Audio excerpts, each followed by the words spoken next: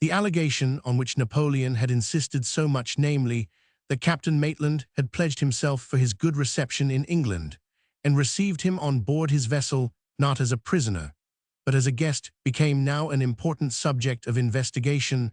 All the while Napoleon had been on board the Bellerophon, he had expressed the greatest respect for Captain Maitland, and a sense of his civilities totally inconsistent with the idea that he conceived himself betrayed by him. He had even sounded that officer, by the means of Madame Bertrand, to know whether he would accept a present of his portrait set, with diamonds, which Captain Maitland requested might not be offered, as he was determined to decline it. On the 6th of August, Count Las Cases for the first time hinted to Captain Maitland that he had understood him to have given an assurance that Napoleon should be well received in England. Captain Maitland replied it was impossible the Count could mistake him so far, since he had expressly stated he could make no promises, but that he thought his orders would bear him out in receiving Napoleon on board and conveying him to England. He reminded the Count that he had questioned him, Captain Maitland, repeatedly as to his private opinion, to which he could only answer that he had no reason to think Napoleon would be ill received. Las Cases had nothing to offer in reply. Upon the same 6th August, Napoleon himself spoke upon the subject, and it will be observed how very different his language was to Captain Maitland from that which he held in his absence. They say he remarked that I made no conditions. Certainly, I made no conditions. How could an individual enter into terms with a nation? I wanted nothing of them but hospitality, or as the ancients would express it, air and water. As for you, Captain, I have no cause of complaint. Your conduct has been that of a man of honor. The investigation of this matter did not end here, for the ungrounded assertion that Captain Maitland had granted some conditions, expressed or implied, was no sooner repelled than it was again revived. On the 7th, Count Las Cases, having a parting interview with Lord Keith for the purpose of delivering to him a protest on the part of Bonaparte, I was in the act of telling him, said the Count, that Captain Maitland had said he was authorized to carry us to London, without letting us suspect that we were to be regarded as prisoners of war, and that the captain could not deny that we came freely and in good faith, that the letter from the Emperor to the Prince of Wales of the existence of which I had given Captain Maitland information must necessarily have created tacit conditions, since he had made no observation on it. Here the Admiral's impatience, nay anger, broke forth. He said to him sharply that in that case Captain Maitland was a fool, since his instructions contained not a word to such a purpose, and this he should surely know, since it was he, Lord Keith, who issued them. Count Las Cases still persevered, stating that his lordship spoke with a hasty severity for which he might be himself responsible, since the other officers, as well as Rear Admiral Hotham, had expressed themselves to the same effect, which could not have been the case had the letter of instructions been so clearly expressed and so positive as his lordship seemed to think. Lord Keith, upon this statement of Count Las Cases, called upon Captain Maitland for the most ample account he could give of the communications which he had had with the Count previous to Napoleon's coming on board the Bellerophon. Captain Maitland of course obeyed, and stated at full length the manner in which the French frigates lay blockaded, the great improbability of their effecting an escape, and the considerable risk they would have run in attempting it. The application to him, first by Savary and Las Cases, afterwards by Las Cases and Gourgaud, his objecting to the frequent flags of truce, his refusal to allow Bonaparte to pass to sea either in French ships of war or in a neutral vessel, his consenting to carry to England the late Emperor, and his suite to be at the disposal of the Prince Regent, with his cautions to them again and again renewed, in the presence of Captain Sartorius and Captain Gambier, that he could grant no stipulations or conditions whatever. These officers gave full evidence to the same effect by their written attestations. If therefore the insinuation of Count Las Cases, for it amounts to no more, is to be placed against the express and explicit averment of Captain Maitland, the latter must preponderate were it but by aid of the direct testimony of two other British officers. Finally, Captain Maitland mentioned Napoleon's acknowledgement and that of his suite that though their expectations had been disappointed, they imputed no blame to him which he could not have escaped had he used any unwarranted and fallacious proposals to entice them on board his vessel. As the last piece of evidence, he mentioned his taking farewell of Montholon, who again reverted to Napoleon's wish to make him a present, and expressed the emperor's sense of his civilities and his high and honorable deportment through the whole transaction. Captain Maitland, to use his own words, then said, "I feel much hurt that Count Las Cases should have stated to Lord Keith that I had promised Bonaparte should be well received in England, or indeed made promises of any sort. I have endeavored to conduct myself with integrity and honor throughout the whole of this transaction, and therefore cannot allow such an assertion to go uncontradicted." Said Count Montholon, "Las Cases negotiated this business. It has turned out very differently from what he and all of us expected. He attributes the emperor's situation to himself, and is therefore desirous of giving it the best countenance he can. But I assure you the emperor is convinced your conduct has been most honorable." Then taking my hand, he pressed it and added, "And that is my opinion also." Lord Keith was, of course, perfectly convinced that the charge against Captain Maitland was not only totally unsupported by testimony, but that it was disproved by the evidence of impartial witnesses, as well as by the conduct and public expression of sentiments of those who had the best right to complain of that officer's conduct, had it been really deserving of censure. The reason why Count Las Cases should persist in grounding hopes and wishes of his own framing upon supposed expressions of encouragement from Captain Maitland has been probably rightly treated by Count Montholon. Napoleon's conduct in loading Captain Maitland with the charge of laying snares for him, while his own conscience so far acquitted that brave officer that he pressed upon him thanks, and yet more substantial evidence of his favorable opinion, can, we are afraid, only be imputed to a predominant sense of his own interest, to which he was not unwilling to have sacrificed the professional character and honorable name of an officer to whom on other occasions he acknowledged himself obliged. As Captain Maitland's modest and manly narrative is now published, the figment that Napoleon came on board the Bellerophon in any other character than as a prisoner of war must be considered as silenced forever. Having prosecuted this interesting subject to a conclusion, we return to the train of circumstances attending Napoleon's departure from England, so far as they seem to contain historical interest. The Bellerophon, the inconvenient resort of immense numbers, sometimes not less than 1,000 boats scarce to be kept off by absolute force, by those who rode guard within the prescribed distance of 300 yards from the Bellerophon, was rendered a greater annoyance when Napoleon's repeated expressions that he would never go to St. Helena occasioned some suspicions that he meant to attempt his escape. 2 frigates were therefore appointed to lie as guards on the Bellerophon, and sentinels were doubled and trebled both by night and day.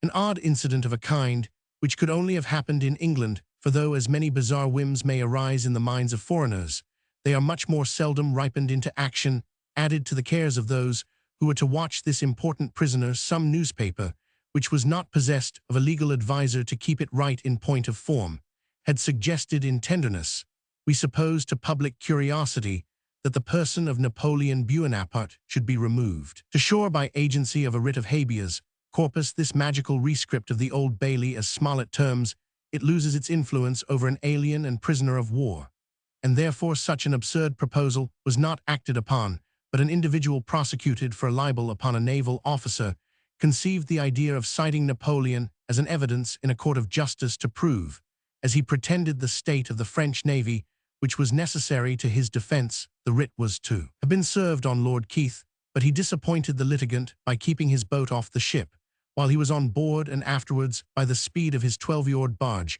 which the attorney's panting rowers toiled after in vain. Although this was a mere absurdity and only worthy of the laughter with which the anecdote of the attorney's pursuit and the admiral's flight was generally received, yet it might have given rise to inconvenience by suggesting to Napoleon that he was by some process or other entitled to redress by the common law of England, and might have encouraged him in resisting attempts to remove him from the Bellerophon on the 4th of August. To end such inconvenient occurrences, the Bellerophon was appointed to put to sea and remain cruising off the Start, where she was to be joined by the squadron destined for St. Helena when Napoleon was with his immediate attendants to be removed on board the Northumberland. His spirit for some time seemed wound up to some desperate resolve, and though he gave no hint of suicide before Captain Maitland otherwise than by expressing a dogged resolution not to go to St. Helena, yet to Las Cases he spoke in undisguised terms of a Roman death. We own we are not afraid of. Such resolutions being executed by sane persons when they take the precaution of consulting an intelligent friend, it is quite astonishing how slight a backing will support the natural love of life. In minds the most courageous and circumstances the most desperate, we are not therefore surprised to find that the philosophically arguments of Las Cases determined Napoleon to survive and write his history. Had he consulted his military attendants, he would have received other counsels and assistance to execute them, if necessary. Lallemande, Montholon, and Gourgaud assured Captain Maitland that the emperor would sooner kill himself than go to St. Helena, and that even were he to consent, they three would determine themselves to put him to death, rather than he should so far degrade himself. Captain Maitland, in reply, gave some hints indicative of the gallows in case such a scheme were prosecuted. Savary and Lallemande were, it must be owned, under circumstances peculiarly painful. They had been among the list of persons excluded from the amnesty by the royal government of France, and now they were prohibited by the British ministry from accompanying Napoleon to St. Helena. They entertained, not unnaturally, the greatest anxiety about their fate, apprehensive, though entirely without reason, that they might be delivered up to the French government. They resolved upon personal resistance to prevent their being separated from their emperor, but fortunately were so considerate amid their wrath as to take the opinion of the late distinguished lawyer and statesman Sir Samuel Romilly as the most effectual mode of serving these unfortunate gentlemen. Sir Samuel, by personal application to the Lord Chancellor, learned that there were no thoughts of delivering up his clients to the French government, and thus became able to put their hearts at ease upon that score. On the subject of the resistance, as to the legality of which they questioned him, Sir Samuel Romilly acquainted them that life taken in an affray of the kind would be construed into murder by the law of England. No greater danger, indeed, was to be expected from an assault legalized upon the opinion of an eminent lawyer than from a suicide adjusted with the advice of a counsellor of state, and we suppose neither Napoleon nor his followers were more serious in the violent projects which they announced than they might think necessary to shake the purpose of the English ministry. In this they were totally unsuccessful, and their intemperate threats only occasioned their being deprived of arms, excepting Napoleon, who was left in possession of his sword. Napoleon and his followers were greatly hurt at this marked expression of want of confidence, which must also have been painful to the English officers who executed the order, though it was explained to the French gentlemen that the measure was only one of precaution, and that their weapons were to be carefully preserved and restored to them. During his last day on board, the Bellerophon, Napoleon was employed in composing a protest which, as it contains nothing more than his address to Lord Keith and Sir Henry Bunbury, we have thrown into the appendix. He also wrote a second letter to the Prince Regent. On the 4th of August, the Bellerophon set sail and next morning fell in with the Northumberland and the squadron destined for St. Helena, as also with the Tonnant on board of which Lord Keith's flag was hoisted. O'Maraith, Northumberland. It was now that Napoleon gave Captain Maitland the first intimation of his purpose to submit to his exile by requesting that Mr. O'Meara, surgeon of the Bellerophon, might be permitted to attend him to St. Helena instead of his own surgeon, whose health could not stand the voyage. This made it clear that no resistance was designed, and indeed so soon as Napoleon observed that his threats had produced no effect, he submitted with his usual equanimity. He also gave orders to deliver up his arms. His baggage was likewise subjected to a form of search, but without unpacking or disturbing any article. The treasure of Bonaparte, amounting only to 4,000 gold Napoleons, was taken into custody to abridge him of that powerful means of effecting his escape. Full receipts, of course, were given, rendering the British government accountable for the same, and Marchand, the favorite valet-de-chamber of the emperor, was permitted to take whatever money he thought might be immediately necessary.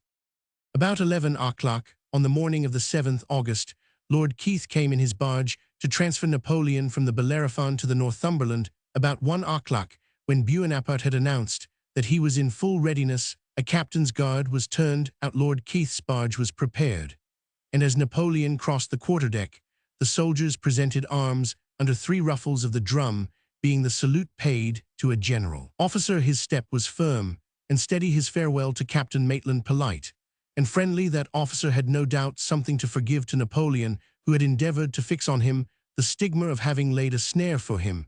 Yet the candid and manly avowal of the feelings which remained on his mind at parting with him ought not to be suppressed. They add credit with that required to his plain, honest, and unvarnished narrative. It may appear surprising that a possibility could exist of a British officer being prejudiced in favor of one who had caused so many calamities to his country, but to such an extent did he possess the power of pleasing that there are few people who could have sat at the same table with him for nearly a month as I did, without feeling a sensation of pity allied, perhaps, to regret that a man possessed of so many fascinating qualities and who had held so high a station in life should be reduced to the situation in which I saw him. Voyage to St. Helena. Napoleon was received on board of the Northumberland with the same honors paid at leaving the Bellerophon. Sir George Cockburn, the British admiral, to whose charge the late emperor was now committed, was in every respect a person highly qualified to discharge the task with delicacy towards Napoleon, yet with fidelity too. The instructions he had received of good birth, accustomed to the first society, a handsome person, and an agreeable address, he had yet so much of the firmness of his profession as to be able to do unpleasing things when necessary in every particular within the circle of his orders. He was kind, gentle, and accommodating. Beyond them, he was inflexible. This mixture of courtesy and firmness was particularly necessary since Napoleon, and still more his attendants on his behalf, were desirous, upon several occasions, to arrogate a degree of royal rank for the prisoner, which Sir George Cockburn's instructions, for reasons to be hereafter noticed, positively forbade him to concede. All that he could give he gave with a readiness which showed kindness as well as courtesy, but aware that beyond the fixed limit each admitted claim would only form the foundation for another, he made his French guests sensible that ill humor or anger could have no effect upon his conduct. The consequence was that though Napoleon, when transferred to the Northumberland, was, by the orders of the Admiralty, deprived of certain marks of deference, which he received on board of the Bellerophon, where Captain Maitland had no precise orders on the subject, and the withholding of which in him would have been a gratuitous infliction of humiliation, yet no positive quarrel, far less any rooted ill will, took place betwixt Napoleon and the Admiral. The latter remained at the principal place of his own table, was covered when on the quarterdeck. After the first salutations had passed, and disregarded other particulars of etiquette observed towards crowned heads, yet such circumstances only occasioned a little temporary coldness, which, as the Admiral paid no attention to his guests' displeasure, soon gave way to a Frenchman's natural love of society, and Sir George Cockburn, ceasing to be the requin, as Las Cases says the French termed him when they were in the pet, became that mixture of the obliging gentleman and strict officer for which Napoleon held him whenever he spoke candidly on the subject. It may be mentioned as no bad instance of this line of conduct and its effects that upon the Northumberland crossing the line, the Emperor, desiring to exhibit his munificence to the seamen by presenting them with 100 louisd'ors under pretext of paying the ordinary fine, Sir George Cockburn, considering this tribute to Neptune as too excessive in amount, would not permit the donative to exceed a 10th part of the sum, and Napoleon, offended by the restriction, paid nothing at all upon another occasion early in the voyage. A difference in national manners gave rise to one of those slight misunderstandings which we have noticed. Napoleon was accustomed, like all Frenchmen, to leave the table immediately after dinner, and Sir George Cockburn, with the English officers, remained after him at table, for in permitting his French guests their liberty, the Admiral did not choose to admit the right of Napoleon to break up the party at his Sir George's own table, this gave some discontent. Notwithstanding these trifling subjects of dissatisfaction, Las Cases informs us that the admiral whom he took to be prepossessed against them, at first, became every day more amicable. The emperor used to take his arm every evening on the quarterdeck, and hold long conversations with him upon maritime subjects, as well as past events in general. While on board the Northumberland, the late emperor spent his mornings in reading or writing, his evenings in his exercise upon deck, and at cards the game was generally vingt un, but when the play became rather deep, he discouraged that amusement and substituted chess. Great tactician as he was, Napoleon did not play well at that military game, and it was with difficulty that his antagonist Montholon could avoid the solecism of beating the emperor. During this voyage Napoleon's jour de fête occurred, which was also his birthday. It was the 15th August, a day for which the Pope had expressly canonized a St. Napoleon to be the emperor's patron, and now, strange revolution, it was celebrated by him on board of an English man-of-war, which was conducting him to his place of imprisonment, and as it proved his tomb. Yet Napoleon seemed cheerful and contented during the whole day, and was even pleased with being fortunate at play, which he received as a good omen. St. Helena. Upon the 15th October 1815, the Northumberland reached St. Helena, which presents but an unpromising aspect to those who design it for a residence, though it may be a welcome sight to the sea-worn mariner. Its destined inhabitant, from the deck of the Northumberland, surveyed it with his spyglass. St. James Town, an inconsiderable village, was before him enchased, as it were in a valley amid arid and scarped rocks of immense height. Every platform, every opening, every gorge was bristled with cannon. Las Cases, who stood by him, could not perceive the slightest alteration of countenance. The orders of government had been that Napoleon should remain on board till a residence could be prepared suitable for the line of life he was to lead in future. But as this was likely to be a work of time, Sir George Cockburn readily undertook, on his own responsibility, to put his passengers on shore and provide in some way for the security of Napoleon's person, until the necessary habitation should be fitted up. He was accordingly transferred to land upon the 16th October, and thus the Emperor of France, nay well-nigh of Europe, sunk into the recluse of St. Helena. Chapter Roman 93, Causes which justify the English government in the measure of Napoleon's banishment. Napoleon's wished to retire to England, in order that, being near France, he might again interfere in her affairs. Reasons for withholding from him the title of Emperor. Sir George Cockburn's instructions. Temporary accommodation at Briars. Napoleon removes to Longwood. Precautions taken for the safe custody of the prisoner. We are now to touch upon the arguments which seem to justify the administration of England in the strict course which they adopted towards Napoleon Bonaparte in restraining his person and abating the privileges of rank which he tenaciously claimed. And here we are led to observe the change produced in men's feelings within the space of only 12 years in 1816, when the present author, however inadequate to the task, attempted to treat of the same subject. There existed a considerable party in Britain who were of opinion that the British government would best have discharged their duty to France and Europe by delivering up Napoleon to Louis Roman XVIII's government to be treated as he himself had treated the Duc d'Enghien. It would be at this time of day needless to throw away argument upon the subject, or to show that Napoleon was at least entitled to security of life by his surrender to the British flag.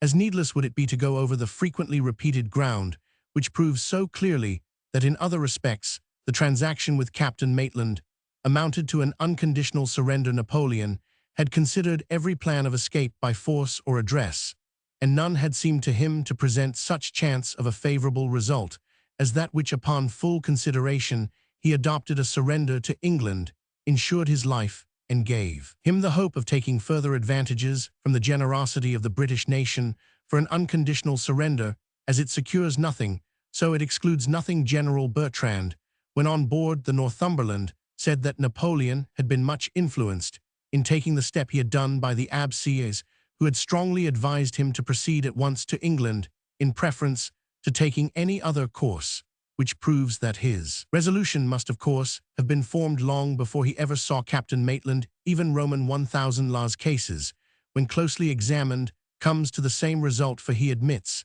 that he never hoped that Napoleon would be considered as a free man or receive passports for America, but only that he would be kept in custody under milder restrictions than were inflicted upon him, but as he made no stipulation of any kind concerning the nature of these restrictions, they must of course have been left to the option of the conquering party.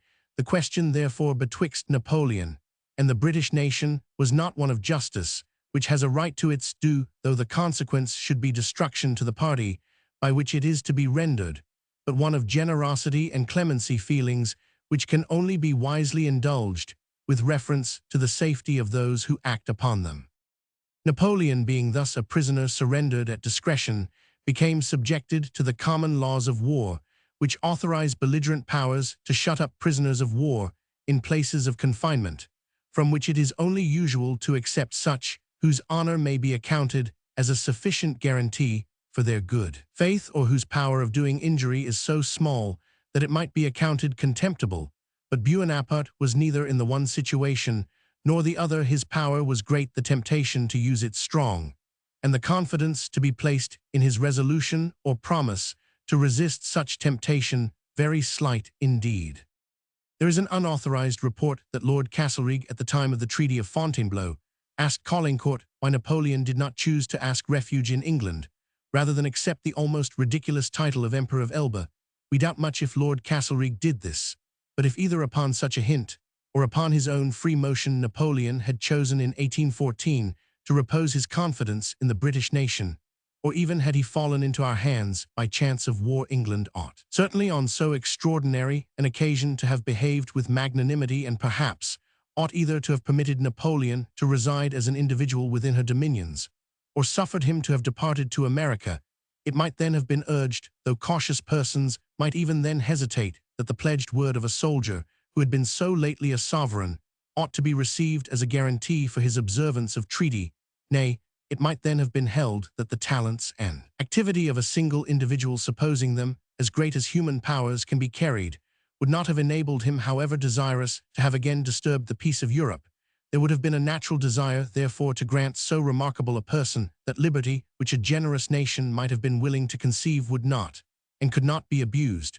But the experiment of Elba gave too ample proof at once how little reliance was to be placed in Napoleon's engagement, and how much danger was to be apprehended from him, even when his fortunes were apparently at the lowest ebb. His breach of the Treaty of Fontainebleau altered entirely his relations with England and with Europe, and placed him in the condition of one whose word could not be trusted, and whose personal freedom was inconsistent with the liberties of Europe. The experiment of trusting to his parole had been tried, and failed. The wise may be deceived.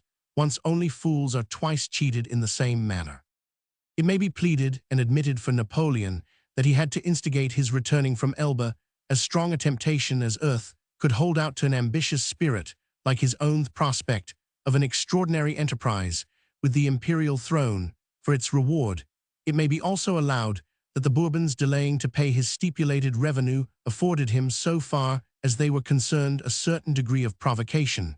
But all this would only argue against his being again trusted within the reach of such temptation, while France was in a state of such turmoil and vexation, with the remains of a disaffected army fermenting amid a fickle population, while the king, in order to make good his stipulated payments to the Allies, was obliged to impose heavy taxes, and to raise them with some severity. Many opportunities might arise in which Napoleon, either complaining of some petty injuries of his own, or invited by the discontented state of the French nation, might renew his memorable attempt of 28th February.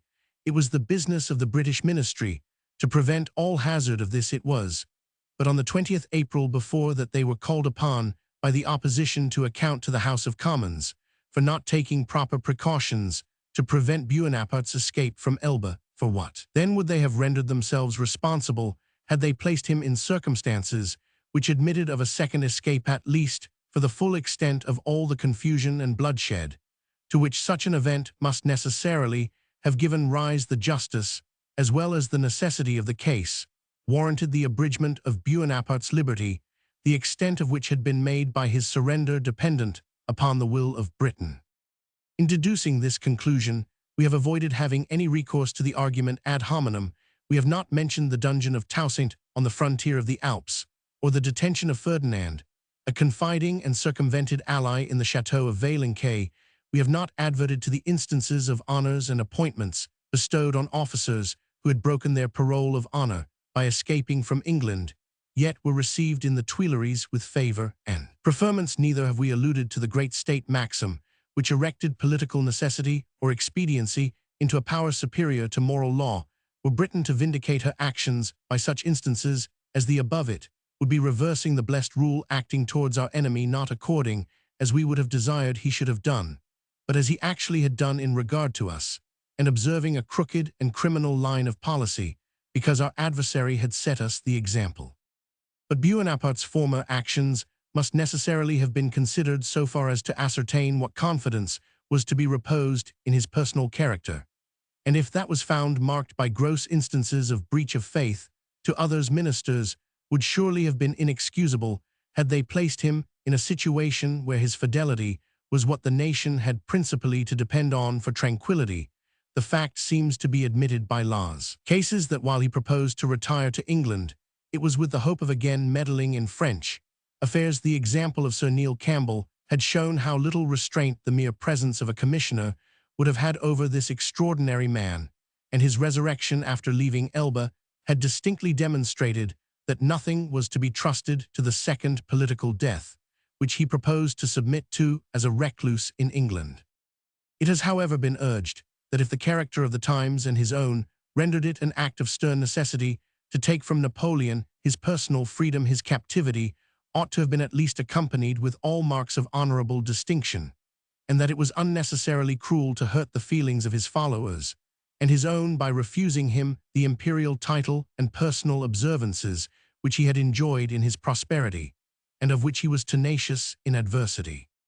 It will be agreed on all hands that if anything could have been done consistent with the main exigencies of the case to save Napoleon a single pang in his unfortunate situation, that measure should have been resorted to.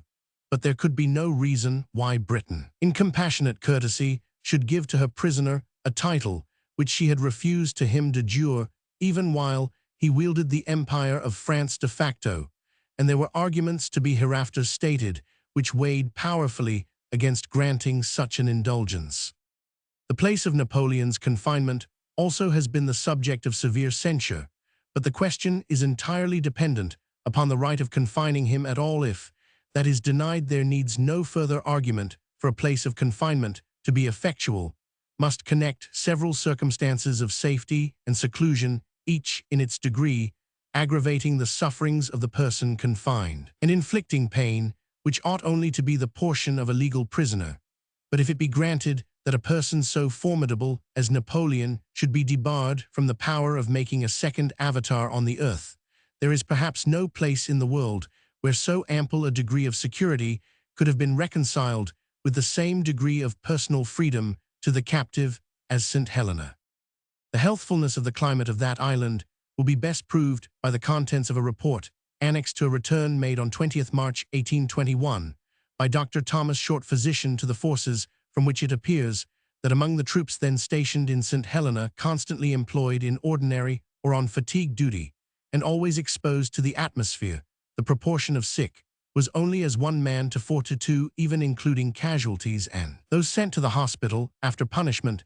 This extraordinary degree of health, superior to that of most places in the world, Dr. Short imputes to the circumstance of the island being placed in the way of the trade winds, where the continued steady breeze carries off the superfluous heat, and with it such effluvia noxious to the human constitution, as it may have generated the same cause, bringing with it a succession of vapors from the ocean, affords a cloudy curtain to intercept the sun's rays, and prevents the occurrence of those violent and rapid forms of disease which present themselves throughout the tropics in general checked perspiration, is noticed as an occasional cause of disease, but which, if properly treated, is only fatal to those whose constitutions have been previously exhausted by long residence in a hot climate. It should also be observed that the climate of the island is remarkably steady, not varying upon an average more than 20 degrees in the course of the year, which equality of temperature is another great cause of the general healthfulness. The atmosphere is warm indeed, but as Napoleon was himself born in a hot climate, and was stated to be afraid of the cold even of Britain that could hardly in his case be considered as a disadvantageous circumstance.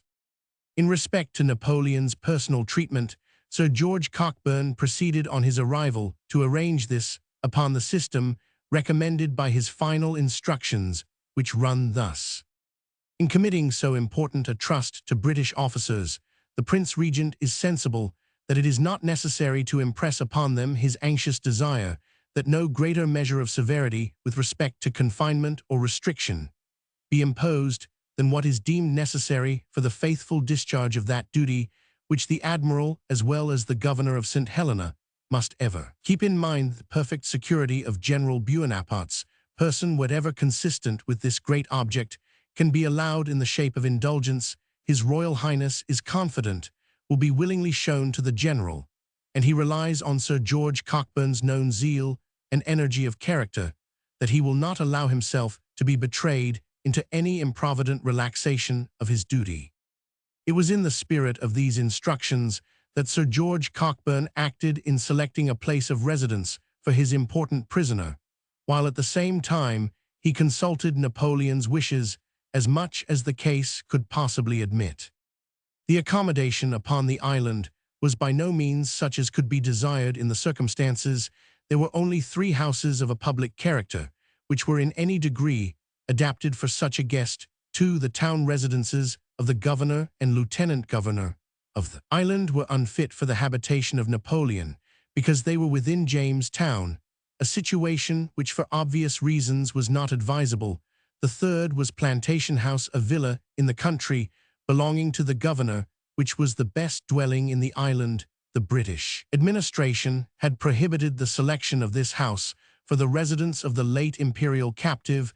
We differ from their opinion in this particular, because the very best accommodation was due to fallen greatness, and in his circumstances Napoleon, with every respect to the authority of the governor, ought to have been the last person on the island subjected to inconvenience.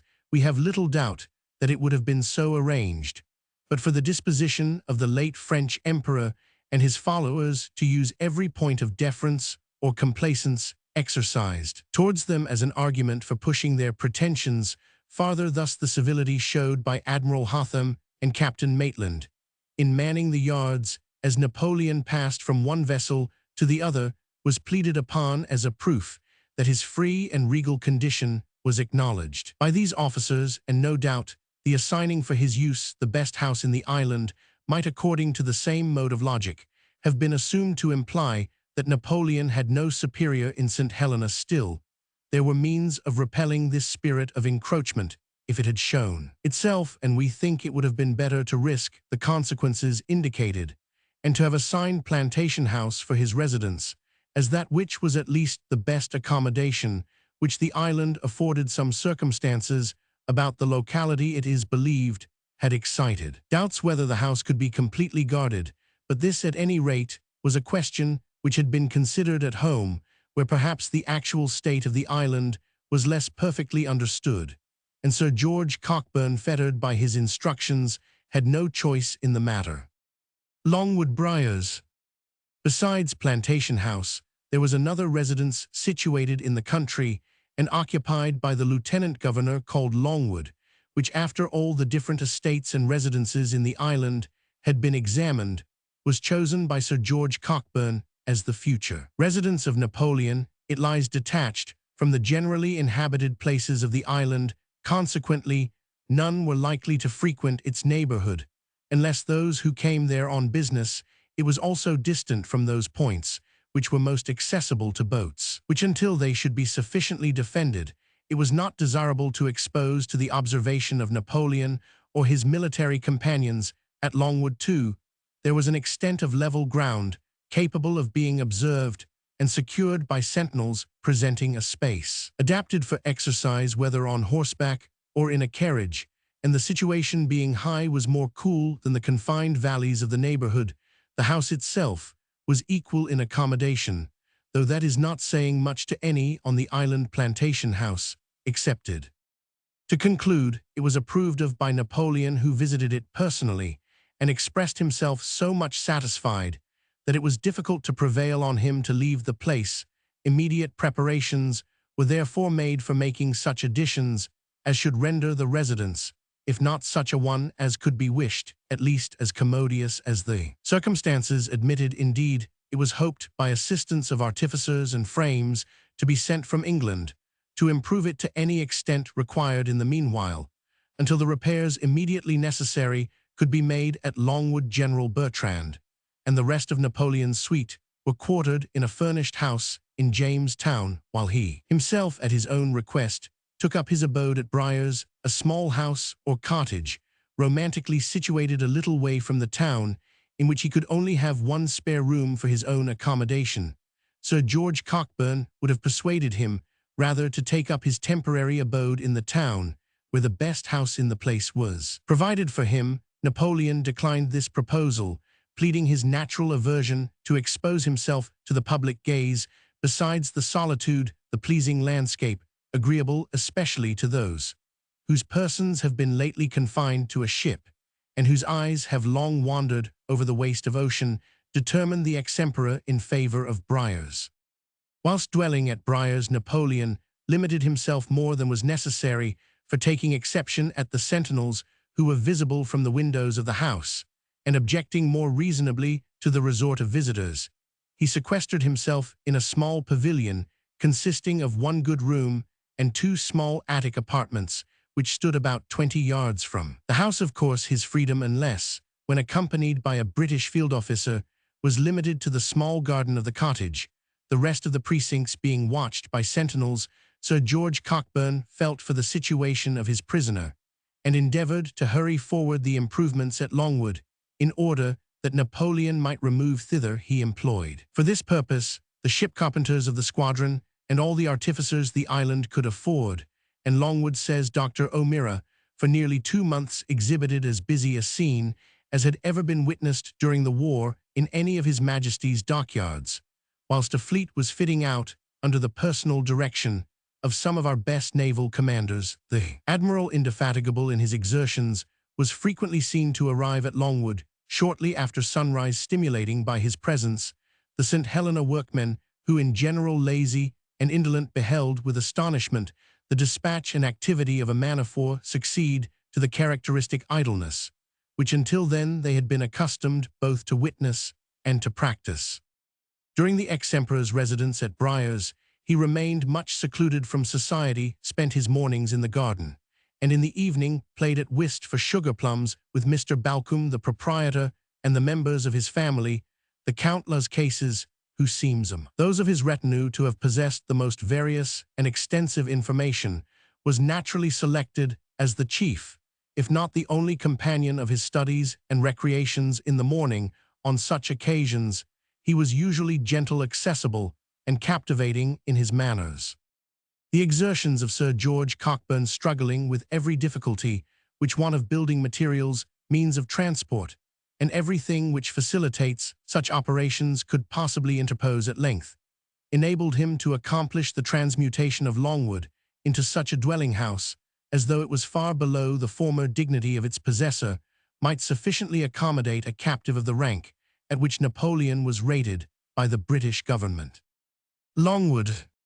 On the 9th December, Longwood received Napoleon and part of his household, the Count and Countess of Montholon and their children, the Count Las Cases, and his son General Gergaud. Dr. O'Meara, who had been received as his medical attendant, and such other of Napoleon's attendants as could not be lodged within the house, were for the time accommodated with tents, and the Count and Countess Bertrand were lodged in a small cottage at a place called Hutsgate, just on the verge of what might be called the privileged grounds of Longwood, whilst a new house was building for their reception. Upon the whole, as it is scarcely denied on the one hand that every effort was made to render Longwood House as commodious for the prisoner as time and means could possibly permit, so on the other it must in fairness be considered that the delay, however inevitable, must have been painfully felt by the ex-emperor confined to his hut at Briars, and that the house at Longwood, when finished as well as it could be in the circumstances, was far inferior in accommodation to that which every Englishman would have desired, that the distinguished prisoner should have enjoyed whilst in English custody. It had been proposed to remedy the deficiencies of Longwood by constructing a habitation of wood upon a suitable scale, and sending it out in pieces from England, to be put together on the spot, the only mode, as the island can scarce be said to afford any building materials, by which the desired object of Napoleon's fitting accommodation could it was. Thought be duly attained circumstances, however, prevented this plan from being attempted to be carried into execution for several months, and a series of unhappy disputes betwixt the governor and his prisoner added years of delay, which leads us again to express our regret that Plantation House had not been at once assigned to Napoleon for his residence. We have already said that around the house of Longwood lay the largest extent of open ground in the neighborhood fit for exercise either on foot or upon horseback. A space of 12 miles in circumference was traced off within which Napoleon might take exercise without being attended by any one. A chain of sentinels surrounded this domain to prevent his passing, unless accompanied by a British officer. If he inclined to extend his excursions, he might go to any part of the island providing the officer was in attendance and near enough to observe his motions. Such an orderly officer was always in readiness to attend him when required within the limited space already mentioned. There were two camps, that of the 53d Regiment at Deadwood, about a mile from Longwood, another at Hutsgate, where an officer's guard was mounted, that being the principal access to Longwood. We are now to consider the means resorted to for the safe custody of this important prisoner. The old poet has said that every island is a prison, but in point of difficulty of escape, there is none which can compare with St. Helena, which was no doubt the chief reason for its being selected as the place of Napoleon's detention. Dr. O'Meara, no friendly witness, informs us that the guards, with attention at once to Napoleon's feelings and the security of his person, were posted in the following manner. A subaltern's guard was posted at the entrance of Longwood, about 600 paces from the houses, and a cordon of sentinels and pickets was placed round the limits. At 9 o'clock, the sentinels were drawn in and stationed in communication with each other surrounding the house in such positions that no person could come in or go out without being seen and scrutinized by them. At the entrance of the house, double sentinels were placed, and patrols were continually passing backward and forward. After 9, Napoleon was not at liberty to leave the house unless in company with a field officer, and no person whatever was allowed to pass without the countersign. This state of affairs continued until daylight in the morning. Every landing place in the island, and indeed every place which presented the semblance of one, was furnished with a picket, and sentinels were even placed upon every goat path leading to the sea, though in truth the obstacles presented by nature in almost all the paths in that direction would of themselves have proved insurmountable to so unwieldy a person as Napoleon. The precautions taken by Sir George Cockburn to avail himself of the natural character and peculiarities of the island, and to prevent the possibility of its new inhabitant making his escape by sea, were so strict as, even without the assistance of a more immediate guard upon his person, seemed to exclude the possibility not only of an escape, but even an attempt to communicate with the prisoners from the sea-coast. From the various signal posts on the island, continues the account of Dr. O'Meara, ships are frequently discovered at 24 leagues distance, and always long before they can approach the shore. 2 ships of war continually cruised, one to windward and the other to leeward, to whom signals were made as soon as a vessel was discovered from the posts on shore. Every ship except a British man-of-war was accompanied down to the road by one of the cruisers, who remained with her until she was either permitted to anchor or was sent away. No foreign vessels were allowed to anchor unless under circumstances of great distress, in which case no person from them was permitted to land, and an officer and party from one of the ships of war was sent on board to take charge of them as long as they remained, as well as in order to prevent any improper communication. Every fishing boat belonging to the island was numbered and anchored every evening at sunset under the superintendence of a lieutenant in the Navy. No boats, excepting guard boats from the ships of war which pulled about the island all night, were allowed to be down after sunset. The orderly officer was also instructed to ascertain the actual presence of Napoleon twice in the 24 hours, which was done with as much delicacy as possible, in fact every human precaution to prevent escape short of actually incarcerating or enchaining him was adopted by Sir George Cockburn. Chapter Roman 94, Bonaparte's alleged grievances, considered right to restrict his liberty limits, allowed Napoleon complaints urged by Law's cases against Sir George Cockburn, Sir Hudson Lowe appointed governor of St. Helena information, given by General Gourgaud to government agitation of various plans for Bonaparte's escape writers on the subject of Napoleon's residence at St. Helena. Napoleon's irritating treatment of Sir Hudson Lowe interviews between them. Hitherto, as we have prosecuted our task each year, has been a history which we have found it difficult to contain within the limits of half a volume, remaining besides conscious that in the necessary compression we have been obliged to do injustice to the importance of our theme, but the years of imprisonment, which pass so much more slowly to the captive, occupy, with their melancholy monotony, only a small portion of the page of history, and the tale of 5 years of St. Helena might, so far as events are concerned, be sooner told than the history of a single campaign, the shortest which was fought under Bonaparte's auspices. Yet these years were painfully marked, and indeed embittered by a train of irritating disputes betwixt the prisoner and the officer to whom was committed the important and yet most delicate task of restraining his liberty and cutting off all prospect of escape, and whose duty it was, at the same time, to mix the necessary degree of vigilance with as much courtesy, and we will add kindness, as Napoleon could be prevailed on to accept.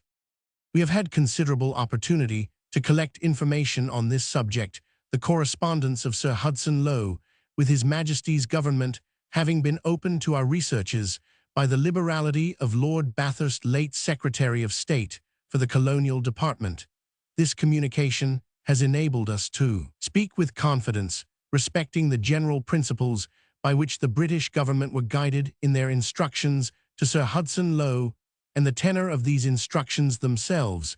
We therefore propose to discuss, in the first place, the alleged grievances of Napoleon as they arose out of the instructions of the British government, reserving as a second subject of discussion the farther complaints of the aggravated mode in which these instructions are alleged to have been executed by the governor of St. Helena.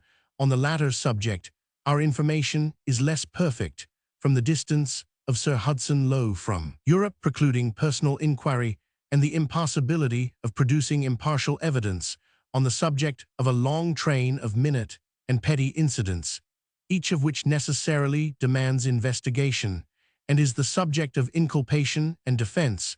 We have, however, the means of saying something upon this subject also.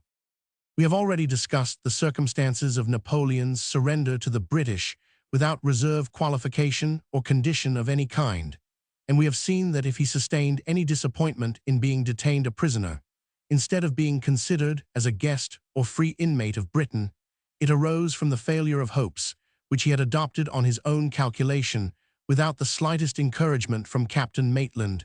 We doubt greatly indeed if his most sanguine expectations ever seriously anticipated a reception very different from what he experienced. At least, he testified little or no surprise when informed of his destiny, but at any rate, he was a prisoner of war, having acquired by his surrender no right save to claim safety of life and limb.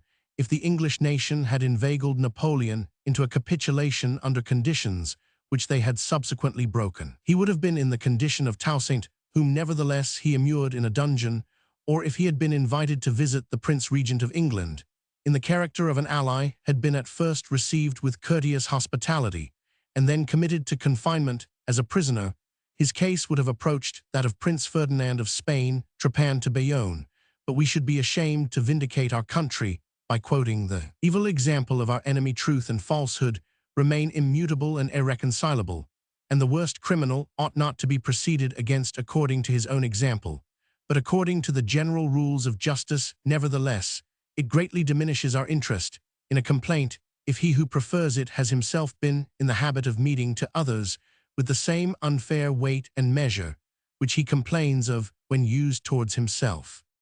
Napoleon, therefore, being a prisoner of war, and to be disposed of as such, a point which admits of no dispute, we conceive further proved that his residence within the territories of Great Britain was what could hardly take place consistently with the safety of Europe, to have delivered him up to any of the other allied powers whose government was of a character similar to his own, would certainly have been highly objectionable, since, in doing so, Britain would have so far broken faith with him as to part with the power of protecting his personal safety, to which extent the country to which he surrendered himself stood undeniably pledged. It only remained to keep this important prisoner in such a state of restraint as to ensure his not having the means of making a second escape, and again involving France and Europe in a bloody and doubtful war.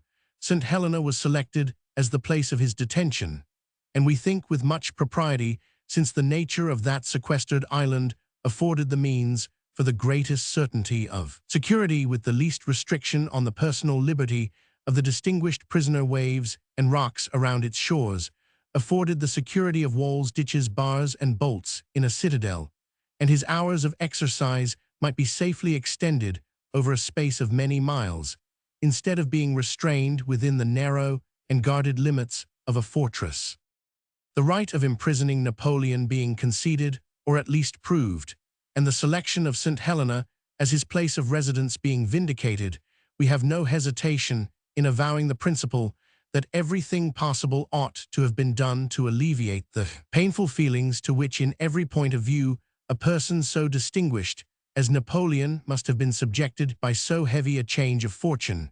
We would not at that moment have remembered the lives lost, fortunes destroyed, and hopes blighted of so many hundreds of our countrymen civilians traveling in France and detained there against every rule of civilized war, nor have thought ourselves entitled to avenge upon Napoleon in his misfortunes the cruel inflictions which his policy, if not his inclination, prompted him to award against others. We would not have made his dungeon so wretched as that of the unhappy Negro chief, starved to death amidst the alpine snows.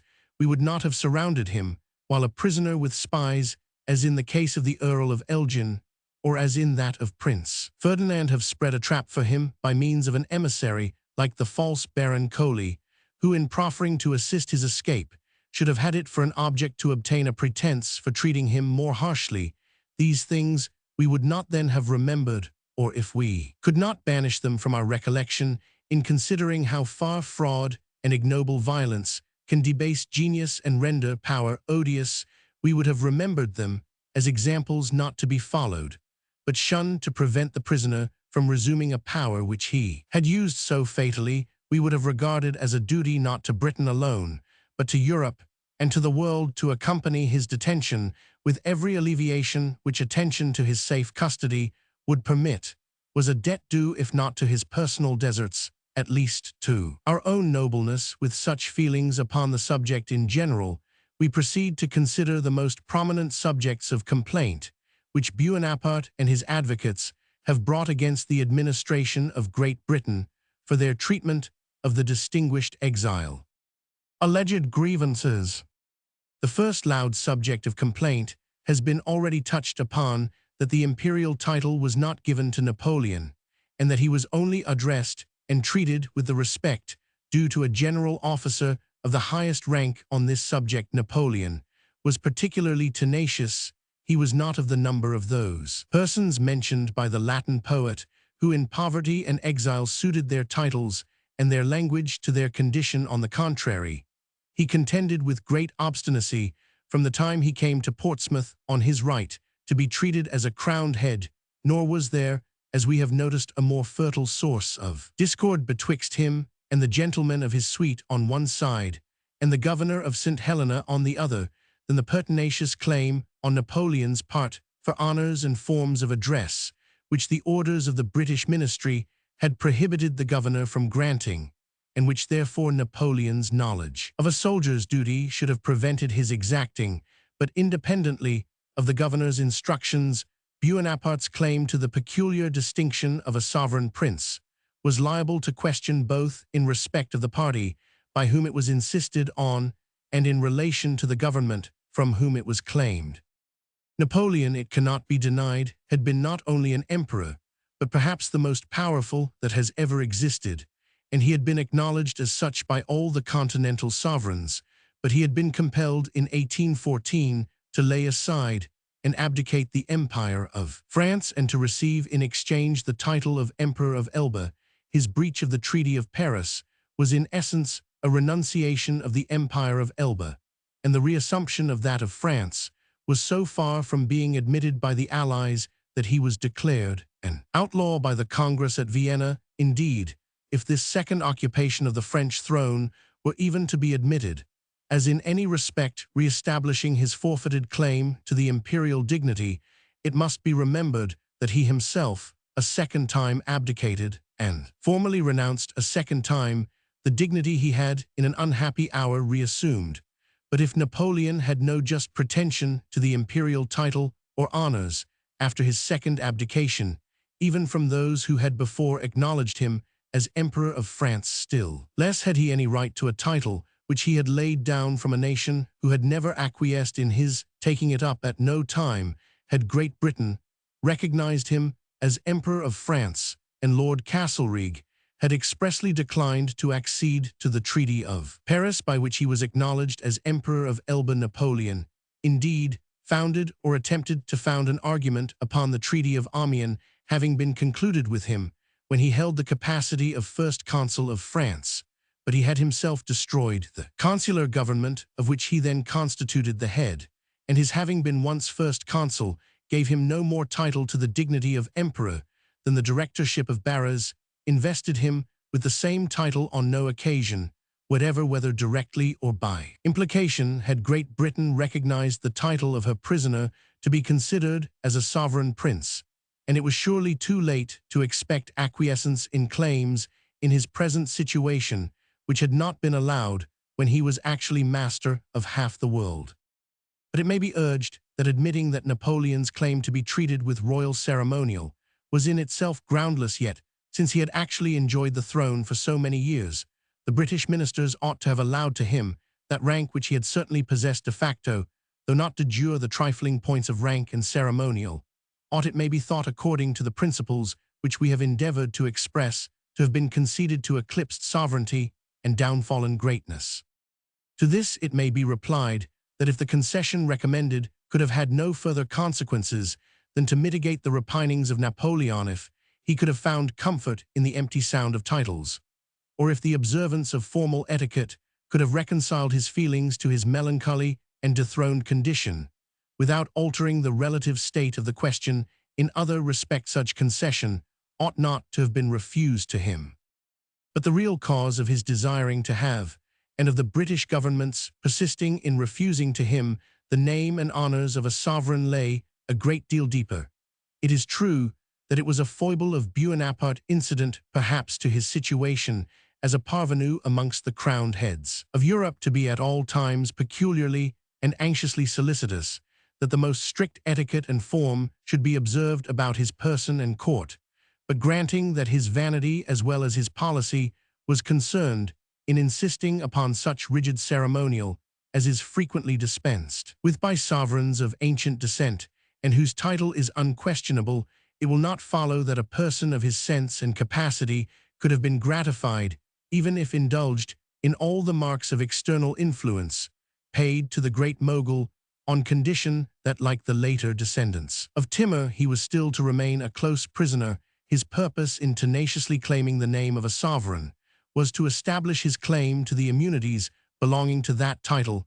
He had already experienced at Elba the use to be derived from erecting a barrier of etiquette betwixt his person and any inconvenient visitor. Once acknowledged as emperor, it followed, of course, that he was to be treated as such in every particular, and thus it would have become impossible to enforce such regulations as were absolutely demanded for his safe custody. Such a status, once granted, would have furnished Napoleon with a general argument against every precaution which might be taken to prevent his escape. Who ever heard of an emperor restricted in his promenades, or subjected, in certain cases, to the surveillance of an officer and the restraint of sentinels? Or how could these precautions against escape have been taken without irreverence to the person of a crowned head, which in the circumstances of Napoleon Bonaparte were indispensably necessary. Those readers, therefore, who may be of opinion that it was necessary that Napoleon should be restrained of his liberty must also allow that the British government would have acted imprudently if they had gratuitously invested him with a character which they had hitherto refused him, and that, at the very moment when their doing so was to add to the difficulties attending his safe custody. The question, however, does not terminate even here, for not only was Great Britain at full liberty to refuse to Bonaparte a title which she had never recognized as his due, not only would her granting it have been attended with great practical inconvenience, but farther she could not have complied with his wishes without affording the most serious cause of complaint to her ally, the King of France. If Napoleon was called emperor, his title could apply to France alone, and if he was acknowledged as Emperor of France, of what country was Louis Roman 18, king? Many wars have arisen from no other cause than that the government of one country has given the title and ceremonial due to a sovereign to a person pretending to the throne of the other, and it is a ground of quarrel recognized by the law of nations. It is true circumstances might have prevented Louis from resenting the supposed recognition of a royal character in his rival as severely as Britain did the acknowledgement of the exiled Stuarts by Louis Roman 14. Yet it must have been the subject of serious complaint the rather that a conduct tending to indicate England's acquiescence in the imperial title claimed by Napoleon could not but keep alive dangerous recollections and encourage a dangerous faction in the bosom of France. Yet notwithstanding all we have said, we feel there was an awkwardness in approaching the individual who had been so preeminently powerful with the familiarity applicable to one who had never stood more high above others than he would have done merely as General Bonaparte. A compromise was accordingly offered by Sir Hudson Lowe in proposing to make use of the word Napoleon as a more dignified style of addressing his prisoner, but an easy and respectable alternative was in the prisoner's own power. Napoleon had but to imitate other sovereigns who, either when upon foreign travel or when other circumstances require it, usually adopt a conventional appellative, which, while their doing so waives no part of their own claim of right to royal honors, is equally far from a concession of that right on the part of those who may have occasion to transact with them. Louis Roman 18 was not the less the legitimate king of France that he was for many years, and in various countries only known by the name of the Comte de Lille. The conveniency of the idea had struck Napoleon himself, for at one time, when talking of the conditions of his residence in England, he said he would have no objection to resume the name of Murat, an aide-de-camp who had died by his side at the Battle of Arcola. But it seems that Napoleon, more tenacious of form than a prince who had been cradled in it, considered this veiling of his dignity as too great concession on his part to be granted to the governor of St. Helena. Sir Hudson Lowe, at one time desirous to compromise this silly subject of dispute, would have been contented to render Napoleon the title of excellency as due to a field marshal, but neither did this meet with acceptation. Napoleon was determined either to be acknowledged by the governor as emperor or to retain his grievance in its full extent. No modifications could be devised by which it could be rendered palatable. Whether this pertinacity in claiming a title which was rendered ridiculous by his situation was the result of some feelings which led him to doubt his own title to greatness when his ears were no longer flattered by the language of humility, or whether the political considerations just alluded to rendered him obstinate to refuse all epithets except one which might found him in claims to those indemnities and privileges with which so high a title is intimate, and from which it may be said to be inseparable. It is impossible for us to say vanity and policy might combine in recommending to him perseverance in his claim, but the strife should certainly for his own sake have been abandoned when the point remained at issue between the governor and him, only since, even if the former had wished to comply with the prisoner's desires, his instructions forbade him to do so. To continue an unavailing struggle was only to invite the mortification of defeat and repulse. Yet Napoleon and his followers retained so much sensibility on this subject that, though they must have been aware that Sir Hudson Lowe only used the language prescribed by his government, and indeed dared use no other, this unfortunate phrase of General Bonaparte, occurring so often in their correspondence, seemed to render every attempt at conciliation a species of derogation and insult, and made such overtures resemble a coarse cloth tied over a raw wound which it frets and injures more than it protects. Cockburn's instructions.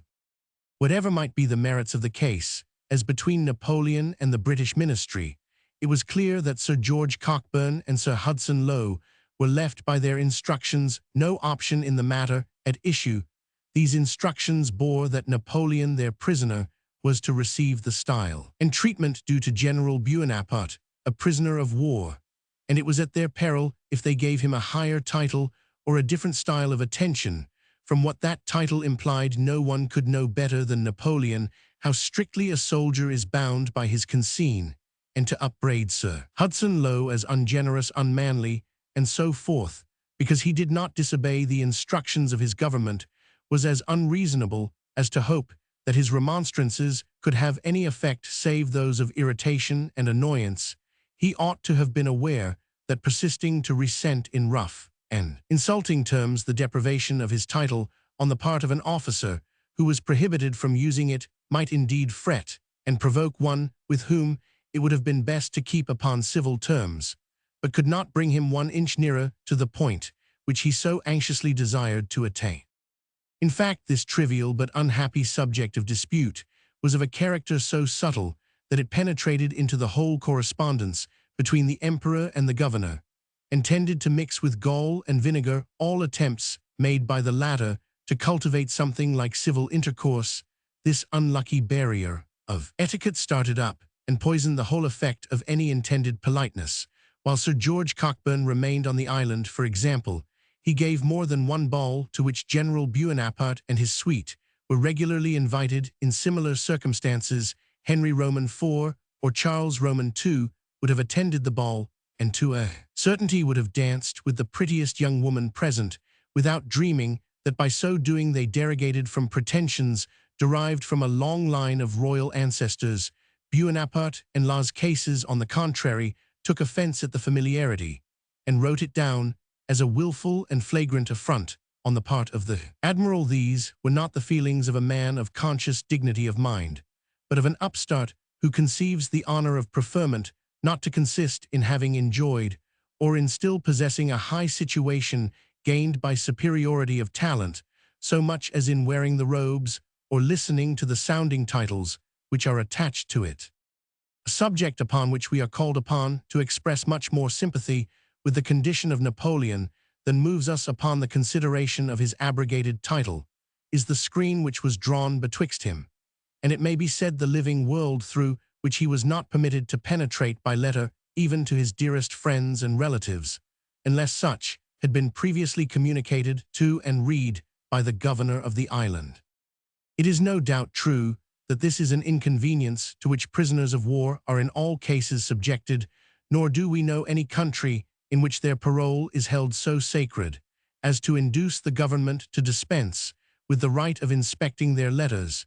Yet the high place so lately occupied by the fallen monarch might, we think, have claimed for him some dispensation from a restriction so humiliating if a third person, cold-blooded at best perhaps, inclined to hold up to scorn the expressions of our grief or our affection, is permitted to have the review of the effusions of our heart towards a wife, a sister, a brother, or a bosom friend. The correspondence loses half its value, and forced, as we are to keep it within the bounds of the most discreet caution, it becomes to us rather a new source of mortification than the opening of a communion with those absent persons, whose friendship and attachment we hold to be the dearest possession of our lives. We, the rather, think that some exercise of this privilege might have been left to Napoleon without any risk of endangering the safe custody of his person, because we are pretty well convinced that all efforts strictly to enforce this regulation did and must have proved ineffectual, and that in some cases by means of money, and at other times by the mere influence of compassion, he and his followers would always acquire the means of transmitting private letters from the island, without regard to the restriction whatever. Therefore was to be apprehended of danger in this species of intercourse by letter was much more likely to occur in a clandestine correspondence than in one carried on even by sealed letters openly, and by permission of the government. We cannot help expressing our opinion that considering the accurate attention of the police which would naturally have turned in foreign countries towards letters from St. Helena, there was little danger of the public post being made use of for any dangerous machinations. Supposing, therefore, that the exile had been permitted to use it, it would have been too dangerous to have risked any proposal for his escape through that medium. A secret correspondence must have been resorted to for that purpose, and that under circumstances which would have put every well-meaning person at least upon his guard against being aiding in it, since, if the ordinary channels of communication were open to the prisoner, there could have been no justifiable reason for his resorting to private means of forwarding letters from the island. At the same time, while such is our opinion, it is founded upon reasoning totally unconnected with the claim of right urged by Napoleon, as his situation considering him as a prisoner of war, and a most important one, unquestionably, entitled the government of Britain to lay him under all the restrictions incident to persons in that situation. Another especial subject of complaint pleaded upon by Napoleon and his advocates arose from a regulation which we apprehend was so essential to his safe custody that we are rather surprised to find it was dispensed with upon any occasion or to any extent, as if fully and regularly complied with it would have afforded the means of relaxing a considerable proportion of other restrictions of a harassing and irritating character, liable to be changed from time to time, and to be removed and replaced, in some cases, without any very adequate or intelligible motive. The regulation which we allude to is that which required that Bonaparte should be visible twice, or at least once in the day, to the British orderly officer. If this regulation had been submitted to with equanimity by the ex-emperor, it would have given the strongest possible guarantee against the possibility of his attempting an escape from the hour at which he had been seen by the officer, until that at which he should again become visible. No vessel would have been permitted to leave the island, and, supposing that he was missed by the officer at the regular hour, the alarm would have been general, and whether concealed in the town or on board any of the vessels in the roadstead, he must necessarily have been discovered. Indeed, the risk was too great to induce him to have tried an effort so dangerous. It might easily have been arranged that the orderly officer should have the opportunity to execute his duty with every possible respect to Napoleon's privacy and convenience, and the latter might himself have chosen the time and manner of exhibiting himself for an instant in this case, and considering how many other precautions were taken to prevent escape, that every accessible path to the beach was closely guarded, and that the island was very much in the situation of a citadel of which soldiers are the principal inhabitants. The chance of Napoleon's attempting to fly, even if permitted the unlimited range of St. Helena, was highly improbable, and the chance of his effecting his purpose next to an impossibility, but this security depended upon his submitting to see a British officer at a fixed hour, and resolute in his plan of yielding nothing to circumstances. Napoleon resisted in every possible manner the necessity of complying with this very important regulation.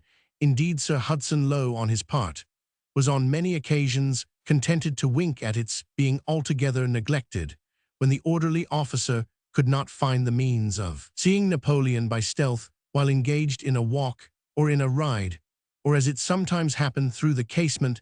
This was not the way in which this important regulation ought to have been acted upon and enforced, and the governor did not reap a great harvest of gratitude from his conduct in dispensing with this act of superintendence upon his own responsibility. We have seen that a circuit of 12 miles and upwards was laid off for Bonaparte's private exercise. No strangers entered these precincts without a pass from Bertrand, and the emperor had uninterrupted freedom to walk or ride within them, unaccompanied by anyone save those in his own family. Beyond these privileged bounds, he was not permitted to move without the attendance of a British officer, but under the escort of such a person, he was at liberty to visit every part of the island. To this arrangement Napoleon was more averse, if possible, than to that which appointed that a British officer should see him once a day. Other subjects of complaint there were, but as they chiefly arose out of private discussions with Sir Hudson Lowe, out of bylaws enacted by that officer and restrictions of a more petty description, We limit ourselves for the present to those of a general character, which, however inconvenient and distressing were it, is to be observed such as naturally attached to the condition of a prisoner, and which, like the fetters of a person actually in chains, are less annoying when submitted to with fortitude and equanimity than when the captive struggles in vain to wrench himself out of their gripe. We are far, nevertheless, from saying that the weight of the fetters in the one case and the hardship of the personal restrictions in the other are in themselves evils which can be easily endured by those who sustain them.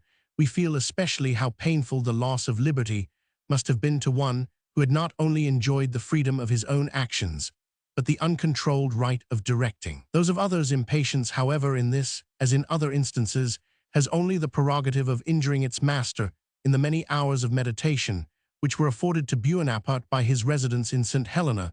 We can never perceive any traces of the reflection that he owed his present unhappy situation less to the immediate influence of those who were agents in his defeat and imprisonment than to that course of ambition which, sparing neither the liberties of France nor the independence of Europe, had at length rendered his personal freedom inconsistent with the rights of the world in general.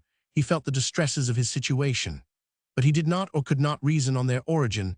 It is impossible to reflect upon him without the idea being excited of a noble lion imprisoned within a narrow and gloomy den, and venting the wrath which once made the forest tremble upon the petty bolts and bars which, insignificant as they are, defy his lordly strength and detain him captive. The situation was in every respect a painful one, nor is it possible to refuse our sympathy not only to the prisoner, but to the person whose painful duty it became to be his superintendent. His duty of detaining Napoleon's person was to be done most strictly, and required a man of that extraordinary firmness of mind who should never yield for one instant his judgment to his feelings, and should be able at once to detect and reply to all such false arguments as might be used to deter him from the downright and manful discharge of his office.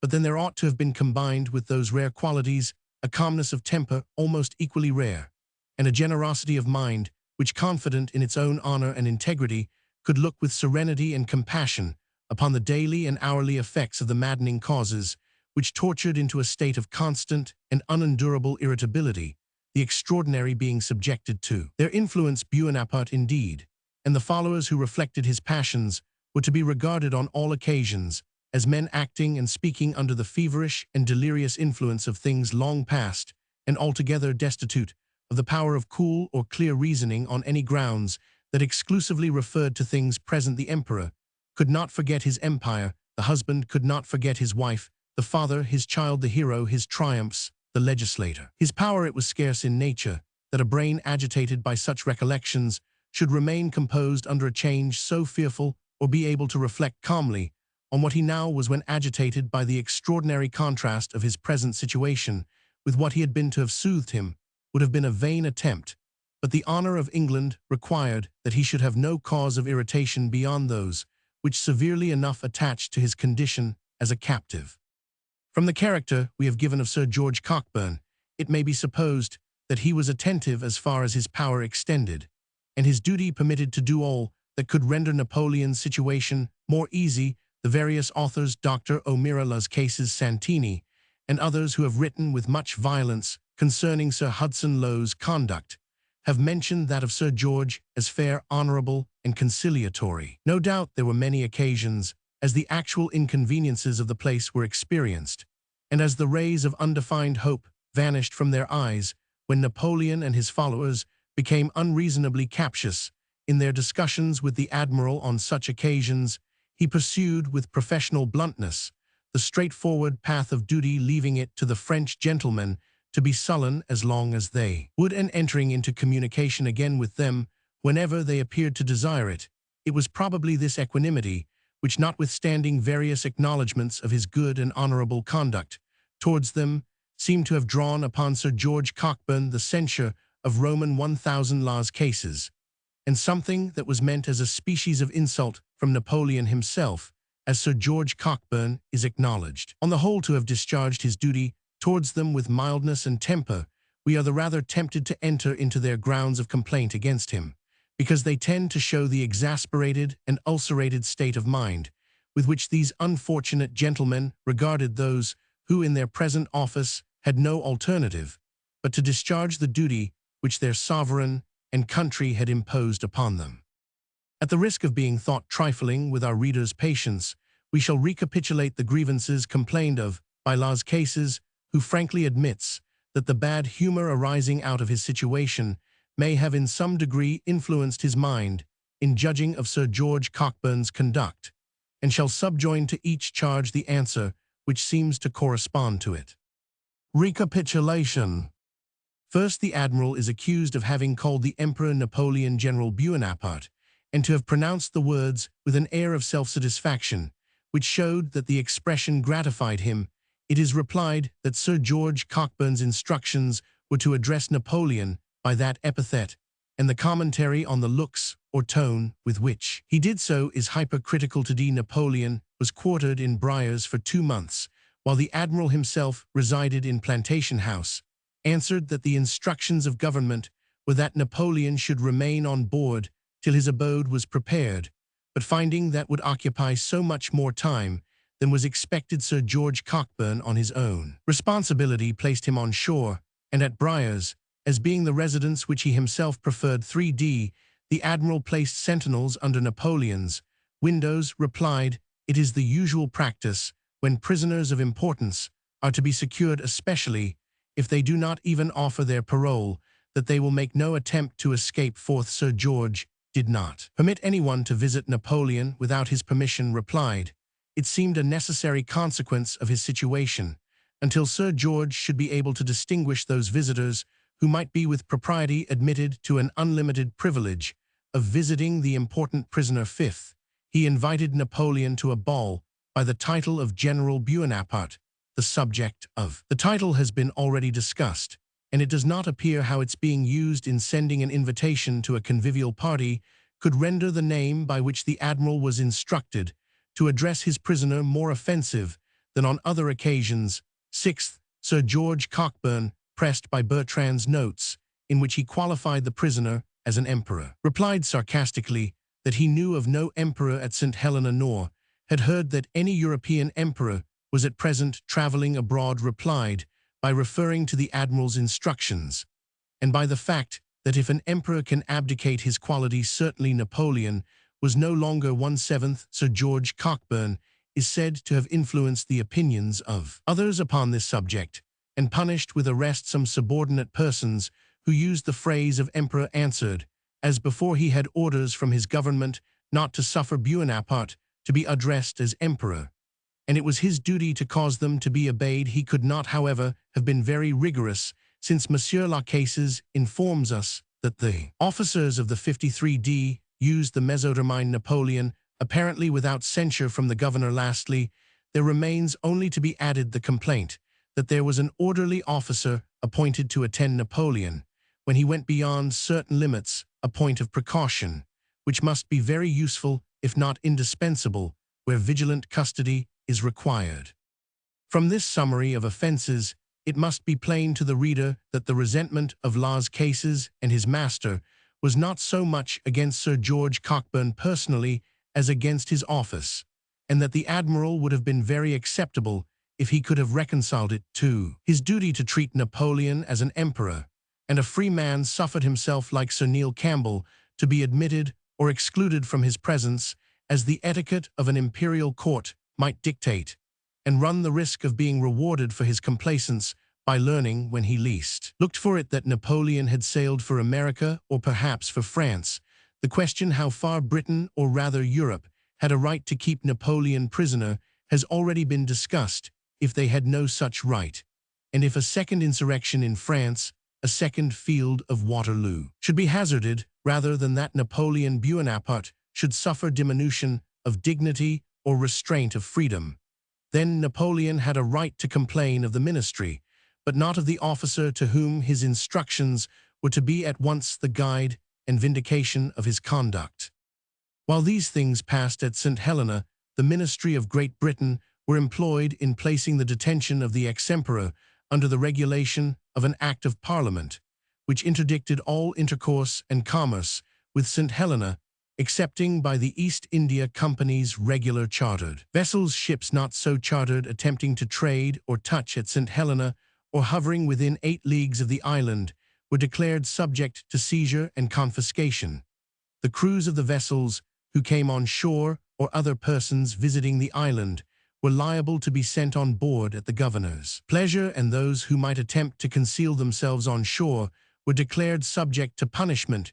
Ships were permitted to approach upon stress of weather, but it was incumbent on them to prove the indispensable necessity, and while they remained at St. Helena, they were watched in the closest manner. A clause of indemnity protected the governor and commissioners from any act transgressing the letter of the law which they might already have committed, while detaining Napoleon in custody. Such was the Act 56 George Roman 3 ch. 23, which legalized the confinement of Napoleon at St. Helena.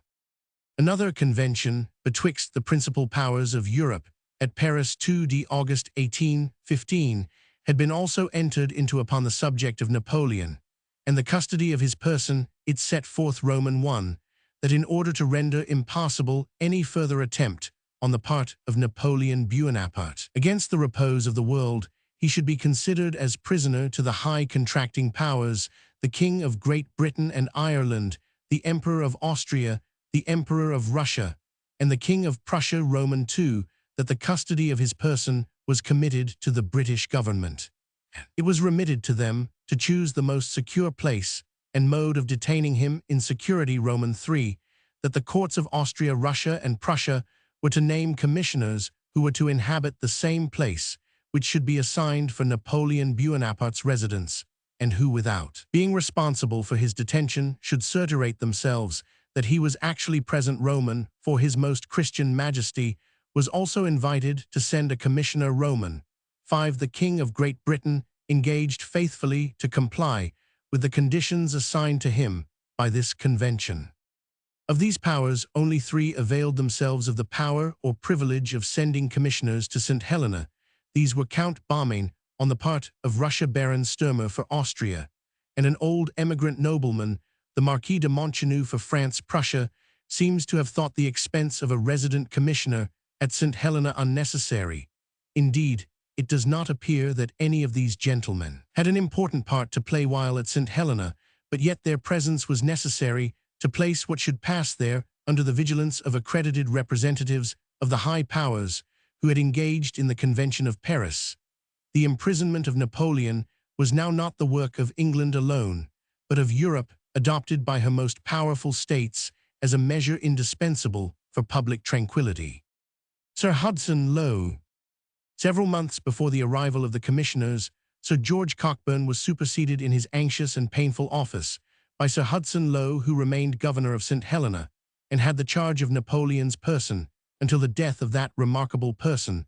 The conduct of this officer has been censured in several of the writings which have treated of Napoleon's confinement with such extremity of bitterness as in some measure defeats its own end and leads us to doubt the truth of charges which are evidently brought forward under deep feelings of personal animosity to the late governor of St. Helena. On the other hand, it would require a strong defense on the part of Sir Hudson Lowe himself, refuting or explaining many things which as yet have neither received contradiction nor commentary to induce us to consider him as the very rare and highly exalted species of character, to whom, as we have already stated, this important charge ought to have been entrusted. Sir Hudson Lowe had risen to rank in the army while serving chiefly in the Mediterranean in a foreign corps in the pay of England. In this situation, he became master of the French and Italian languages, circumstances which highly qualified him for the situation to which he was appointed. In the campaign of 1814, he had been attached to the army of the Allies and carried on a correspondence with the English government, describing the events of the campaign, part of which was published, and intimates spirit and talent in the writer. Sir Hudson Lowe received from several of the Allied sovereigns and generals the most honorable testimonies of his services that could be rendered.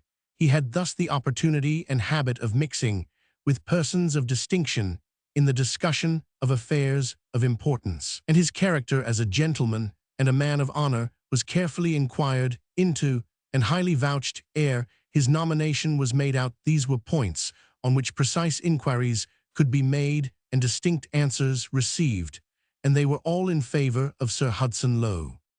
But there were other qualifications, and those not less important, his possession of which could only be known by putting him upon trial. The indispensable attribute, for example, of an imperturbable temper, was scarce to be ascertained, until his proceedings in the office entrusted to him should show whether he possessed or wanted it.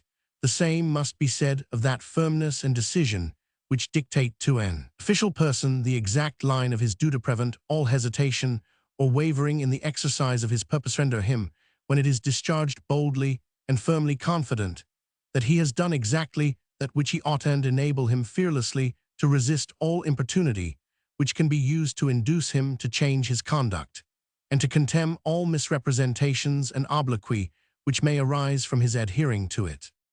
Knowing nothing of Sir Hudson Lowe personally, and allowing him to possess the qualities of an honorable and the accomplishments of a well-informed man, we are inclined from a review of his conduct, divesting it, so far as we can, of the exaggerations of his personal enemies, to think there remain traces of a warm and irritable temper, which seems sometimes to have overborne his discretion, and induced him to forget that his prisoner was in a situation where he ought not, even when his conduct seemed most unreasonable and most provoking, to be considered as an object of resentment, or as being subject, like other men, to retort and retaliation. Napoleon's situation precluded the possibility of his inflicting an insult, and therefore the temper of the person to whom such was offered ought, if possible, to have remained cool and unruffled. It does not seem to us that this was uniformly the case.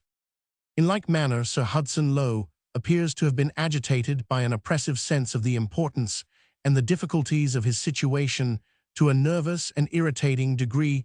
This over-anxiety led to frequent changes of his regulations and to the adoption of measures which were afterwards abandoned, and perhaps again resumed. All this uncertainty occasioned just subject of complaint to his prisoner, for though a captive may become gradually accustomed to the fetters which he wears daily in the same manner, he must be driven to impatience if the mode of adjusting them be altered from day to day.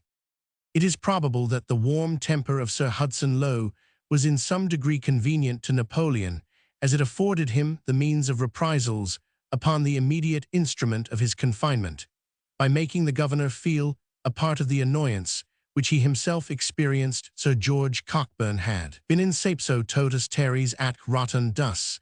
He did what his duty directed, and cared little what Napoleon thought or said upon the subject. The new governor was vulnerable. He could be rendered angry, and might therefore be taken at advantage. Thus Napoleon might enjoy the vindictive pleasure too natural to the human bosom of giving pain to the person who was the agent, though not the author, in the restrictions to which he himself was subjected. But Napoleon's interest in provoking the governor did not rest upon the mere gratification of spleen. His views went far deeper and were connected with the prospect of obtaining his liberty and with the mode by which he hoped to accomplish it, and this leads us to inquire upon what these hopes were rested, and to place before our readers evidence of the most indisputable credit concerning the line of policy adopted in the councils of Longwood. Good God! It must be premised that the military gentlemen who, so much to the honor of their own fidelity, had attended on Bonaparte to soften his calamity by their society and sympathy, were connected by no other link than their mutual respect for the same unhappy master, being unattached to each other by any ties of friendship or community of feelings or pursuits. It is no wonder that these officers, given up to ennui and feeling the acidity of temper which such a situation is sure to cause, should have had misunderstandings, nay, positive quarrels, not with the governor only, but with each other. In these circumstances, the conduct of General Gourgaud distinguished him from the rest. After the Peace of Paris, this officer had been aide-de-camp to the Duke of Berry, a situation which he abandoned on Napoleon's return at the period of the 100 Days. As he was in attendance upon the ex-emperor at the moment of his fall, he felt it his duty to accompany him to St. Helena, while upon that island he took less share in Napoleon's complaints and quarrels with the governor than either Generals Bertrand and Montholon, or Count Las Cases, avoided all appearance of intrigue with the inhabitants, and was regarded by Sir Hudson Lowe as a brave and loyal soldier, who followed his emperor in adversity without taking any part in those proceedings which the governor considered as prejudicial to his own authority. As such, he is characterized uniformly in Sir Hudson's dispatches to his government. This officer had left in France a mother and sister to whom he was tenderly devoted, and who loved him with the fondest affection from attachment to these beloved relatives, and their affecting desire that he should rejoin them. General Gourgaud became desirous of revisiting his native country, and his resolution was the stronger that considerable jealousies and misunderstandings arose betwixt him and Count Bertrand. In these circumstances, he applied for and obtained permission from the governor to return to London direct. Before leaving St. Helena, he was very communicative both to Sir Hudson Lowe and Baron Sturmer, the Austrian commissioner, respecting the secret hopes and plans which were carrying on at Longwood. When he arrived in Britain in the spring 1818, he was no less frank and open with the British government, informing them of the various proposals for escape which had been laid before Napoleon, the facilities and difficulties which attended them, and the reasons why he preferred remaining on the island to making the attempt at this period. It was supposed that General Gourgaud was desirous of making his peace with the King of France, but whatever might be his private views, the minutes of the information which he afforded to Sir Hudson Lowe and Baron Sturmer at St. Helena and afterwards at London to the Under-Secretary at War are still preserved in the records of the Foreign Office. They agree entirely with each other, and their authenticity cannot be questioned. The communications are studiously made with considerable reserve as to proper names, in order that no individual should be called in question for anything which is there stated, and in general they bear, as was to be expected, an air of the utmost simplicity and veracity. We shall often have occasion to allude to these documents, that the reader may be enabled to place the real purposes of Napoleon in opposition to the language which he made use of for accomplishing them, but we have not thought it proper to quote the minutes at length, unless as far as Napoleon is concerned, we understand that General Gourgaud, on his return to the continent, has resumed that tenderness to Napoleon's memory which may induce him to regret having communicated the secrets of his prison house to less friendly ears. But this change of sentiments can neither diminish the truth of his evidence nor affect our right to bring forward what we find recorded as communicated by him. Having thus given an account of the evidence we resume the subject of Napoleon's quarrels with Sir Hudson Lowe. It was not, according to General Gourgaud, for want of means of escape that Napoleon continued to remain at St. Helena. There was one plan for carrying him out in a trunk with dirty linen, and so general was the opinion of the extreme stupidity of the English sentinels that there was another by which it was proposed he should slip through the camp in disguise of a servant carrying a dish. When the Baron Sturmer represented the impossibility of such wild plans being in agitation, Gourgaud answered, there was no impossibility to those who had millions at their command. Yes, I repeat it, he continued, he can escape from hence and go to America whenever he has a mind to. 24. Why then should he remain here? Said Baron Sturmer. Gourgaud replied that all his followers had urged him to make the experiment of escape, but he preferred continuing on the island. He has a secret pride in the consequence attached to the custody of his person and the interest generally taken in his fate. He has said repeatedly, I can no longer live as a private person.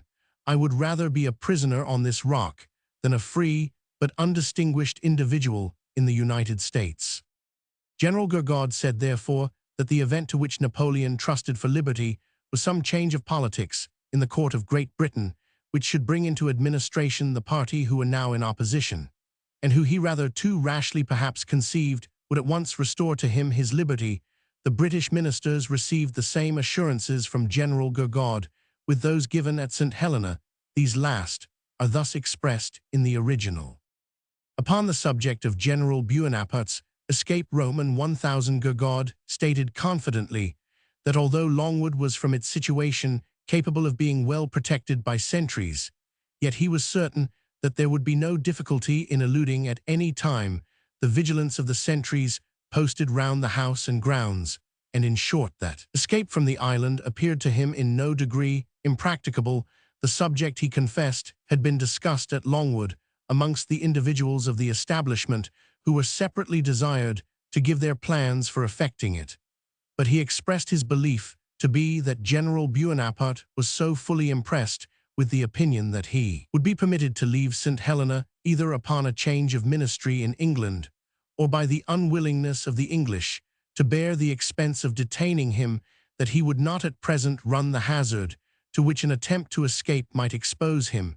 It appeared, however, from the statement of General Gourgaud and from other circumstances stated by him that Bonaparte had always looked to the period of the removal of the Allied armies from France as that most favorable for his return, and the probability of such an event and the consequences which would flow from it were urged by him as an argument to dissuade General Gourgaud from quitting him until after that period. Warden O'Mara, etc.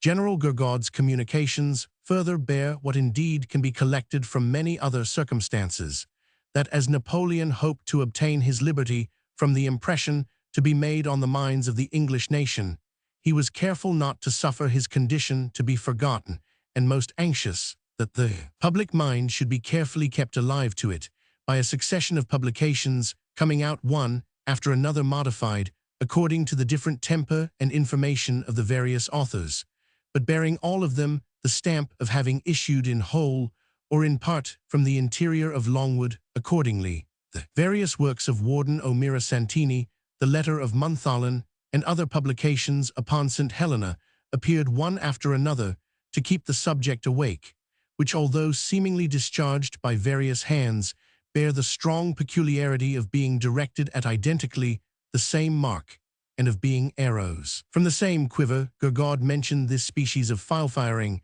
and its purpose, even the Manuscrit de St. Helene, a tract in which dates and facts were misplaced and confounded, was also, according to General Gourgaud, the work of Bonaparte, and composed to puzzle and mystify the British public. He told Sir Hudson Lowe that he was not to consider the abuse in these various pamphlets as levelled against him personally, but as written upon political calculation with the view of extorting some relaxation of vigilance by the reiteration of complaints. The celebrated letter of Montholon was, according to the same authority, written in a great measure by Napoleon, and the same was the case with Santini's, though so grossly over-colored that he himself afterwards disowned it.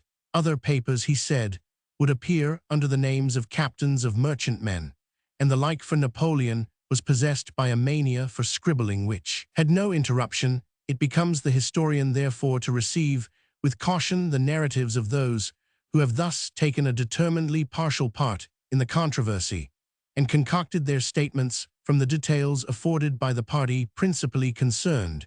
If what General Gourgaud has said be accurate, it is Napoleon who is pleading his own cause under a borrowed name in the pages of O'Meara Santini Montholon Roman 100. Even when the facts mentioned in these works, therefore, are undeniable, still it is necessary to strip them of exaggeration and place them in a fair and just light before pronouncing on them. The evidence of O'Meara, as contained in A Voice from St. Helena, is that of a disappointed man, bitterly incensed against Sir Hudson Lowe.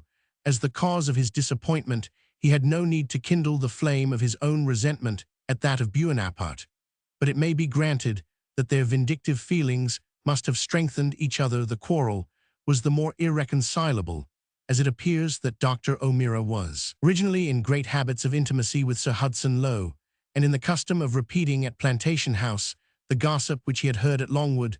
Some proofs of this were laid before the public in the Quarterly Review, and Sir Hudson Lowe's correspondence with government contains various allusions to Mr. O'Meara's authority down to the period when their mutual confidence was terminated by a violent quarrel. Countless cases is not in point of impartiality to be ranked much above Dr. O'Meara. He was originally a French emigrant, a worshipper by profession of royalty, and therefore only changed his idol, not his religion. When he substituted the idol Napoleon for the idol Bourbon, he embraces with passive obedience the interests of his chief, real or supposed, and can see nothing wrong which Napoleon is disposed to think right. He was also the personal enemy of Sir Hudson Lowe. We have no idea that he would falsify the truth, but we cannot, but suspect the accuracy of his recollection, when we find he inserts many expressions and incidents in his journal long after the period at which it was originally written. And it is to be presumed from memory Sir Hudson Lowe had the original manuscript for some time in his possession, and we have at present before us a printed copy in which Sir Hudson has with his own hand marked those additions which had been made to the journal. Since he saw it in its primitive state, it is remarkable that all or almost all the additions which are made to the journal consist of passages highly injurious to Sir Hudson Lowe which had no existence in the original manuscript. These additions must therefore have been made under the influence of recollection sharpened by angry passions, since they did not at first seem important enough to be preserved. When memory is put on the rack by passion and prejudice, she will recollect strange things, and like witnesses under the actual torture, sometimes avow what never took place. Antimarchy. Of Dr. Antimarchy, it is not necessary to say much. He was a legatee of Bonaparte, and an annuitant of his widow, besides being anxious to preserve the countenance of his very wealthy family. He never speaks of Sir Hudson Lowe without rancor. Sir Hudson's first offence against him was inquiring for clandestine correspondence. His last was preventing the crowd at Napoleon's funeral from pulling to pieces the willow trees by which the grave was sheltered, besides placing a guard over the place of sepulture. What truth is there then to be reposed in an author who can thus misrepresent two circumstances, one imposed on Sir Hudson Lowe by his instructions, the other being what decency and propriety and respect to the deceased imperatively demanded? The mass of evidence shows that to have remained upon good, or even on decent terms, with the governor would not have squared with the politics of one who desired to have grievances to complain of, and who, far from having the usual motives which may lead a captive and his keeper to a tolerable understanding by a system of mutual accommodation, wished to provoke the governor, if possible beyond the extent of human patience, even at the risk of subjecting himself to some new infliction, which might swell the list of wrongs which he was accumulating to lay before the public. What we have stated above is exemplified by Napoleon's reception of Sir Hudson Lowe, against whom he appears to have adopted the most violent prejudices at the very first interview, and before the governor could have afforded him the slightest disrespect. We quote it because it shows that the mind of the prisoner was made up to provoke and insult Sir Hudson without waiting for any provocation on his part. The governor's first aggression, so represented, was his requiring permission of General Bonaparte to call together his domestics with a view to their taking the declaration required by the British government, binding themselves to abide by the rules laid down for the custody of Bonaparte's person. This permission was refused. In very haughty terms, if Napoleon had been at the Tuileries, such a request could not have been more highly resented. The servants, however, appeared and took the necessary declaration. But the affront was not cancelled. Sir Hudson Lowe had put his finger betwixt Napoleon and his valet de chambre. This was on the 27th April 1,816,237. Upon the 30th, the governor again paid his respects at Longwood, and was received with one of those calculated bursts of furious passion with which Napoleon was wont to try the courage and shake the nerves of those over whom he desired to acquire influence. He spoke of protesting against the Convention of Paris, and demanded what right the sovereigns therein allied had to dispose of one their equal always, and often their superior. He called upon the governor for death or liberty, as if it had been in Sir Hudson Lowe's power to give him either the one or the other. Sir Hudson enlarged on the conveniences of the building which was to be sent from England to supply the present want of accommodation. Bonaparte repelled the proposed consolation with fury. It was not a house that he wanted, it was an executioner, and a line these he would esteem a favor, all the rest was but irony and insult. Sir Hudson Lowe could in reply only hope that he had given no personal offense, and was reminded of his review of the domestics, which reproach he listened to in silence. Presently afterwards, Napoleon fell on a new and cutting method of exercising Sir Hudson's patience. A book on the campaign of 1,814,239 lay on the table. Napoleon turned up some of the English bulletins and asked with a tone which was perfectly intelligible whether the governor had not been the writer of these letters. Being answered in the affirmative, Napoleon, according to Dr. O'Meara, told Sir Hudson they were full of folly and falsehood, to which the governor, with more patience than most men could have commanded on such an occasion, replied, "I believe I saw what I have stated, an answer certainly as temperate as could be returned to so gratuitous an insult." After Sir Hudson left the room in which he had been received with so much unprovoked incivility, Napoleon is described as having harangued upon the sinister expression of his countenance, abused him in the coarsest manner, and even caused his valet-de-chambre throw a cup of coffee out of the window, because it had stood a moment on the table beside the governor. Every attempt at conciliation on the part of the governor seemed always to furnish new subjects of irritation. He sent fowling pieces to Longwood, and Napoleon returned for answer, "It was an insult to give fowling pieces where there is no game, though Santini, by the way, pretended to support the family in a great measure by his guns." Sir Hudson sent a variety of clothes and other articles from England, which it might be supposed the exiles were in want of. The thanks returned were that the governor treated them like paupers, and that the articles ought in due respect to have been left at the store or governor's house, while a list was sent to the emperor's household. That such things were at their command, if they had any occasion for them. On a third occasion, Sir Hudson resolved to be cautious. He had determined to give a ball, but he consulted Dr. O'Meara whether Napoleon would take it well to be invited. The doctor foresaw that the fatal address, General Bonaparte, would make shipwreck of the invitation. The governor proposed to avoid this stumbling block by asking Napoleon verbally and in person, but with no name which his civility could devise for the invitation, could it be rendered acceptable. A governor of St. Helena, as Napoleon himself observed, had need to be a person of great politeness, and at the same time of great firmness. Rupture with Sir H. Lowe. At length, on 18th August, a decisive quarrel took place. Sir Hudson Lowe was admitted to an audience, at which was present Sir Pulteney Malcolm, the admiral who now commanded on the station. Dr.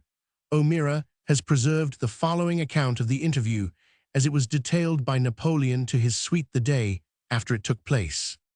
"That governor," said Napoleon, "came here yesterday to annoy me. He saw me walking in the garden, and in consequence I could not refuse to see him. He wanted to enter into some details with me about reducing the expenses of the establishment. He had the audacity to tell me that things were as he found them, and that he came up to justify himself, that he had come up 2 or 3 times before to do so, but that I was in a bath. I replied, 'No, sir, I was not in a bath, but I ordered one on purpose not to see you in endeavoring to justify yourself. You make matters worse.' He said that I did not know him, that if I knew him I should change my opinion. 'No, you, sir,' I answered, 'how could I know? You people make themselves known by their actions. Be commanding in battles. You have never commanded in battle. You have never commanded any, but vagabond Corsican, deserters, Piedmontese, and Neapolitan brigands. I know the name of every English general who has distinguished himself, but I never heard of you except as a scrivano clerk. To Blucher, or as a commandant of brigands, you have never commanded or been accustomed to men of honor.' He said that he had not sought for his present situation. I told him that such employments were not asked for, that they were given by governments to people who had dishonored themselves. He said that he only did his duty, and that I ought not to blame him, as he only acted according to his orders. I replied, 'So does the hangman. He acts according to his orders. But when he puts a rope about my neck to finish me, is that a reason that I should like that hangman, because he acts according to his orders? Besides, I do not believe that any government could be so mean as to give such orders as you cause to be executed.'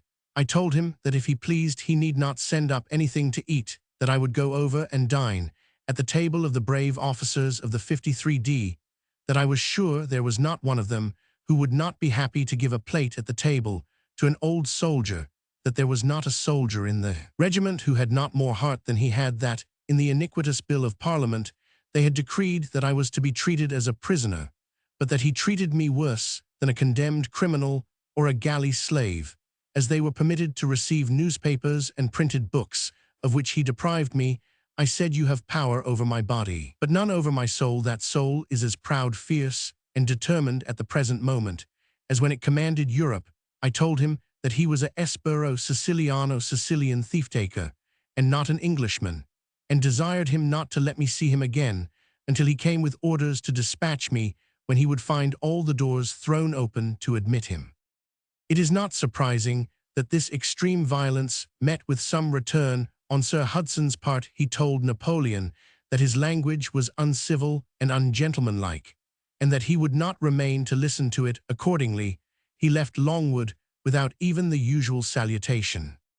Upon these occasions, we think it is evident that Napoleon was the willful and intentional aggressor, and that his conduct proceeded either from the stings of injured pride or a calculated scheme, which made him prefer being on bad rather than good terms with Sir Hudson Lowe. On the other hand, we could wish that the governor had avoided entering upon the subject of the expenses of his detention with Napoleon in person. The subject was ill-chosen, and could produce no favorable result. They never afterwards met in friendship or even on terms of decent civility, and having given this account of their final quarrel, it only remains for us to classify in a general manner the various subjects of angry discussion which took place betwixt them, placed in such uncomfortable relative circumstances, and each determined not to give way to the other's arguments or accommodate himself to the other's wishes or convenience. Chapter Roman 95. Instructions to Sir Hudson Lowe. Some allowed for the ex-emperor's expenses. Napoleon's proposal to defray his own expenses. Sale of his plate-maid. In order to produce a false impression, he had at that time a large sum of money in his strongbox wooden house constructed in London, and transported to St. Helena. Interview between Sir H. Lowe and Napoleon. Delays in the erection of the house. The regulation that a British officer should attend Napoleon in his rides. Communication with Europe, carried on by the inmates of Longwood. Regulation respecting Napoleon's intercourse with the inhabitants of St. Helena. General reflections on the disputes between him and Sir H. Lowe. Lowe's instructions.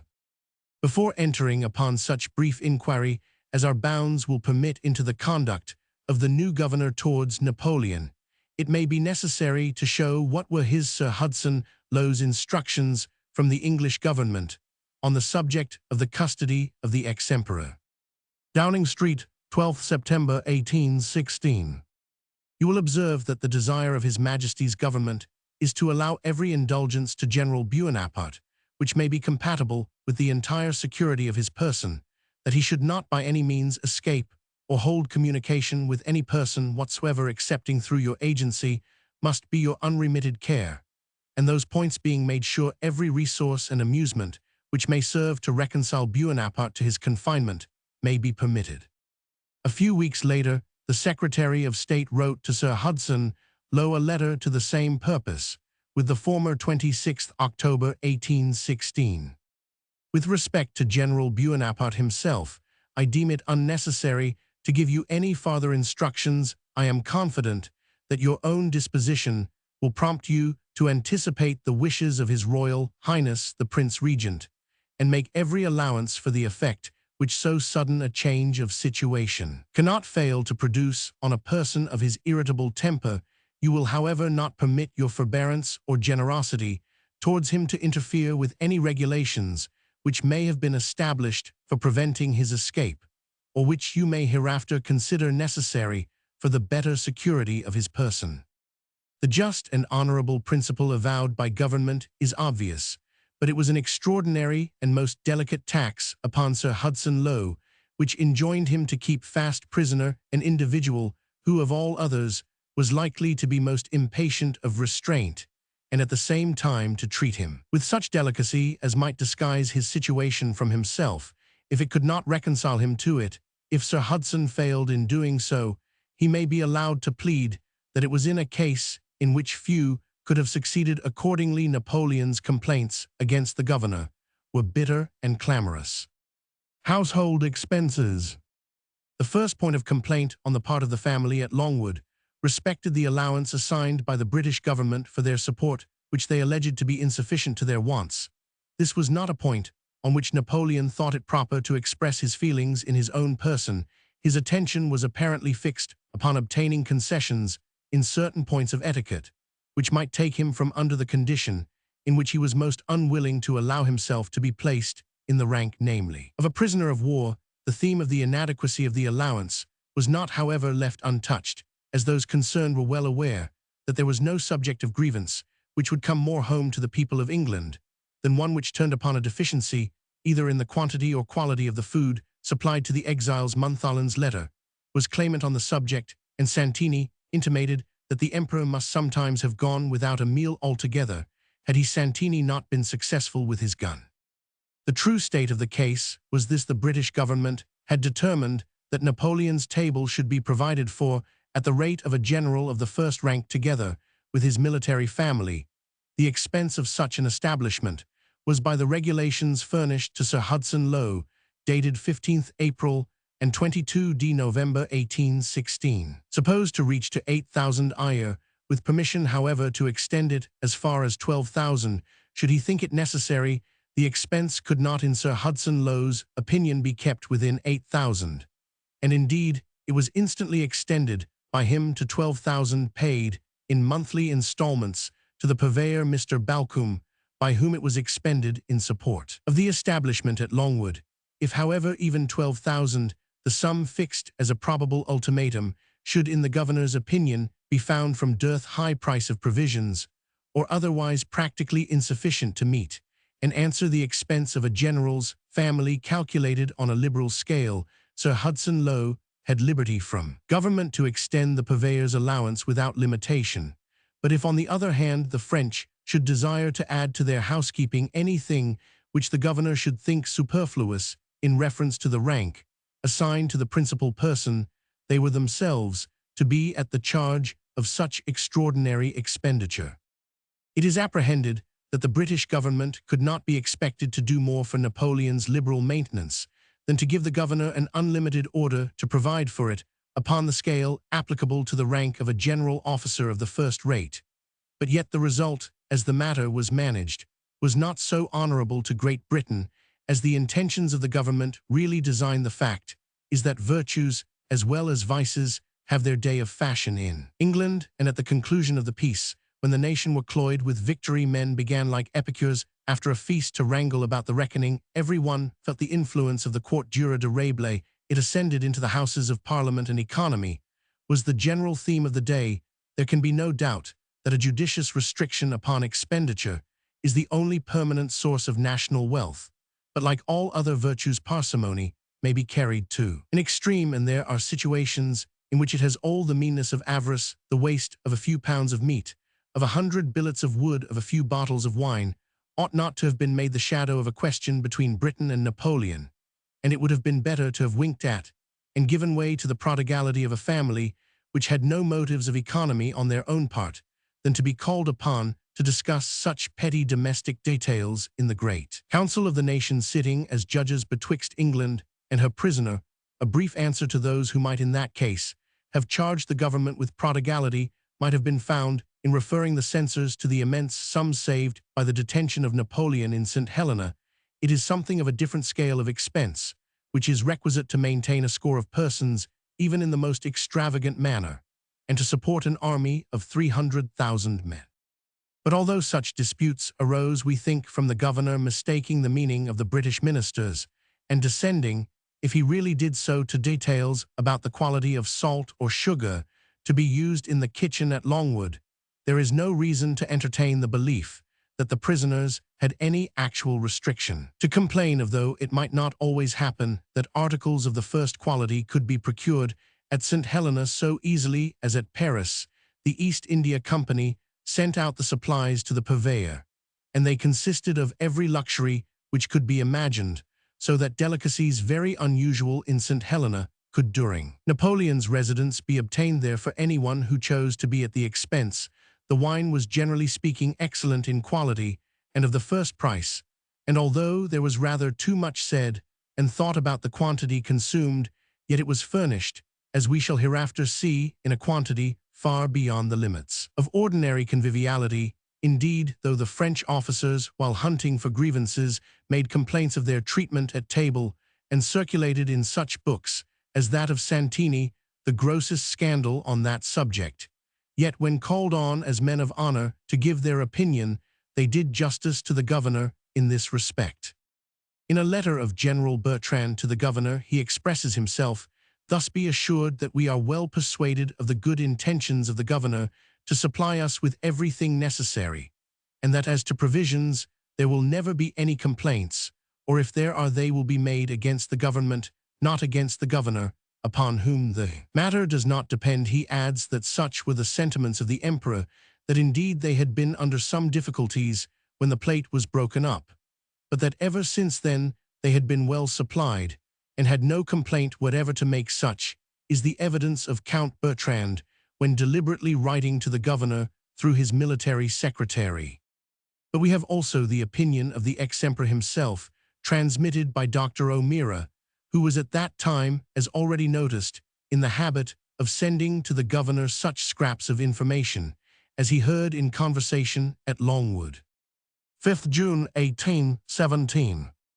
He Buonaparte observed that Santini's was a foolish production, exaggerated, full of coglionery, and some lies truths there were in it, but exaggerated that there never had existed that actual want described by him, that there had been enough to eat supplied, but not enough to keep a proper table, that there had been enough of wine for them, that there certainly had been sometimes a deficiency of necessary articles, but that this might be accounted for by accidents, that he believed frequent purchases had been made at the camp of bread and other provisions, which might also have occasionally arisen from the same cause. He added, he was convinced some Englishman had written it, and not Santini. There is something to the same purpose in Dr. O'Meara's printed book, but not so particular. What makes Napoleon's confutation of Santini's work the more amusing is that according to General Gourgaud's communication to the British government, Napoleon was himself the author of the whole or greater part of the work in question. The difference between the prisoner and governor, so far as it really existed, may have had its rise in the original dispute for a table which suited the rank of a general, must have been considerably inferior to one kept for an emperor, and while the former was what the governor was directed to maintain, the latter was what Napoleon conceived himself entitled to expect. The permission given to Buonaparte, and which indeed could not be well refused, to purchase from his own funds what additional articles he desired beyond those supplied by the British government, afforded peculiar facilities to the French, which they did not fail to make use of. Napoleon's money had been temporarily taken into custody when he left the Bellerophon with a view to prevent his having the means of facilitating his escape by bribery. The permitting him to draw upon the continent for money would have been in a great measure restoring to him the golden key before which prison gates give way, and also tending to afford him the means of secret correspondence with those friends abroad who might aid him to arrange a scheme of flight. Indeed, the advantages of this species of correspondence were of such evident importance that Napoleon, through General Montholon, made the following proposal, which was sent to Lord Bathurst by the governor 8th September 1816. The emperor, he said, was desirous to enter into arrangements for paying the whole of his expenses, providing any house here or in England or on the continent of Europe, to be fixed on with the governor's consent, or even at his own choice, were appointed to transact his money matters under assurance from him, General Buonaparte, that all letters sent through his hands would be solely on pecuniary affairs, but provided always that such letters should pass sealed and unopened to their direction. It is probable that Napoleon concluded from the ferment which was at that time taking place in Parliament on the subject of economy that the English nation was on the point of bankruptcy, and did not doubt that an offer which promised to relieve them of 12,000 a year would be eagerly caught at by Sir Hudson Lowe or the British ministry. But the governor saw the peril of a measure which in its immediate and direct tendency went to place funds to any amount at the command of the ex-emperor, and might more indirectly lead the way to private correspondence of every kind. Napoleon, indeed, had offered to plight his word that the communication should not be used for any other than pecuniary purposes, but Sir Hudson liked not the security on his part. The governor tendered a proposal that the letters to the bankers should be visible only to himself and to Lord Bathurst, the secretary for the colonial department, and pledged his word that they would observe the most inviolable secrecy on the subject of the contents. But this arrangement did not answer Napoleon's purposes, and the arrangement was altogether dropped. It was about the same time that Sir Hudson Lowe was desirous to keep the expense of the establishment within 12,000. A conference on this subject was held betwixt General Montholon, who took charge of the department of the household, and Major Gorica, belonging to Sir Hudson's staff, who acted on the part of the governor. It appears that Sir Hudson had either misapprehended the instructions of the government and deemed himself rigidly bound to limit the expenses of Longwood within 12,000 yearly, not adverting that he had an option to extend it beyond that sum, or else that he considered the surplus, above 1,000 per month, to consist of such articles of extra expenditure as the French might, in a free interpretation of his instructions, be required to pay for themselves, as being beyond the limits of a general officer's table provided upon the most liberal plan. General Montholon stated that the family could not be provided, even after many reductions, at a cheaper rate than 15,194, and that this was the minimum of minimums, the least possible sum he offered, that the emperor would draw for the sum wanted, providing he was permitted to send a sealed letter to the banking house. This, Major Gorica said, could not be allowed. Count Montholon then declared that, as the emperor was not permitted by the British government to have access to his funds in Europe, he had no other means left than to dispose of his property here, and that if the emperor was obliged to defray those expenses of the establishment which went beyond the allowance made by Britain, he must dispose of his plate. This proposal was too rashly assented to by Sir Hudson Lowe, whose instructions of 22 November empowered him to have prevented a circumstance so glaringly calculated to accredit all that had ever been said or written respecting the mean and sordid manner in which the late Emperor of France was treated. Napoleon had an opportunity, at the sacrifice of a parcel of old silver plate, to amuse his own moments of languor by laughing at and turning into ridicule the inconsistent qualities of the English nation, at one time sending him a house and furniture to the value of 60,000 or 70,000, at another obliging him to sell his plate and discharge his servants, and all for the sake of a few bottles of wine or pounds of meat. Sir Hudson Lowe ought not to have exposed his country to such a charge, and even if his instructions seemed inexplicit on the subject, he ought, on his own interpretation of them, to have paid the extra expense without giving room to such general scandal as was sure to arise from Napoleon's disposing of his plate.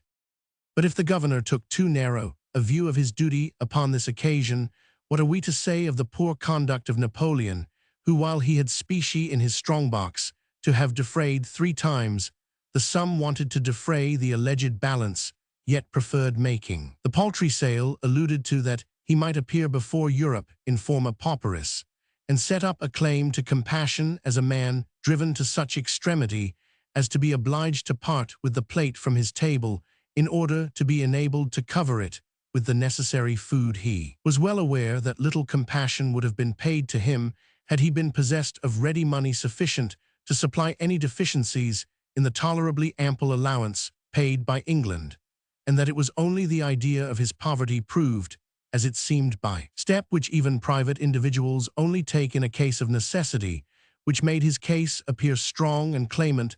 The feeling of compassion must have given place to one of a very different kind, had the actual circumstances of the case been fully and fairly known. The communications of General Gourgaud upon parting with Sir Hudson Lowe put the governor in possession of the curious fact that the breaking up of the plate was a mere trick resorted to on account of the impression it was calculated to produce in England and Europe, for that at the time they had at Longwood plenty of money. Sir Hudson Lowe conjectured that General Gourgaud alluded to the sale of some stock belonging to those cases, the value of which that devoted adherent had placed at Napoleon's disposal. But General Gourgaud replied no, before that transaction they had received 240,000 francs, chiefly in Spanish doubloons. He further said that it was Prince Eugene who lodged the money in the hands of the bankers in London. General Gourgaud made the same communication. We copy the words in which it is reported by Sir Hudson Lowe to Lord Bathurst. General Gourgaud stated himself to have been aware of General Bonaparte having received a considerable sum of money in Spanish doubloons, viz. 10,000 at the very time he disposed of his plate. But on being pressed by me as to the persons privy to that transaction, he contented himself with assuring me that the mode of its transmission was one purely accidental, that it could never again occur, and that such being the case he trusted that I should not press a discovery which, while it betrayed its author, could have no effect either as it regarded the punishment of the offenders or the prevention of a similar act in future. The actual possession of money was moreover not likely, in his view of the subject, to afford any additional means of corrupting the fidelity of those whom it might be advisable to seduce, as it was well known that any draft, whatever might be its amount, drawn by General Bonaparte on Prince Eugene or on certain other members of his family would be scrupulously honored. He further stated that it was Napoleon's policy to make a moyen a fund for execution of his plans by placing sums of money at his General Gourgaud's command, and that he had sustained ill treatment on the part of Napoleon and much importunity on that of Bertrand, because he declined lending himself to facilitate secret correspondence. Whatever sympathy Bonaparte may claim for his other distresses at St. Helena, it was made plain from this important disclosure that want of funds could be none of them, and it is no less so that the trick of selling the plate can now prove nothing excepting that Napoleon's system was a deceptive one, and that evidence of any sort arising either from his word or actions is to be received with caution when there is an apparent point to be carried by it. Instructions to the Governor. When Sir Hudson Lowe's report reached England that the excess of the expenditure at Longwood, about £12,000, had been defrayed by Napoleon himself, it did not meet the approbation of the ministry, who again laid before the governor the distinction which he was to draw betwixt expenses necessary to maintain the table and household of a general officer, and such as might be of a nature different from and exceeding those attendant on the household of a person of that rank, which last, and those alone the French might be called on to defray the order, is dated 24th Oct. 1817.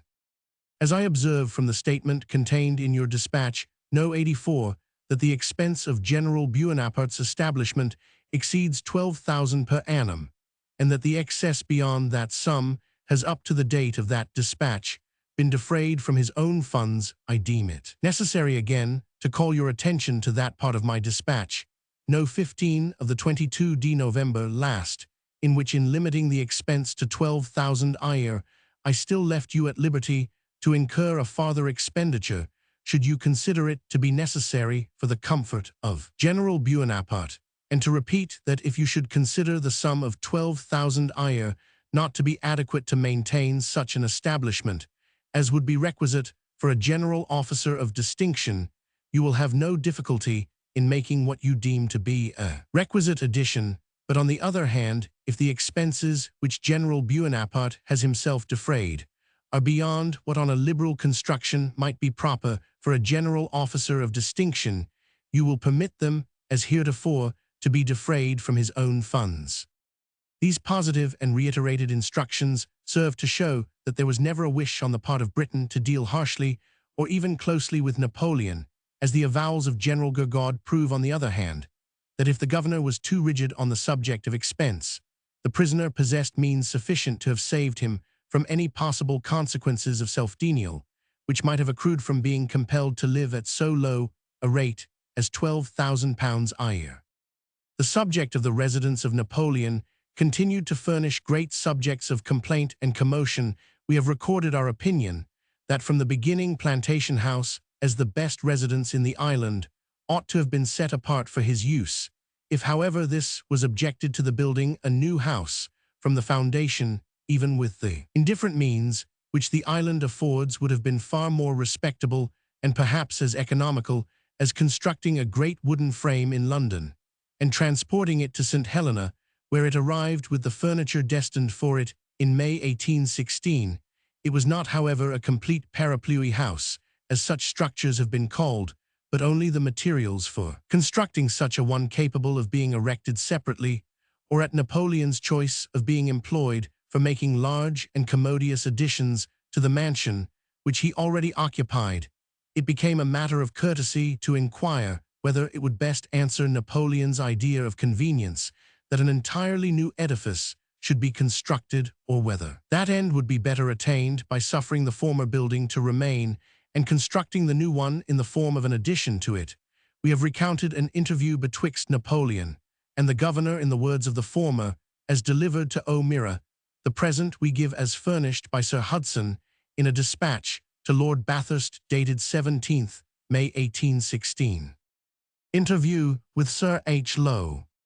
It becoming necessary to come to some decision in respect to the house and furniture which had been sent from England for the accommodation of General Bonaparte and his followers, I resolved on waiting upon him, communicating to him the arrival of the various materials, and asking his sentiments with respect to their appropriation.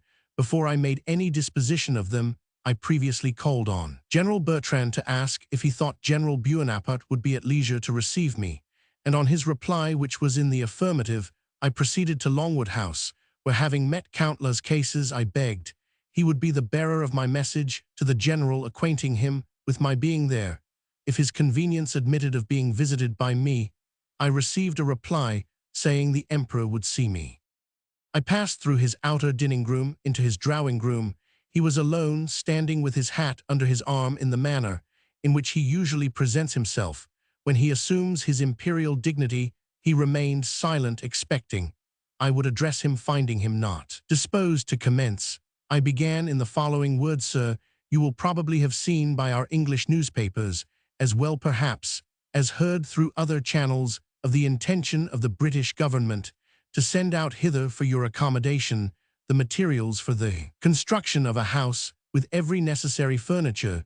These articles have now for the first time arrived. In the meantime, government has received information of the building prepared for your reception at this place, and I have instructions for appropriating the articles as may seem best, whether for making a new building or adding to the conveniences of your present one.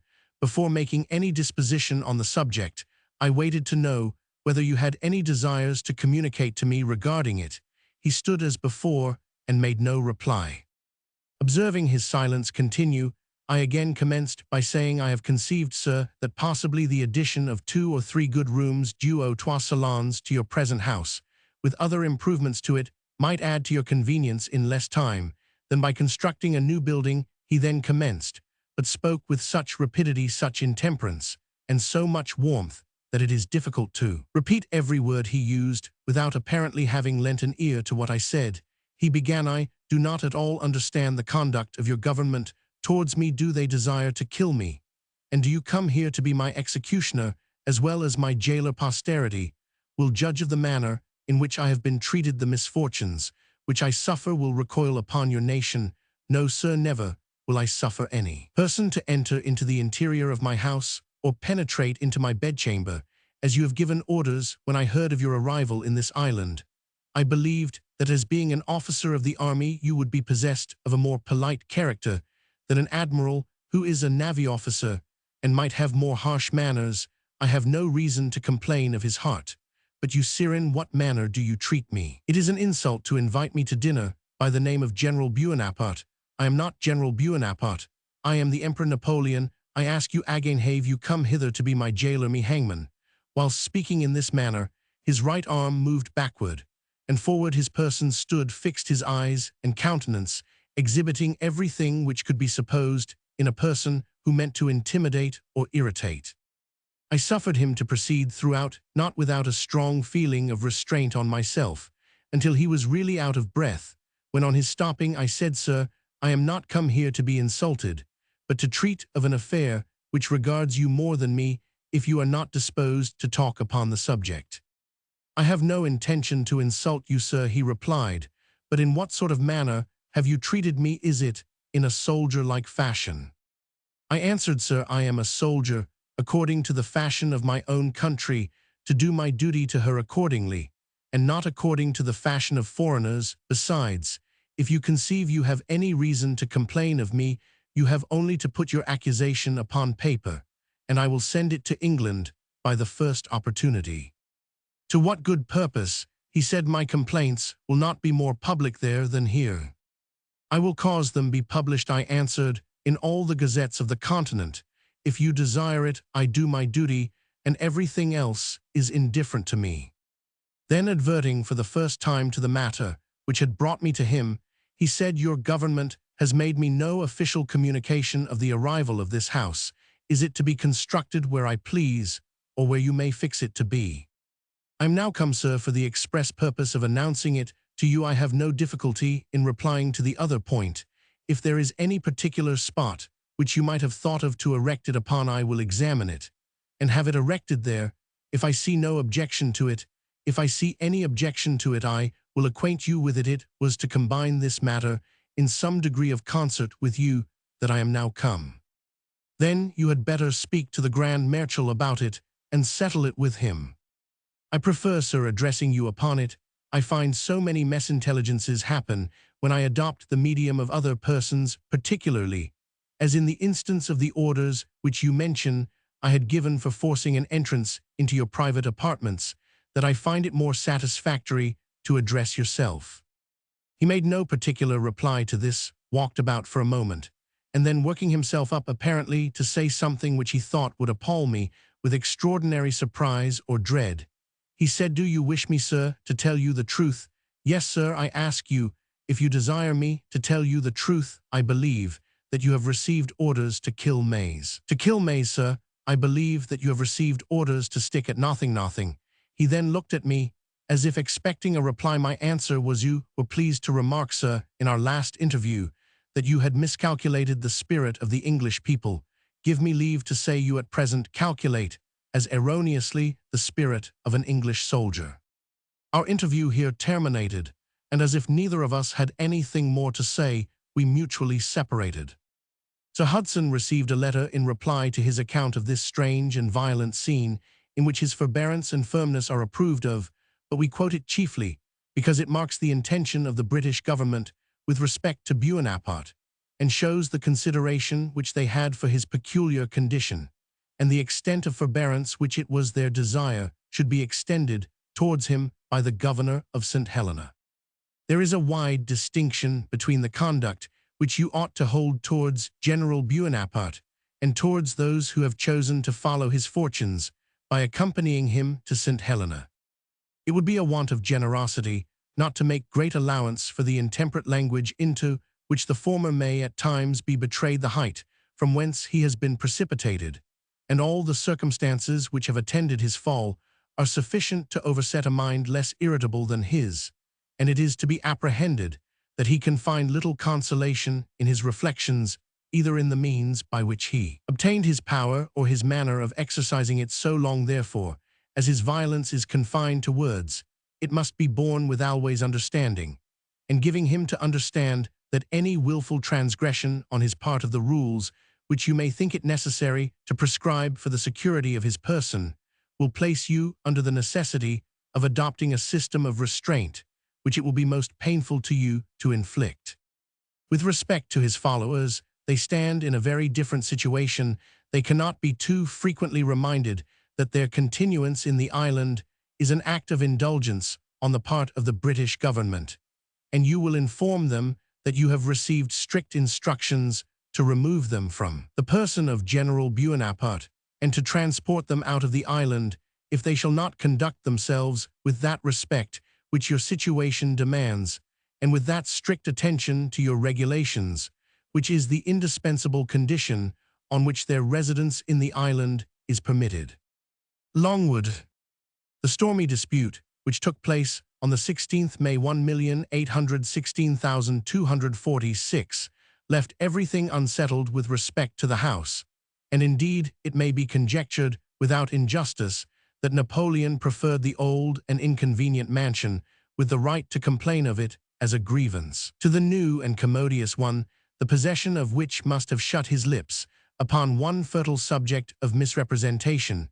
Repeated and equally nugatory discussions on the subject took place during the course of 2 or 3 years, all which time Napoleon complained of the want of the promised house, and the governor on his side alleged there was no getting Napoleon to express a fixed opinion on the situation or the plan, or to say whether he would prefer a thorough repair of the old house occupying Roman 1000 Bertrand's apartments in. The meanwhile, until the work should be accomplished, sometimes Napoleon spoke of changing the situation of the house, but he never, according to Sir Hudson Lowe's averment, intimated any specific wish upon that subject, nor would condescend to say distinctly in what place it should be erected. Napoleon, on his part, maintained that he was confined for 3 years in an unhealthy barn, during which time the governor was perpetually talking about a house which had never been commenced, while the blame is thus reciprocally retorted. The impartial historian can only say that had Sir Hudson Lowe delayed willingly the building of the house, he must have exposed himself to severe censure from his government. In consequence, since his dispatches were daily urging the task, there was nothing which the governor could place against this serious risk, except the malicious purpose of distressing Napoleon. On the other hand, in submitting to indifferent accommodation, rather than communicate with a man whom he seemed to hold in abhorrence, Napoleon only acted upon his general system, of which this was a part, and sacrificed his convenience, as he afterwards did his health, rather than bend his mind to comply with the regulations of his place of captivity. Mr. Ellis, an unprejudiced witness, declares that the original house seemed to him commodious and well furnished. The fate of the new house was singular enough. It was at last erected, and is said to be a large and comfortable edifice, but it happened that the plan directed the building to be surrounded, as is common in England, with something like a sunk ditch, surrounded by cast-iron railing of an ornamental character. No sooner had Napoleon seen these preparations than the idea of a fortification and a dungeon entered into his head, nor was it possible to convince him that the rails and sunk fence were not intended as additional means of securing his person. When Sir Hudson Lowe learned the objection which had been started, he ordered the ground to be leveled and the palisade removed, but before this was accomplished, Napoleon's health was too much broken to permit of his being removed, so that he died under the same roof which received him after his temporary residence at Briars. Another subject of complaint which Napoleon greatly insisted upon was that the governor of St. Helena had not been placed there merely as a ministerial person, to see duly executed the instructions which he should receive from Britain, but as a legislator himself, possessing and exercising the power to alter the regulations under which his prisoner was to be confined, to recall them, to suspend them, and finally to replace them. To this it must be answered that in such a situation, where the governor holding so important a charge was at so great a distance from the original source of his power, some discretionary authority must necessarily be lodged in him, since cases must occur where he was to act on the event as it arose, and it was indispensable that he should possess the power to do so. It must also be remembered that different constructions might possibly be given to the instructions from the Secretary of State, and it would in that case have been equally anomalous and inconvenient should the governor not have had it in his power to adopt that explanation which circumstances demanded, and not less so if he had been obliged to litigate the point with his prisoner, and as a mere ministerial person must have done wait till a commentary on the disputed article should arrive from England. It is a different question, and on which we are far from having so clear an opinion, whether Sir Hudson Lowe in every case exercised this high privilege with sound discretion. It would be unjust to condemn him unheard, who has never fairly been put upon his defense, and the evidence against whom is, we must again say, of a very suspicious nature. Still, it appears that alterations of the existing regulations were, as far as we have information, more frequent than necessity. The best, if not the only apology for varying the manner of such proceedings seems to have authorized. For example, one of the heaviest of Napoleon's complaints is made against the restriction of the limits within which he might take exercise without the company of a British officer, which instead of extending to 12 miles in circumference, were contracted to 2/3 of that space. Everything in this world is relative, and we can conceive the loss of 1/3 of his exercising ground to have been at this moment a more sincere subject of distress to Napoleon than the loss of a kingdom, while he yet governed Europe.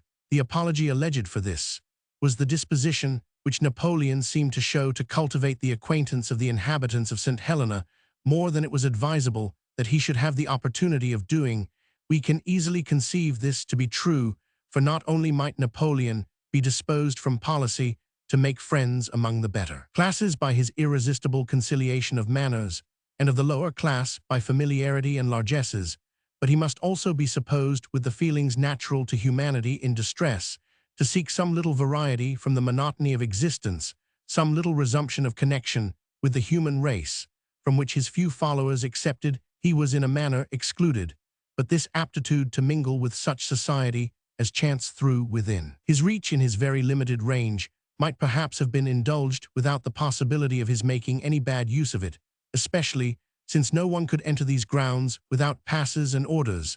The limits were shortly after restored by Sir Hudson Lowe to their original extent, Napoleon having declared that unless this were the case, he would not consent to take exercise or observe the usual means of keeping himself in health.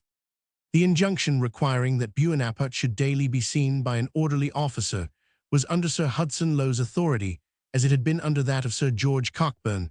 The subject of Bonaparte's most violent opposition, he affected to apprehend that it was to be enforced by positive violence, and carried this so far as to load firearms with the idea of resisting by force any attempt of an orderly officer to insist upon performing this part of his duty. He alludes resentfully to the circumstance in his angry interview with Sir Hudson Lowe upon the 16th May 1816. Yet of all unpleasant regulations to which a prisoner is subjected by his captivity, that appears the least objectionable, which, assuring us from space to space that the person of the prisoner is secure, enables us in the interval to leave him a much greater share of personal freedom than otherwise could be permitted, because the shortness of each interval does not allow him time to use it in escape. Nevertheless, Sir Hudson Lowe, as already hinted, was content in this case to yield to the violent threats of Napoleon, and rather suffer the duty to be exercised imperfectly, and by chance, than run the risk of his prisoner perishing in the affray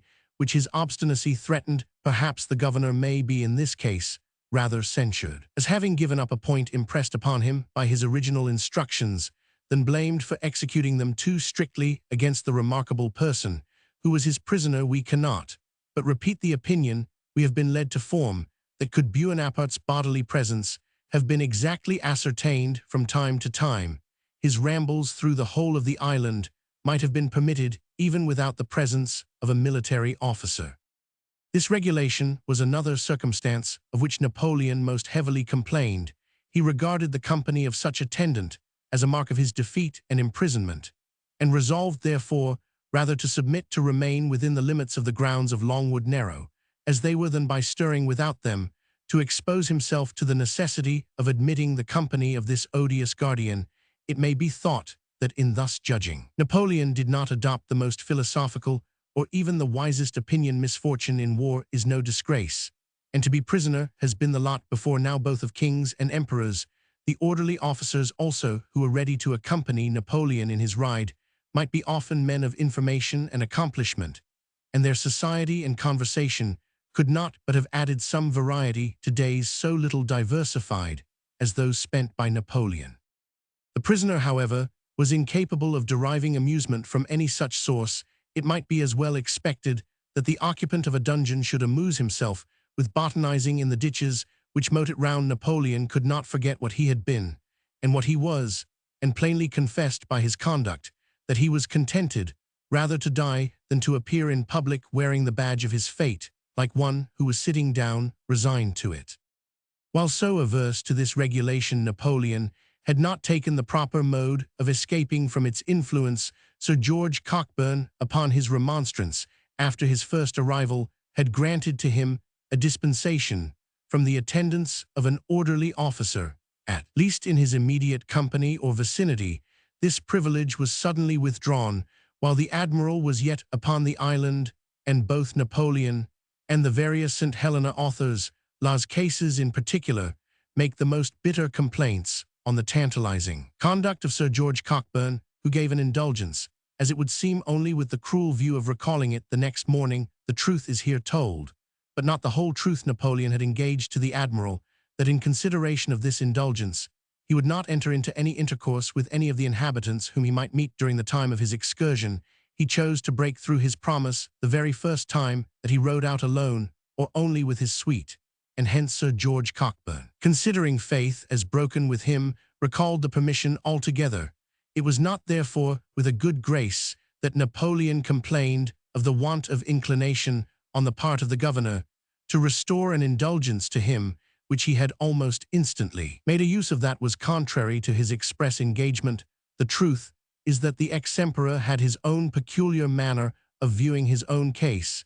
He considered every degree of leniency which was at any time exercised as a restoration of some small portion of that liberty of which he conceived himself to be deprived illegally and tyrannically, and scrupled no more to employ what he got in endeavoring to attain a farther degree of freedom than the prisoner whose hand is extricated from fetters would hesitate to employ it in freeing his feet.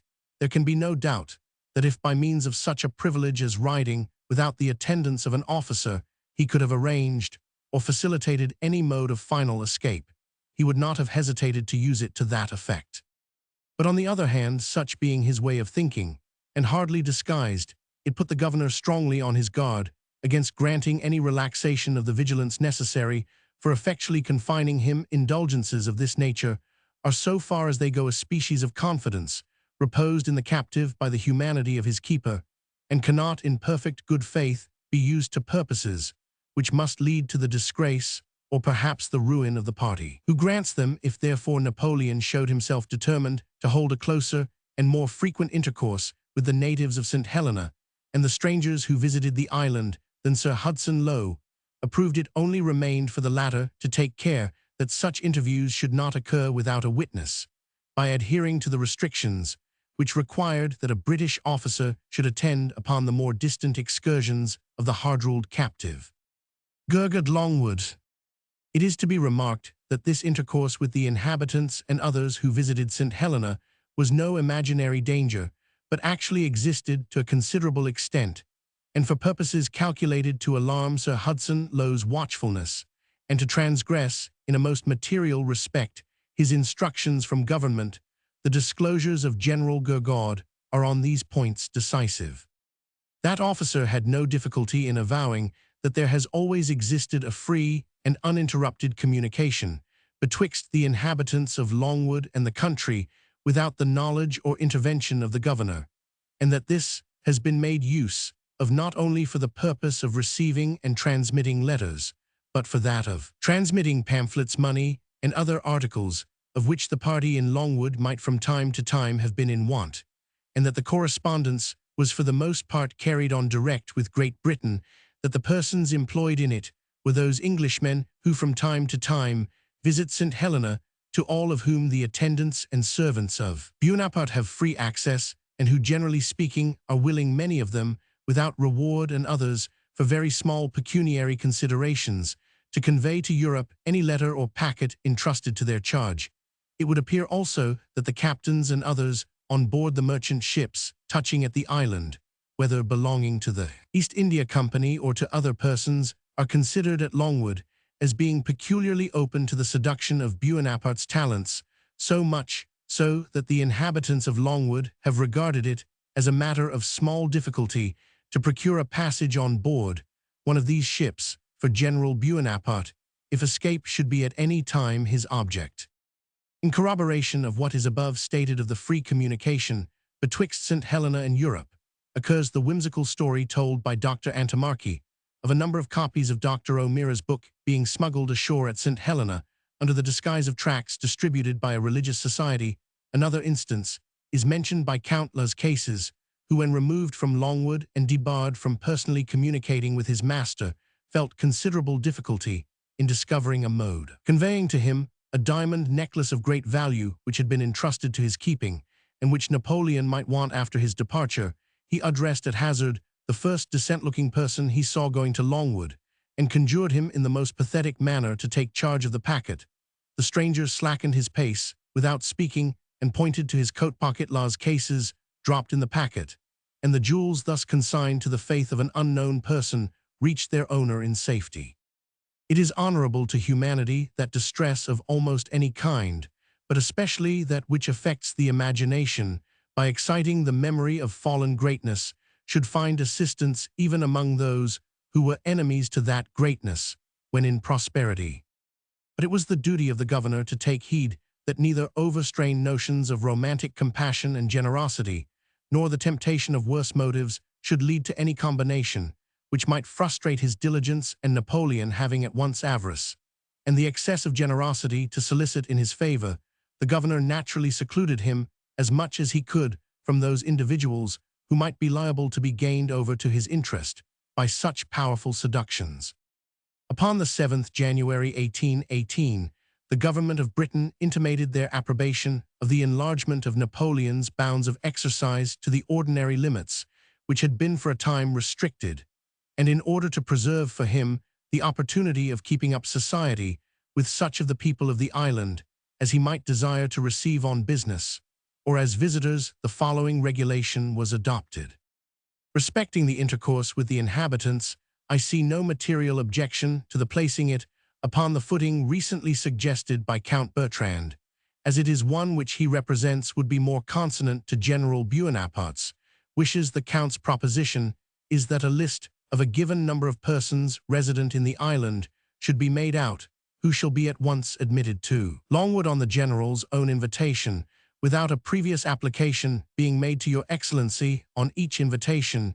You will therefore consider yourself at liberty to accede to the suggestions of Count Bertrand, and you will for this purpose direct him to present to you for your approbation a list of persons not exceeding 50 in number resident in the island, who may be admitted to Longwood at reasonable hours without any other pass than the invitation of General Bonaparte, it being understood that they are on each occasion to deliver in the invitation as a voucher with their names at the barrier. In giving your approbation to the list, you will, as far as is consistent with your duty, consult the wishes of General Bonaparte, but you will let it be clearly understood that you reserve to yourself a discretionary power of erasing from the list at any time any of those individuals to whom you may have found it inexpedient to continue such extraordinary facility of access, and you will take special care that a report be always made to you by the orderly officer of the several persons admitted to Longwood upon General Bonaparte's invitation. We have touched upon these various subjects of grievance not as being the only causes of dispute, or rather of violent discord, which existed betwixt the ex-emperor of France and the governor of St. Helena, for there were many others. It is not in our purpose, however, nor even in our power, to give a detailed or exact history of these particular quarrels, but merely to mark as our duty. This a very painful one demands what was the character and general scope of the debate, which was so violently conducted on both sides. Of course, it follows that a species of open war having been declared betwixt the parties, every one of the various points of discussion, which must necessarily have arisen betwixt Sir Hudson Lowe and Napoleon, or through their respective attendants and followers, was turned into matter of offense on the one side or the other, and as such warmly contested. It is thus that, when two armies approach each other, the most peaceful situations and positions lose their ordinary character, and become the subjects of attack and defense.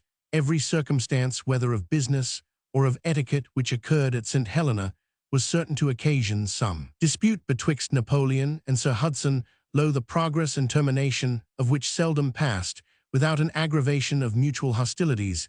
It is beneath the dignity of history to trace these tracasseries, and beyond possibility, unless for one present on the spot, and possessed of all the minute information attending each subject of quarrel, to judge which had the right or the wrong. It would be indeed easy for us, standing aloof and remote from these agitating struggles, to pass a sweeping condemnation on the one party or the other, or perhaps upon each of them, and to show that reason and temper on either side would have led to a very different course of proceeding on both, had it been permitted by those human infirmities to which unhappily those who have power or pretensions are more liable than the common class, who never possessed the one and make no claim to the other. Neither would it be difficult for us to conceive a governor of St. Helena in the abstract, who, treating the reviling and reproaches with which he was on all occasions loaded by Bonaparte as the idle chidings of a storm which must howl around whatever it meets in its course, would with patience and equanimity have suffered the tempest to expend its rage and die away in weakness the sooner that it found itself unresisted, we can conceive such a person wrapping himself up in his own virtue, and while he discharged to his country the duty she had entrusted to him, striving at the same time by such acts of indulgence as might be the more gratifying, because the less expected or perhaps merited to melt down the sullenness which the hardship of his situation naturally imposed on the prisoner, we can even conceive that a man of such rare temper might have found means, in some happy moment, of re-establishing a tolerable and ostensible good understanding, if not a heartfelt cordiality, which, could it have existed, would so much have lessened the vexations and troubles both of the captive and of the governor. All this is very easily conceived.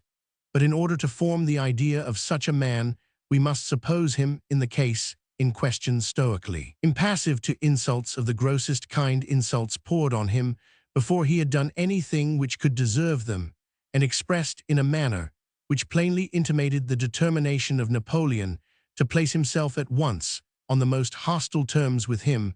This must have required the most uncommon share of calmness and candor. It is more natural that such a functionary as the governor of St. Helena, feeling the impulse of ill usage from a quarter where no regular satisfaction could be had if he did not use the power which he held for the time to the actual annoyance and vexation of the party by whom he had been deliberately insulted, should be apt at least to become indifferent how much or how little his prisoner was affected by the measures which he adopted, and to go forward with the necessary means of confining the person without being so solicitous as he might otherwise have been to spare the feelings an officer termed to his face. A liar, a brigand, an assassin, a robber, a hangman has few terms to keep with him by whom he has been loaded with such unworthy epithets, and who in using them may be considered as having declared mortal war, and disclaimed the courtesy while he defied the power of the person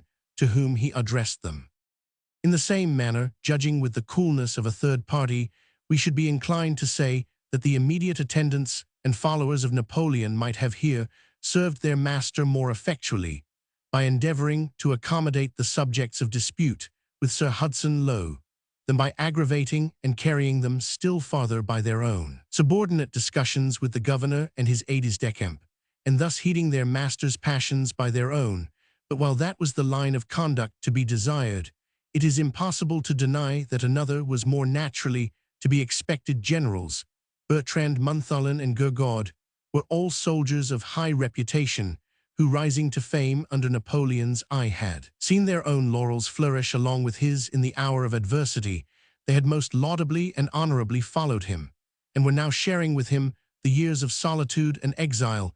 It was not therefore to be wondered at that they wearied of their own restrained and solitary condition, enraged too at everything which appeared to add to the calamitous condition of their fallen master, should be more disposed to increase the angry spirit which manifested itself on both sides, than by interposing their mediation to endeavor to compose jars which might well render Napoleon's state more irritable and uncomfortable, but could not in any point of view tend to his comfort, peace, or even respectability. But perhaps we might have been best entitled to hope from the high part which Napoleon had played in the world, from the extent of his genius, and the natural pride arising from the consciousness of talent, some indifference towards objects of mere form and ceremony, some confidence in the genuine character of his own natural elevation, and a noble contempt of the change which fortune could make on circumstances around him. We might have hoped that one whose mental superiority over the rest of his species was so undeniable would have been the last to seek with eagerness to retain the frippery and feathers of which the wind of adverse fortune had stripped him, or to be tenacious of that etiquette which now, if yielded to him at all, could only have been given by compassion. We might have thought the conqueror in so many bloody conflicts would, even upon provocation, have thought it beneath him to enter on a war of words with the governor of an islet in the Atlantic, where foul language could be the only weapon on either side, and held it a yet greater derogation so far to lay aside his high character as to be the first to engage in so ignoble a conflict.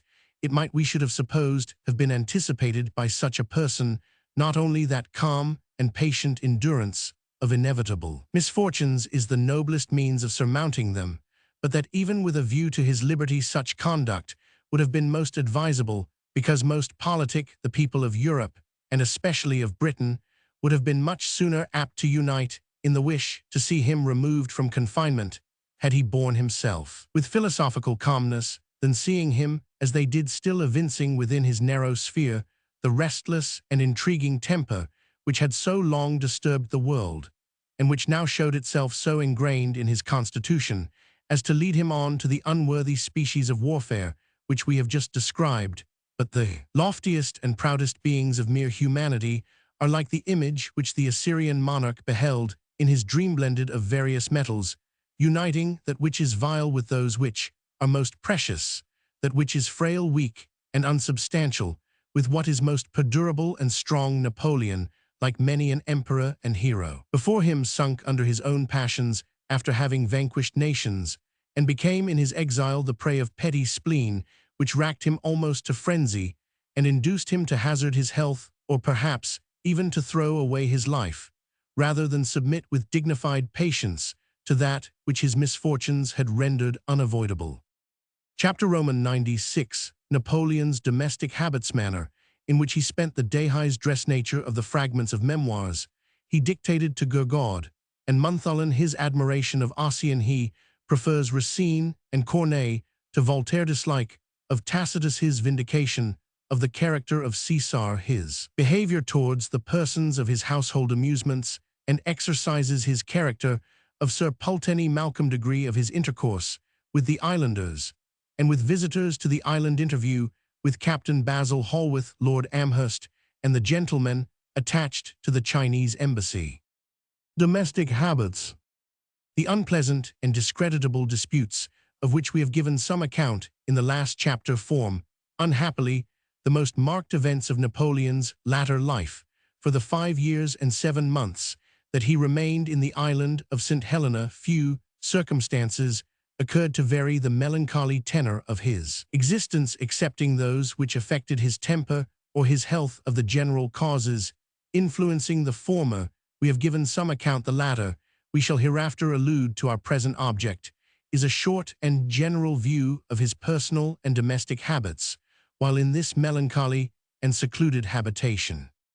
Napoleon's life, until his health began to give way, was of the most regular and monotonous character, having become a very indifferent sleeper, perhaps, from his custom of assigning, during the active part of his life, no precise time for repose. His hours of rising were uncertain, depending upon the rest which he had enjoyed during the earlier part of the night. It followed from this irregularity that during the daytime he occasionally fell asleep for a few minutes upon his couch or armchair.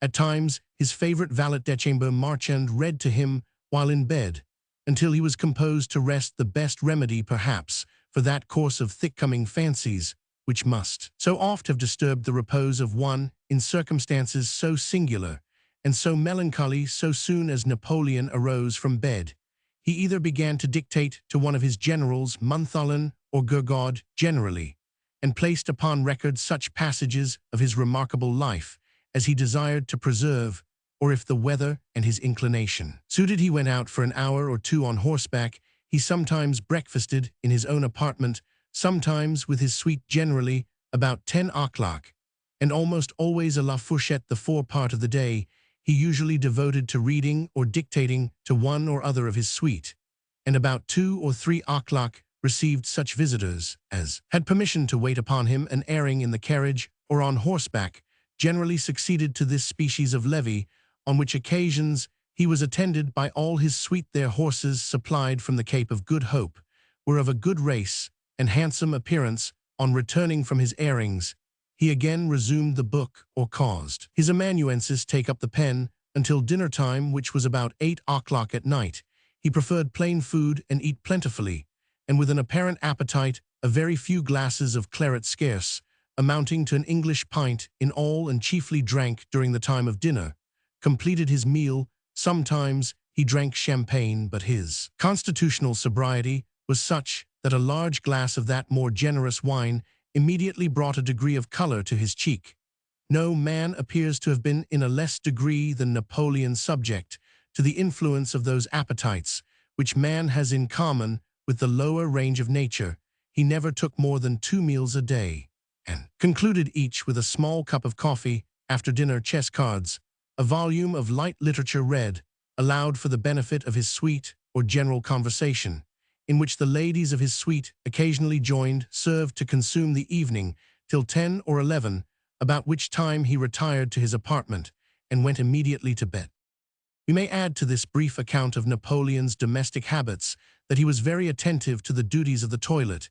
He usually appeared in the morning in a white nightgown with loose trousers and stockings joined in one, a checkered red madras handkerchief round his head, and his shirt collar open. When dressed, he wore a green uniform very plainly made, and without ornaments similar to that, which by its simplicity used to mark the sovereign among the splendid dresses of the Tuileries white waistcoat, and white or nankeen breeches with silk stockings, and shoes with gold buckles, a black stock, a triangular cocked hat of the kind to be seen in all the caricatures, with a very small tricolored cockade. He usually wore, when in full dress, the ribboned and grand cross of the Legion of Honor. His memoirs. Such were the personal habits of Napoleon, on which there is little for the imagination to dwell, after it has once received the general idea. The circumstance of the large portion of his time employed in dictation alone interests our curiosity and makes us anxious to know with what he could have found means to occupy so many pages and so many hours. The fragments upon military subjects dictated from time to Generals Gourgaud and Montholon are not voluminous enough to account for the leisure expended in this manner, and even when we add to them the number of pamphlets and works issuing from St. Helena, we shall still find room to suppose either that manuscripts remain which have not yet seen the light, or that Napoleon was a slow composer and fastidious in the choice of his language. The last conjecture seems most probable, as the French are particularly scrupulous in the punctilios of composition, and Napoleon emperor, as he had been, must have known that he would receive no mercy from the critics upon that particular. The avowed works themselves, fragments, as they are extremely interesting in a military point of view, and those, in which the campaigns of Italy are described, contain many most invaluable lessons on the art of war. Their political value is by no means so considerable. Gourgaud seems to have formed a true estimation of them, when in answer to Baron Sturmer's inquiries whether Napoleon was writing his history, he expressed himself thus: he writes disjointed fragments, which he will never finish. When asked why he will not put history in possession of the exact fact, he answers, it is better to leave something to be guessed at than to tell too much. It would also seem that, not considering his extraordinary destinies as entirely accomplished, he is unwilling to detail plans which have not been executed, and which he may one day resume with more success. To these reasons for leaving blanks and imperfections in his proposed history should be added the danger which a faithful and unreserved narrative must have entailed upon many of the actors in the scenes from which he was lifting the veil. It is no doubt true that Napoleon seems systematically to have painted his enemies, more especially such as had been once his adherents, in the most odious colors, and particularly in such as seemed likely to render them most obnoxious to the ruling powers. But the same principle induced him to spare his friends, and to afford no handle against them for their past efforts in his favor, and no motive for taking from them the power of rendering him farther service, if they should be in a capacity to do so. These considerations operated as a check upon the pen of the historian, and it may be truly said that no man who has written so much of his own life, and that consisting of such singular and important events, has told so little of himself, which was not known before from other sources.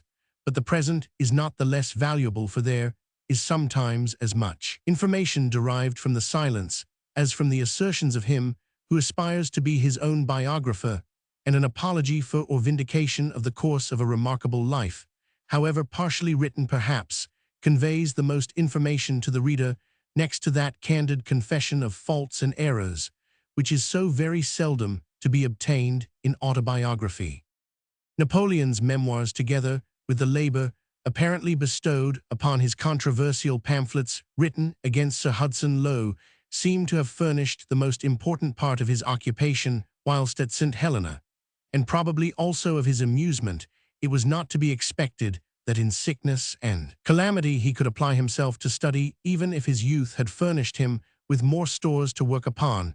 It must be remembered that his whole education had been received at the military school of Brienne, where indeed he displayed a strong taste for the sciences, but the studies of mathematics and algebra were so early connected and carried on with a view to the military purposes in which he employed them that it may be questioned whether he retained any relish for prosecuting his scientific pursuits in the character of an inquirer into abstract truths. The practical results had been so long his motive, so long his object, that he ceased to enjoy the use of the theoretical means, when there was no siege to be formed, no complicated maneuvers to be arranged, no great military purpose to be gained by the display of his skill, but when all was to begin and end with the discussion of a problem. That Napoleon had a natural turn for belles lettres is unquestionable, but his leisure never permitted him to cultivate it or to refine his taste or judgment on such subjects. The recommendation which in 1784 described him as fit to be sent to the military school at Paris observes that he is tolerably acquainted with history and geography, but rather deficient in the ornamented branches, and in the Latin language. At 17 years of age, he joined the regiment of La Fère, and thus ended all the opportunities afforded him of regular education. He read, however, very extensively, but like all young persons with little discrimination, and more to amuse himself than for the purpose of instruction, before he had arrived at that more advanced period when youths of such talent as his, and especially when gifted with such a powerful memory, usually think of arranging and classifying the information which they have collected during their earlier course of miscellaneous reading. The tumults of Corsica, and subsequently the siege of Toulon, carried him into those scenes of war and business which were his element during the rest of his life, and down to the period we now speak of. The want of information which we have noticed he supplied, as most able men do, by the assistance derived from conversing with persons possessing knowledge and capable of communicating it. No one was ever more dexterous than Napoleon at extracting from individuals the kind of information which each was best qualified to impart, and in many cases, while in the act of doing so, he contrived to conceal his own ignorance even of that which he was anxiously wishing to know. But although in this manner he might acquire facts and results, it was impossible to make himself master on such easy terms of general principles, and the connection betwixt them, and the conclusions which they lead to. Arsian. It was no less certain that though in this manner Napoleon could obtain by discoursing with others the insulated portions of information which he was desirous of acquiring, and though the knowledge so acquired served his immediate purpose in public life, these were not habits which could induce him to resume those lighter subjects of study so interesting and delightful in youth, but which in advanced age is unwilling to undertake and slow to profit by. He had therefore never corrected his taste in the belles lettres, but retained his admiration for Ossian and other books, which had fascinated his early attention. The declamatory tone, redundancy of expression, and exaggerated character of the poetry ascribed to the Celtic bard suit the taste of very young persons, but Napoleon continued to retain his relish for them to the end of his life, and in some of his proclamations and bulletins we can trace the hyperbolical and bombastic expressions which pass upon us in youth for the sublime, but are rejected as taste and reason become refined and improved. There was indeed this apology for Napoleon's lingering fondness for Ossian, that the Italian translation by Cesarotti is said to be one of the most beautiful specimens of the Tuscan language. The work was almost constantly beside him. Historical, philosophical, or moral works seem more rarely to have been resorted to. For the amusement of Longwood, we have indeed been informed that the only books of this description for which Napoleon showed a decided partiality were those of Machiavel and Montesquieu, which he did not perhaps consider as fit themes of public recitation. Tacitus, who holds the mirror so close to the features of sovereigns, he is said always to have held in aversion and seldom to have mentioned without terms of censure or dislike. Thus while the patient sometimes loathed the sight of the most wholesome medicine. The French novels of the day were sometimes tried as a resource, but the habits of order and decency which Napoleon observed rendered their levities and indelicacies unfitted for such society. There remained another department of literature, from which the party at Longwood derived frequent resources. The drama occupied a considerable part of those readings with which Napoleon used to while away the tedious hours of his imprisonment. This was an indication that he still retained the national taste of France, where few neglect to attend the spectacle in one form or another during the space betwixt dinner and the reunion of society in the evening next to seeing his ancient favorite Talma was to Napoleon the reading some of those chefs-d'oeuvre to which he had seen and heard him give life and personification. He is himself said to have read with taste and effect, which agrees with the traditions that represent him as having been early attached to theatrical representations. It was in the discussions following these readings, which Las Cases has preserved with so much zeal, that Bonaparte displayed his powers of conversation and expressed his peculiar habits and opinions. Corneille and Racine stood much higher in his estimation than Voltaire. There seems a good reason for this.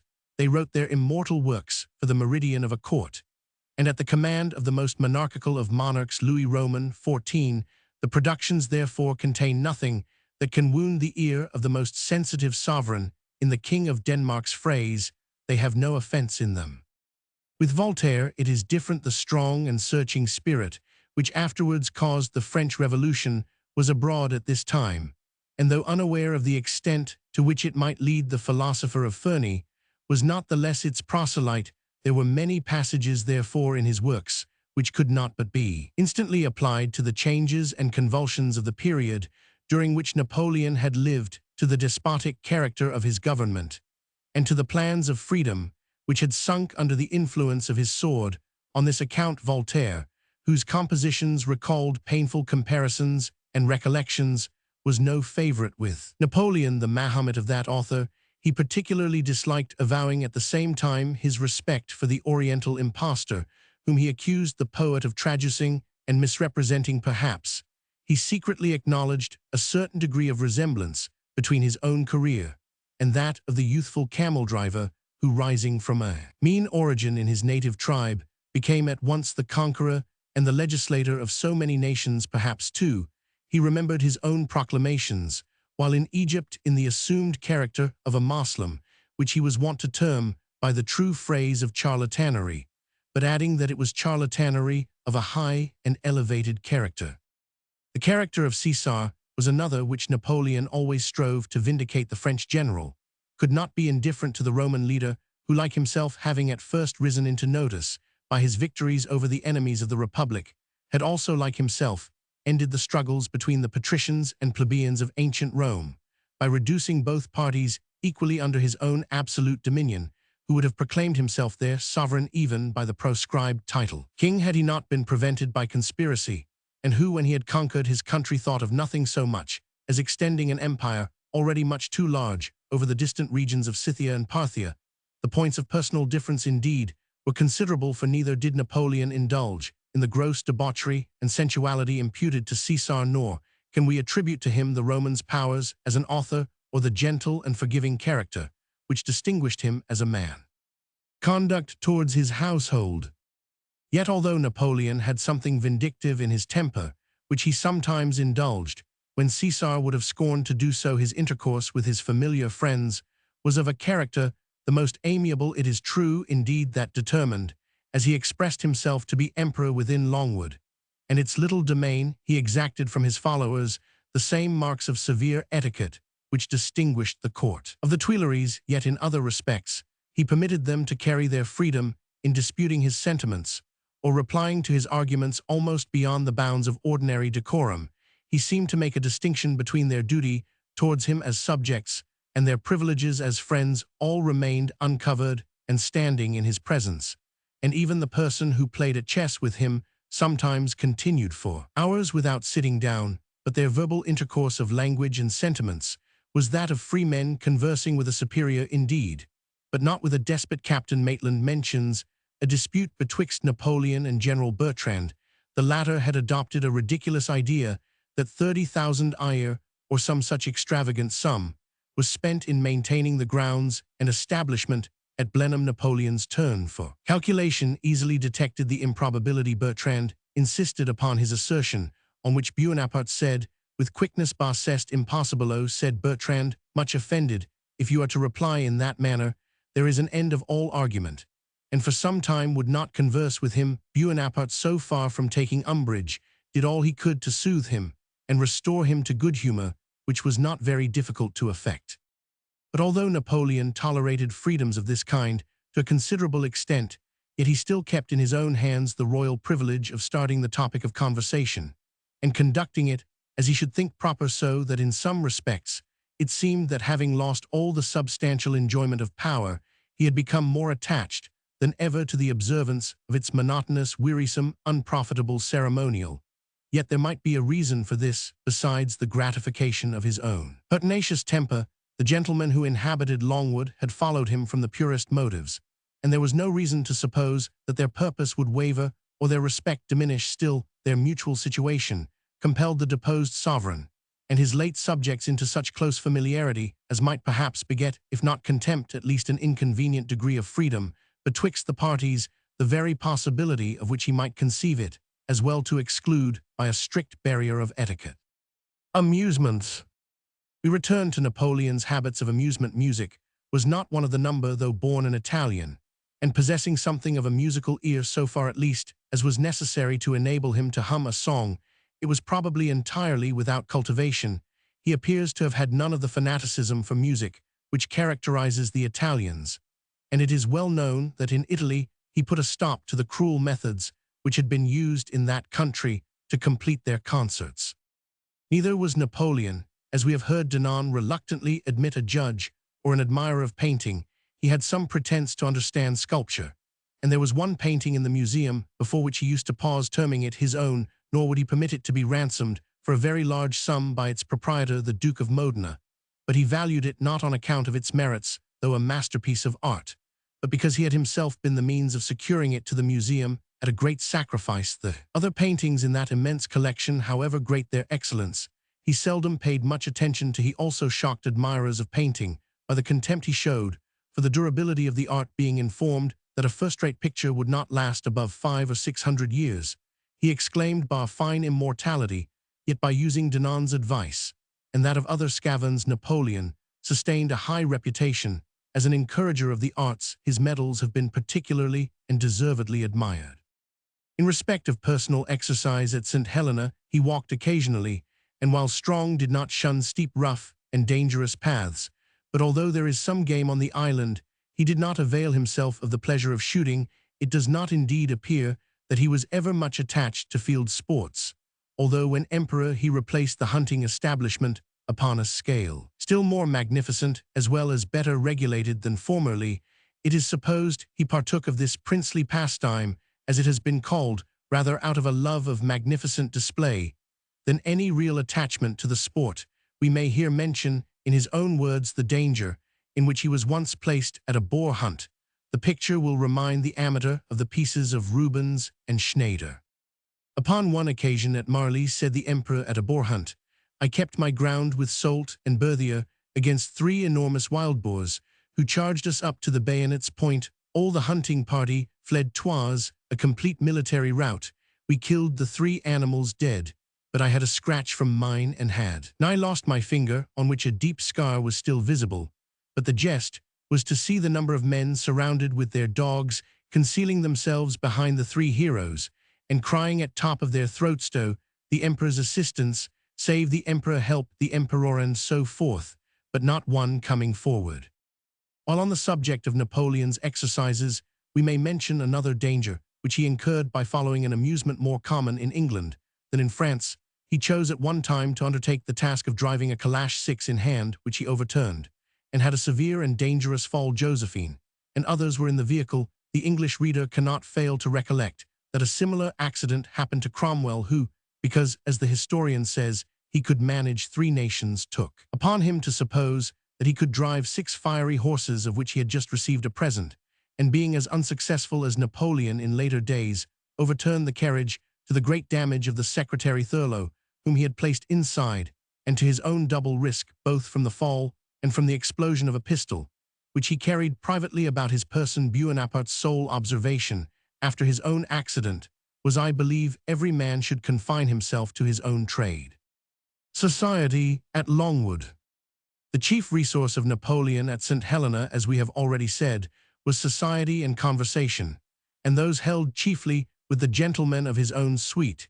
This need not have been the case had he been able, in the present instance, to command that temper which had not failed him under great misfortunes, but seemed now to give way under a series of petty quarrels and mortifications.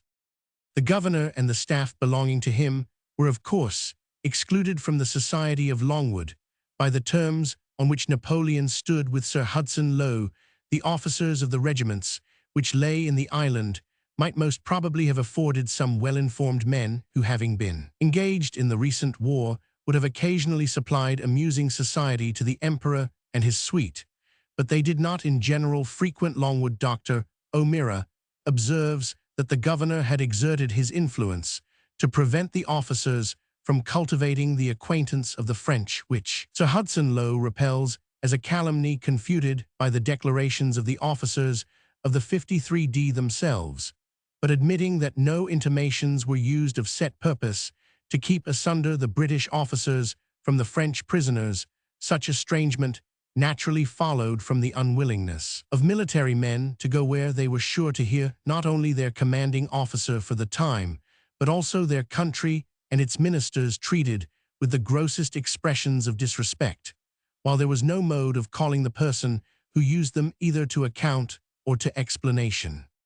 The rank and character of Sir Pulteney Malcolm, who commanded the squadron upon the station, set him above the feelings which might influence inferior officers, whether of the army or navy. He visited Napoleon frequently, and was eulogized by him in a description which, though we who have the advantage of seeing in the features of Sir Pulteney those of an honored friend, can vouch for its being just, may have been painted the more willingly, because it gave the artist an opportunity of discharging his spleen, while contrasting the appearance of the admiral with that of the governor in a manner most unfavorable to the latter.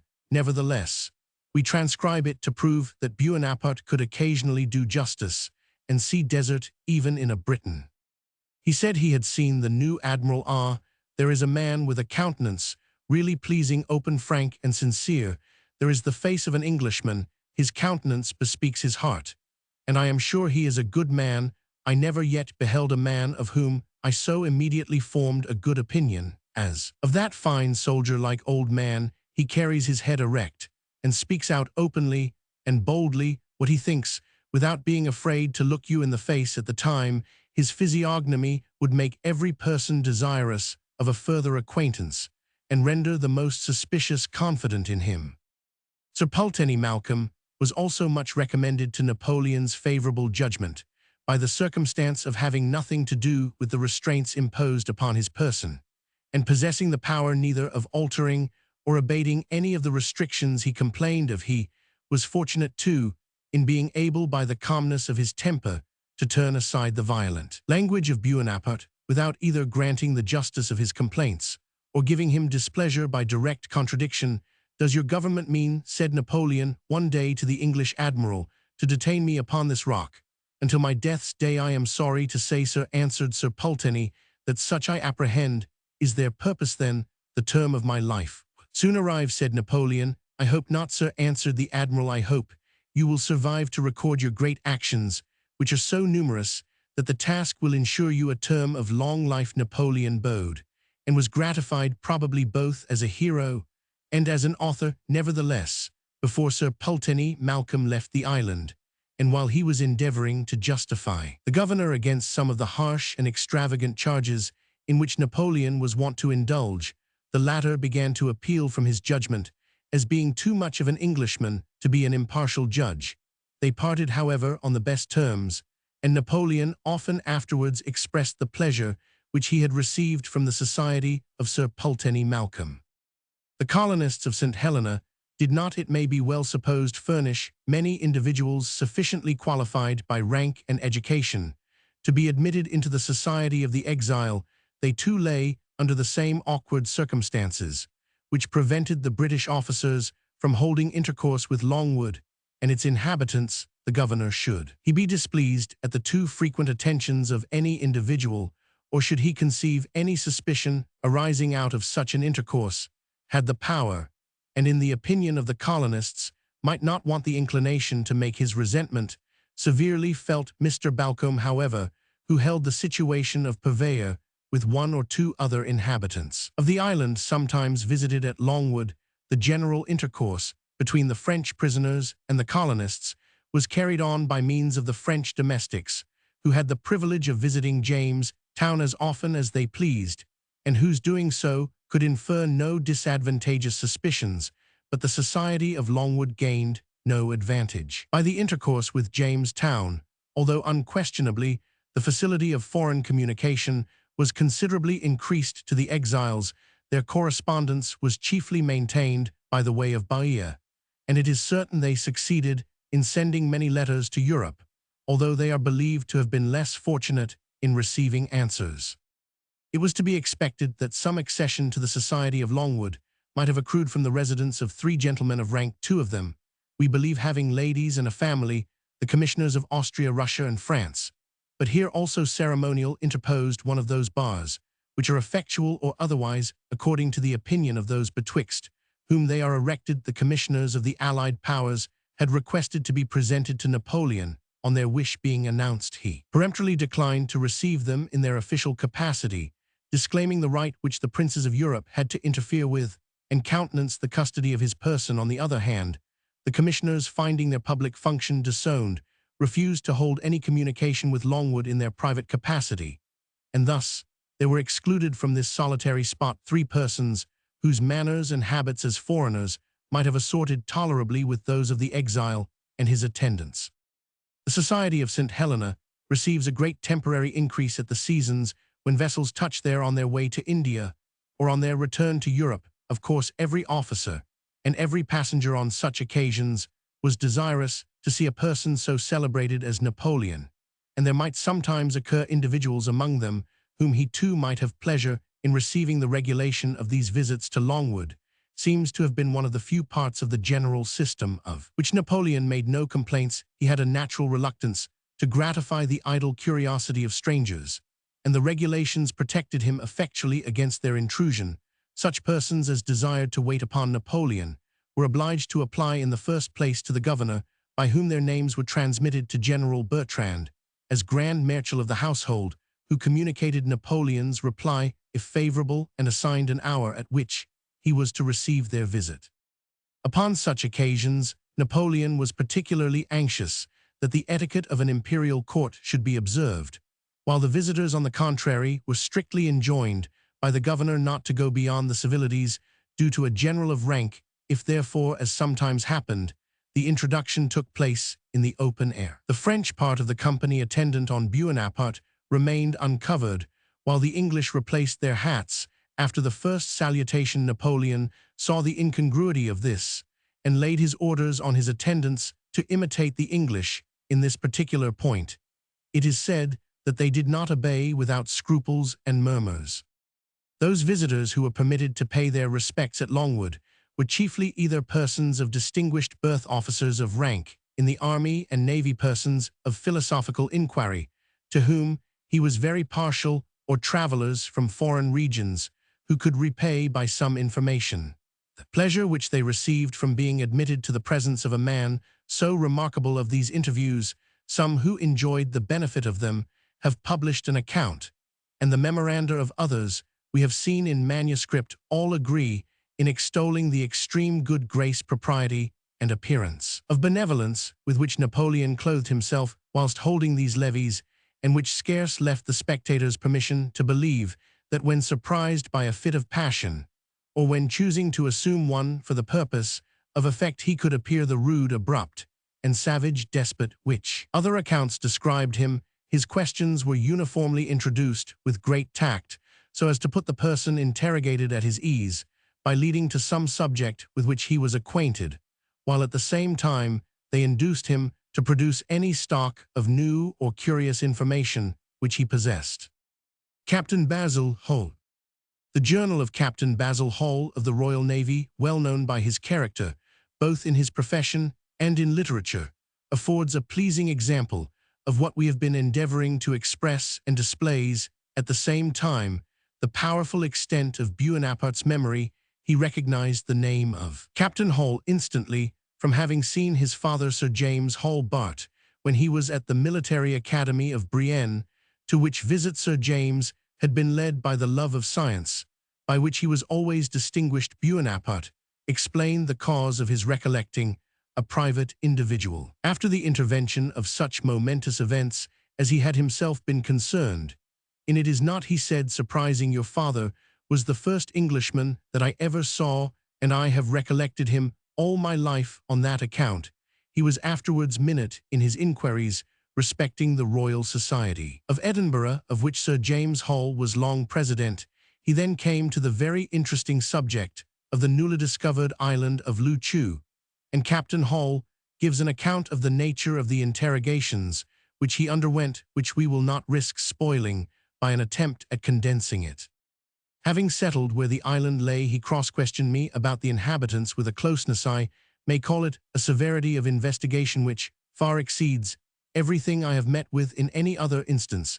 His questions were not by any means put at random, but each one had some definite reference to that which preceded it, or was about to follow. I felt in a short time so completely exposed to his view that it would have been impossible to have concealed or qualified the smallest particular. Such, indeed, was the rapidity of his apprehension of the subjects which interested him, and the astonishing ease with which he arranged and generalized the few points of information I gave him, that he sometimes outstripped my narrative, saw the conclusion I was coming to before I spoke it, and fairly robbed me of my story. Several circumstances, however, respecting the Loo Choo people surprised even him a good deal, and I had the satisfaction of seeing him more than once completely perplexed and unable to account for the phenomena which I related. Nothing struck him so much as their having no arms. Point d'armes, he exclaimed, c'est a dire point. De canonsels ont des fusils, not even muskets. I replied, et bien donc lances, au moins des arcs et des flèches. I told him they had neither one nor other. Nigh poignards, cried he with increasing vehemence. No, none, mais, said Bonaparte, clenching his fist and raising his voice to a loud pitch, mais sans armes comment si bata. I could only reply that as far as we had been able to discover, they had never had any wars, but remained in a state of internal and external peace. No wars, cried he, with a scornful and incredulous expression, as if the existence of any people under the sun without wars was a monstrous anomaly. In like manner, but without being so much moved, he seemed to discredit the account I gave him of their having no money and of their setting no value upon our silver or gold coins. After hearing these facts stated, he mused for some time, muttering to himself in a low tone, not know the use of money, ere careless about gold and silver. Then looking up, he asked sharply, how then did you contrive to pay these strangest of all people for the bullocks and other good things, which they seem to have sent on board in such quantities? When I informed him that we could not prevail upon the people of Loo Choo to receive payment of any kind, he expressed great surprise at their liberality, and made me repeat to him twice the list of things with which we were supplied by these hospitable islanders. The conversation proceeded with equal spirit, in which it is singular to remark the acuteness of Napoleon in seizing upon the most remarkable and interesting facts. Notwithstanding the hurry of a casual conversation, the low state of the priesthood in Loo Choo was a subject which he dwelt on without coming to any satisfactory explanation. Captain Hall illustrated the ignorance of the people of Loo Choo with respect to all the world save Japan and China by saying they knew nothing of Europe, at all knew nothing of France and England, and never had even heard of His Majesty, at which last proof of their absolute seclusion from the world. Napoleon laughed heartily during the whole interview. Napoleon waited with the utmost patience until his questions were replied to, inquired with earnestness into every subject of interest, and made naturally a most favorable impression on his visitor. Bonaparte says the acute traveler struck me as differing considerably from the pictures and busts I had seen of him. His face and figure looked much broader and more square, larger indeed, in every way than any representation I had met with. His corpulency, at this time universally reported to be excessive, was by no means remarkable. His flesh looked on the contrary firm and muscular, There was not the least trace of color in his cheeks. In fact, his skin was more like marble than ordinary flesh. Not the smallest trace of a wrinkle was discernible on his brow, nor an approach to a furrow on any part of his countenance.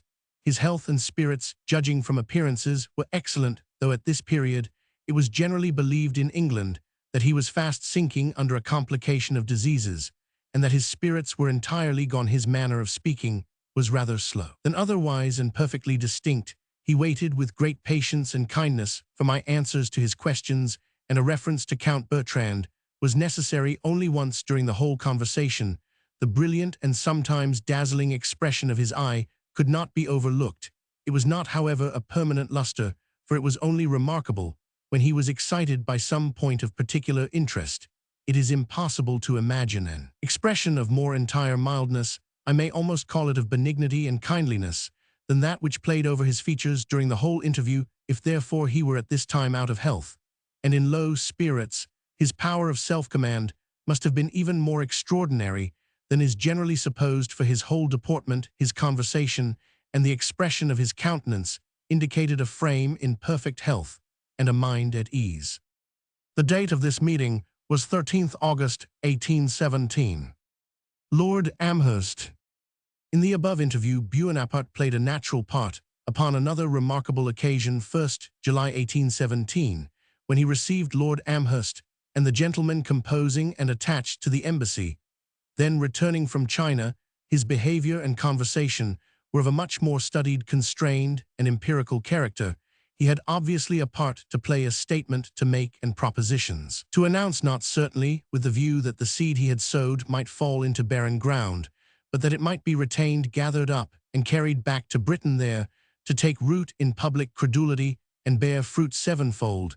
He rushed at once into a tide of politics, declaring that the Russian ascendancy was to be the destruction of Europe, yet in the same moment proclaimed the French and English to be the only effective troops deserving notice for their discipline and moral qualities. Presently, after he struck the English out of the field on account of the smallness of the army, and insisted that by trusting to our military forces we were endangering our naval ascendancy, he then entered upon a favorite topic, extreme negligence of Lord Castlereagh in failing to stipulate, or rather extort, a commercial treaty from France, and to wring out of Portugal reimbursement of our expenses.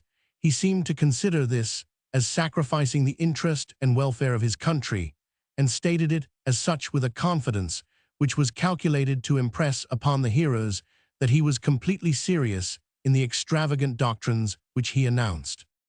He failed, of course, to make any impression on Lord Amherst or on Mr. Henry Ellis, 3rd Commissioner of the Embassy, to whom a large portion of this violent tirade was addressed, and who has permitted us to have the perusal of his private journal, which is much more full on the subject of this interview than the account given in the printed narrative of the Embassy, which appeared in 1,817,261. Having stated Lord Castlereagh's supposed errors towards the state, Napoleon was not silent upon his own injuries. It was chiefly in his conversation with Lord Amherst that he dwelt with great bitterness on Sir Hudson Lowe's conduct to him in various respects, but totally failed in producing the conviction which he aimed at. It seemed, on the contrary, to the ambassador and his attendants that there never perhaps was a prisoner of importance upon whose personal liberty fewer actual restraints had been imposed than on that of the late sovereign of France, Mr. Ellis. After personal inspection, was induced to regard his complaints concerning provisions and wine as totally undeserving of consideration, and to regret that real or pretended anger should have induced so great a man to countenance such petty misrepresentations. The house at Longwood, considered as a residence for a sovereign, Mr. Ellis allowed to be small and inadequate, but on the other hand regarded as the residence of a person of rank living in retirement, being the view taken in England of the prisoner's condition. It was, in his opinion, both convenient and respectable. Reviewing also the extent of his limits, Mr. Ellis observes that greater personal liberty, consistent with any pretension to security, could not be granted to an individual supposed to be under any restraint at all. His intercourse with others, he observes, was certainly under immediate surveillance, no one being permitted to enter Longwood or its domains without a pass from the governor, but this pass, he affirms, was readily granted, and had never formed any check upon such visitors, as Napoleon desired to see the restraint upon his correspondence, is admitted as disagreeable and distressing to his feelings, but is considered as a necessary consequence of that which he now is, and had formerly been two motives, said Mr. Ellis, may I think be assigned for Buonaparte's unreasonable complaints. The first and principal is to keep alive public interest in Europe, but chiefly in England, where he flatters himself that he has a party, and the second, I think, may be traced to the personal character and habits of Buonaparte, who finds an occupation in the petty intrigues by which these complaints are brought forward, and an unworthy gratification in the tracasseries and annoyance which they produce on the spot. The sagacity of Mr. Ellis was not deceived, for General Gourgaud, among other points of information, mentions the interest which Buonaparte had taken in the interview with the embassy which returned to Britain from China, and conceived that his arguments had made a strong impression upon them. The publication of Mr. Ellis' account of the embassy dispelled that dream and gave rise to proportional disappointment at St. Helena.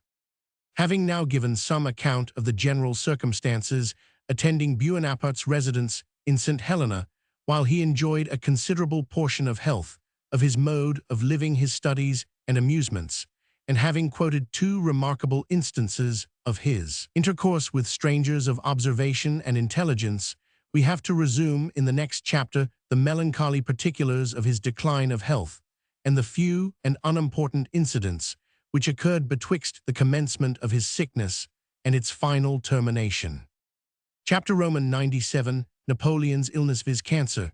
In the stomach removal of Law's cases, Montholland's complaints brought forward by Lord Hollandand, replied to by Lord Bathurst, effect of the failure of Lord Holland's motion removal of Dr. O'Meara from his attendance on Buonapartuho, refuses to permit the visits of any other English physician to priests sent to St. Helena.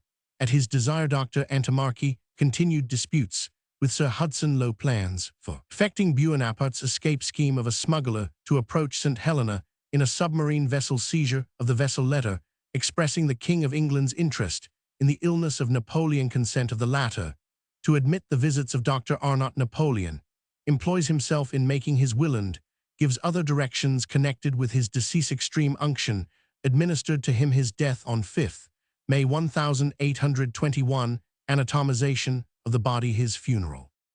Illness. Reports had been long current concerning the decline of Buonaparte's health even before the Battle of Waterloo, and many were disposed to impute his failure in that decisive campaign less to the superiority of his enemies than to the decrease of his own habits of activity.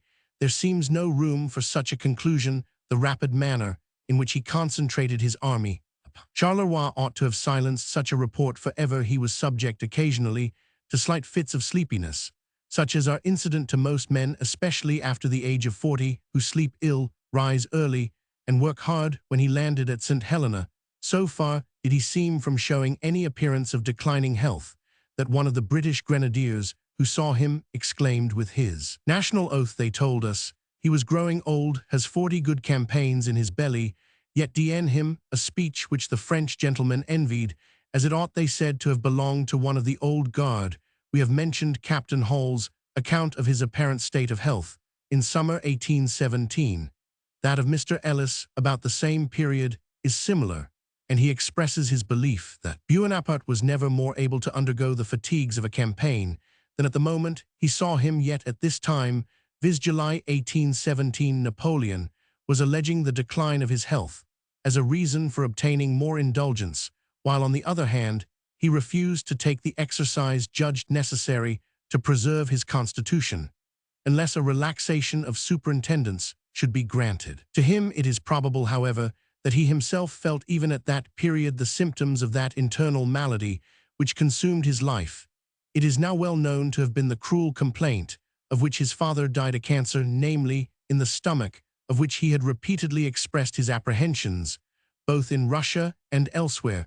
The progress of this disease, however, is slow and insidious, if indeed it had actually commenced so early as 1817. Gourgaud, at a much later period, avowed himself a complete disbeliever in his illness, he allowed, indeed, that he was in low spirits to such an extent as to talk of destroying himself and his attached followers by shutting himself and them up in a small apartment with burning charcoal, an easy death, which Berthollet, the chemist, had it seems recommended. Nevertheless, on the subject of General Bonaparte's health, General Gourgaud stated that the English were much imposed upon, for that he was not, as far as bodily health was concerned, in any degree materially altered, and that the representations upon this subject had little if any truth in them. Dr. O'Meara was certainly the dupe of that influence which General Bonaparte always exercises over those with whom he has frequent intercourse, and though he, General Gourgaud, individually had only reason to see lower to Mr. O'Meara,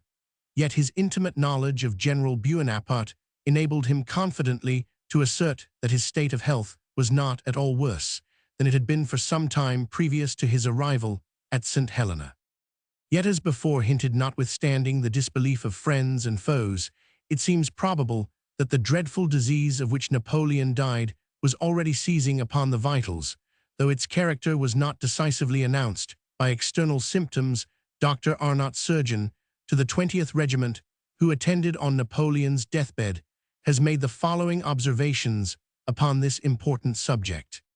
We are given to understand from great authority that this affection of the stomach cannot be produced without a considerable predisposition of the parts to disease. I will not venture an opinion, but it is somewhat remarkable that he often said that his father died of scirrhus of the pylorus, that the body was examined after death, and the fact ascertained. His faithful followers Count and Countess Bertrand and Count Montholon have repeatedly declared the same to me. If then it should be admitted that a previous disposition of the parts to this disease did exist, might not the depressing passions of the mind act as an exciting cause? It is more than probable that Napoleon Bonaparte's mental sufferings in St. Helena were very poignant by a man of such unbounded ambition, and who once aimed at universal dominion. Captivity must have been severely felt.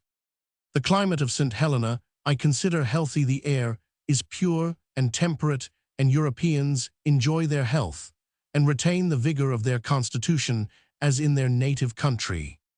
Dr. Arnott proceeds to state that notwithstanding this general assertion, dysentery and other acute diseases of the abdominal viscera prevailed among the troops. This he imputes to the carelessness and intemperance of the English soldiers, and the fatigue of the working parties, as the officers who had little night duty retained their health and strength as in Europe. I can therefore safely assert, continues the physician, that any one of temperate habits, who is not exposed to much bodily exertion, night air, and atmospherical changes, as a soldier must be, may have as much immunity from disease in St. Helena as in Europe, and I may therefore farther assert that the disease of which Napoleon Bonaparte died was not the effect of climate. In support of Dr. Arnott's statement, it may be observed that of Napoleon's numerous family of nearly 50 persons, English servants included, only one died during all their 5 years' residence on the island, and that person, Cipriani, the majordomo, had contracted the illness, which carried him off, being a species of consumption, before he left Europe. Dr. Arnott, to whose opinion we are induced to give great weight both from the excellence of his character and his having the best opportunities of information, states that the scirrhus or cancer of the stomach is an obscure disease, the symptoms which announce it being common to and characteristic of other diseases in the same region. Yet he early conceived that some morbid alteration of the structure of the stomach had taken place, especially after he learned that his patient's father had died of scirrhus of the pylorus. He believed, as already hinted, that the disease was in its incipient state even so far back as the end of the year 1817, when the patient was affected with pain in the stomach, nausea, and vomiting, especially after taking food, which symptoms never left him from that period, but increased progressively till the day of his death. From this period, therefore, Napoleon was in a situation which, considering his great actions and the height of his former fortunes, deserved the compassion of his most bitter enemies, and the sympathy of all who were disposed to take a moral lesson from the most extraordinary vicissitude of human affairs, which history has ever presented, nor can we doubt that such reflections might have eventually led to much relaxation in the severity with which the prisoner was watched, and it may be at length to his entire emancipation. But to attain this end, it would have been necessary that Napoleon's conduct, while under restrictions, should have been of a very different character from that which he thought it most politic, or felt it most natural to adopt first to obtain the sympathy and privileges due to an invalid. He ought to have permitted the visits of some medical person whose report might be held as completely impartial. This could not be the case with that of Dr. O'Meara, engaged, as he was in the prisoner's intimate and even secret service, and on the worst terms with the governor, and Napoleon's positive rejection of all other assistance seemed to countenance the belief, however unjust, that he was either feigning indisposition or making use of some slight symptoms of it to obtain a relaxation of the governor's vigilance. Nor was it to be supposed that Dr. Antimarch's evidence, being that of an individual entirely dependent on Napoleon, could be considered as more authentic till corroborated by some indifferent and at the same time competent medical authority. Secondly, it is to be remembered that the fundamental reason on which Napoleon's confinement was vindicated was that his liberty was inconsistent with the tranquility of Europe. To prove the contrary, it would have been necessary that the ex-emperor should have evinced a desire to retreat from political disputes and shown symptoms of having laid aside or forgotten those ambitious projects which had so long convulsed Europe. Compassion and the admiration of great talents might then have led the states of Europe to confide in the resigned dispositions of one whom age, infirmities, and sufferings appeared to incline to dedicate the remainder of his days to ease and retirement, and in whom they might seem a sure guarantee for his pacific intentions.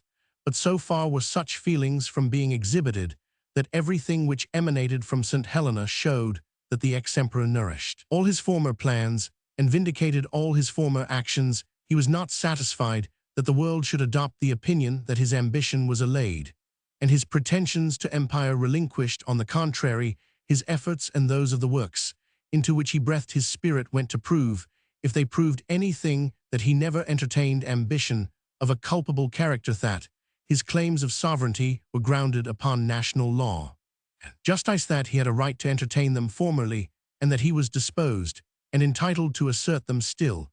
He was at pains to let the world know that he was not altered in the slightest degree, was neither ashamed of his projects nor had renounced them, but if restored to Europe, that he would be in all respects the same person, with the same claims and little diminished activity, as when he landed at Cannes to recover the empire of France. This mode of pleading his cause had the inevitable consequence of confirming all those who had deemed restrictions on his freedom to be necessary in the outset, and these were the great majority of Europe, in the belief that the same reasons existed for continuing the restraint which had originally caused it to be imposed. We are unwilling to revert again to the hackneyed simile of the imprisoned lion, but certainly if the royal animal which Don Quixote desired to set at liberty had, instead of demeaning himself peaceably, and with urbanity, been roaring, ramping, and tearing the bars of his cage, it may be questioned whether the great redresser of wrongs himself would have advocated his freedom. Las Cases. In November 1816, Napoleon sustained a loss to which he must have been not a little sensible in the removal of Count Las Cases from his society.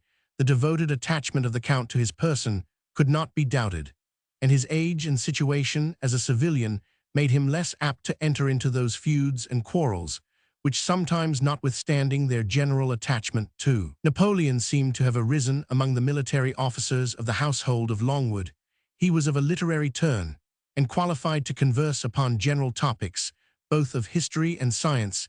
He had been an emigrant, and understanding all the maneuvers and intrigues of the ancient noblesse, had many narrations which Napoleon was not unwilling to listen to. Above all, he received and recorded everything which was said by Napoleon with undoubting faith and unwearied assiduity, and like the author of one of the most entertaining books in the English language, Boswell's Life of Johnson, Count Las Cases thought nothing trivial that could illustrate his subject. Like Boswell too, his veneration for his principle was so deep that he seems to have lost, in some cases, exact perception of right and wrong in his determination to consider Napoleon as always in the right.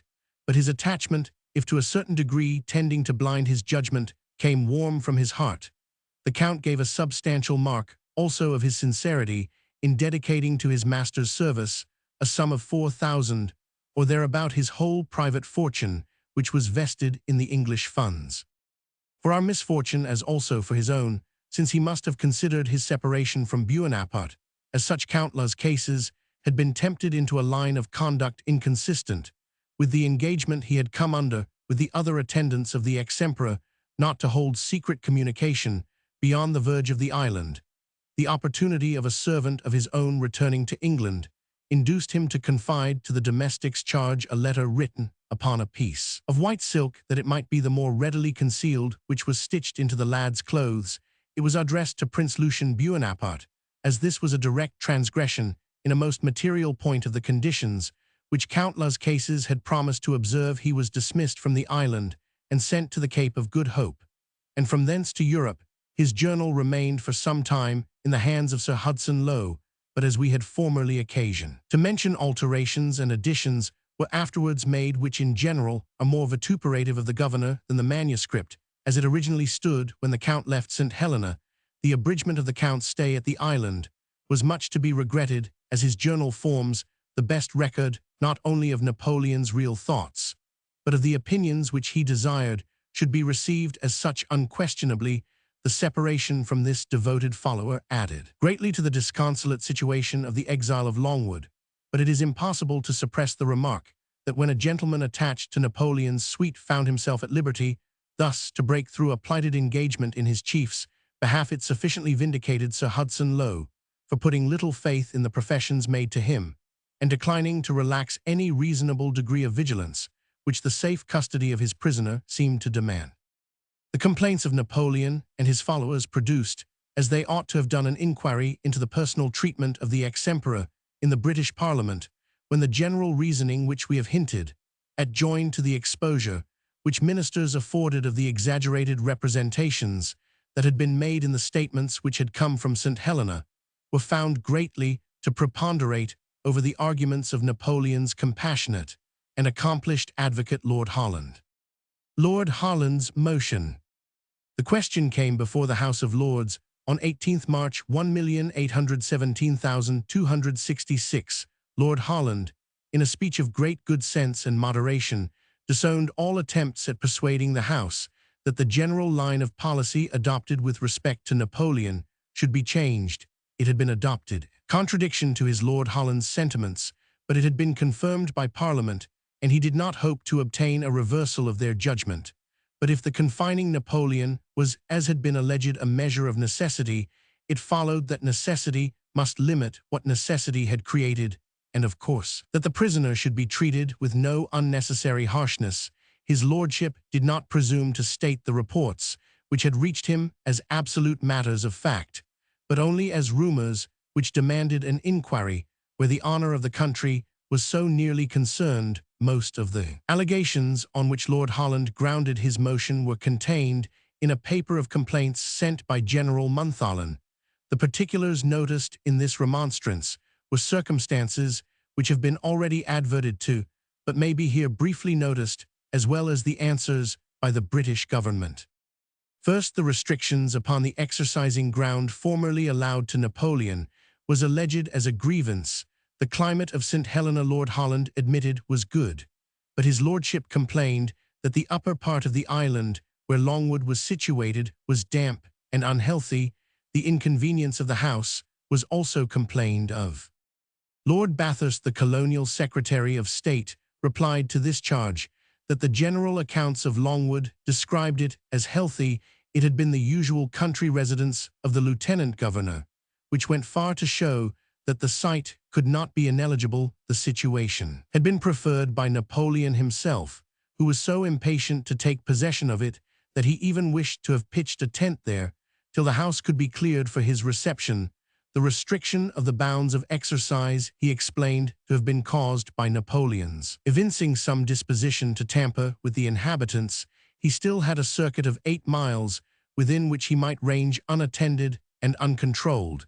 If he wished to go farther, he was at liberty to traverse the island upon permitting an orderly officer to join his suite. His refusal to take exercise on such terms was not the fault of the British government, and if Napoleon's health suffered in consequence, it was the result not of the regulations, which were reasonable and indispensable, but of his own willfulness in refusing to comply with them. The second class of exceptions taken by Lord Holland was against what he considered as the harsh and iniquitous restrictions upon the exile's communication with Europe. He was not, his lordship stated, permitted to obtain books, or to subscribe for journals and newspapers. All intercourse by letter was interdicted to the distinguished prisoner, even with his wife, his child, and his nearest and dearest relatives. He was not allowed to write under seal to the Prince Regent. Upon these several topics, Lord Bathurst answered that a list of books, the value of which amounted to 1,400 or 1,500, which General Montholon termed a few books, had been sent by Napoleon to Britain, that the commissioners put this list into the hands of an eminent French bookseller, who had supplied as many as could be obtained in London and Paris, but several of them, chiefly works on military matters, could not be procured. The volumes which could be procured had been sent with an apology for the omission of those which were not to be gotten, but the residents of Longwood had not admitted the excuse respecting the permission of a free subscription by Napoleon to journals. Lord Bathurst deemed it his duty to place some restriction upon that species of indulgence, attempts having been detected to establish correspondence with Napoleon through the medium of newspapers on the subject of intercourse with Europe. By letter, Lord Bathurst stated that it was not interdicted unless, by the condition that Sir Hudson Lowe should previously be permitted to read the letter, whether of business or otherwise. This right, Lord Bathurst stated, had been exercised only by the governor in person, and with strict delicacy and feeling, and he repelled with the most flat contradiction the assertions of Montholon that the governor of St. Helena had broken open and detained letters under pretence that they did not come through the channel of the English minister. Lord Bathurst said that General Montholon had been challenged by Sir Hudson Lowe to produce a single instance of such tyranny having been permitted, but that the French general had remained silent, the assertion being absolutely false. All the letters which the relatives of Napoleon were disposed to send through his Lord Bathurst's office, he said, should be instantly forwarded, but it was a necessary preliminary that such should be written. Now a letter from his brother Joseph, which was received in October last, and instantly forwarded, was the only one from any of his family or relatives which had reached the office. His lordship then adverted to the regulation, which enacted that even a letter to the Prince Regent must pass through the governor of St. Helena's hands in an open state. Lord Bathurst explained that the regulation gave the governor no authority or option as to transmitting the letter which he was directed to forward instantly. The rule only required that Sir Hudson Lowe should be privy to the contents, in order that if it should contain any impeachment of his conduct, his defence or apology might reach London as soon as the accusation. This, his lordship remarked, was necessary in order that no time might be lost in redressing a complaint of a grave character, or in repelling any frivolous and unsubstantial charge. He added that should any sealed letter be addressed to the Prince Regent by Napoleon, he, Lord Bathurst, would have no hesitation to open it if the governor had not previously done so. He should conceive it to be his duty to forward it instantly as addressed, whenever he was acquainted with the contents. But being in his department responsible for the acts of the sovereign, he would feel it his duty to make himself previously acquainted with the nature of the communication. Thirdly, Lord Holland touched on the inadequacy of the sum allowed for the maintenance of Napoleon, and on the unworthiness of making that personage contribute to bear his own charges. The ministers, his lordship stated, having placed him in a situation where great expense was necessary, turned round upon him, and insisted that he should himself be in a great measure at the charge of supporting it. Lord Bathurst replied by stating the facts with which the reader is already acquainted. He mentioned that the sum of 8,000 had been fixed upon as adequate after the heavy expenses of the first year, and that it was increased to 12,000 on the remonstrance of Sir Hudson Lowe. This allowance, he said, was the same given to the governor, who had to bear the cost of frequent entertainments. It did not appear to government that the family of Napoleon, which was to be maintained on the footing of that becoming a general officer of distinction, ought to cost more than that of Sir Hudson Lowe, who actually held that condition, with the necessity of discharging the expenses of his staff and all other incumbent disbursements. he gave some details on the subject of the provisions, and the cellar from which it appeared that besides the inferior species of wine, the table of Napoleon was supplied at the rate of 2 bottles daily of those of a superior quality for each individual. Lord Holland concluded with stating that although Queen Mary could be no otherwise regarded than as the bitterest enemy of the illustrious Elizabeth, yet the greatest stain upon the memory of the latter sovereign was not the unjust, for unjust it was not, but the harsh and ungenerous treatment of Mary. He reminded the House that it would not be considered by posterity whether Bonaparte had been justly punished for his crimes, but whether Great Britain had acted in that generous manner which became a great country. He then moved for the production of such papers and correspondence betwixt St. Helena and the British government as should seem best fitted to throw light on the personal treatment of Napoleon. It may be observed that in the candid and liberal manner in which Lord Holland stated the case, he was led into a comparison unfavorable to his own argument, to have rendered the case of Mary, the justice of which his lordship admitted in questioning its generosity, parallel to that of Napoleon. 2 remarkable circumstances were wanting. First, Mary, far from being at war with Queen Elizabeth, was ostensibly on the most friendly terms with that sovereign when she took refuge in England. Secondly, the British ministry testified no design to finish Napoleon's confinement by cutting off his head.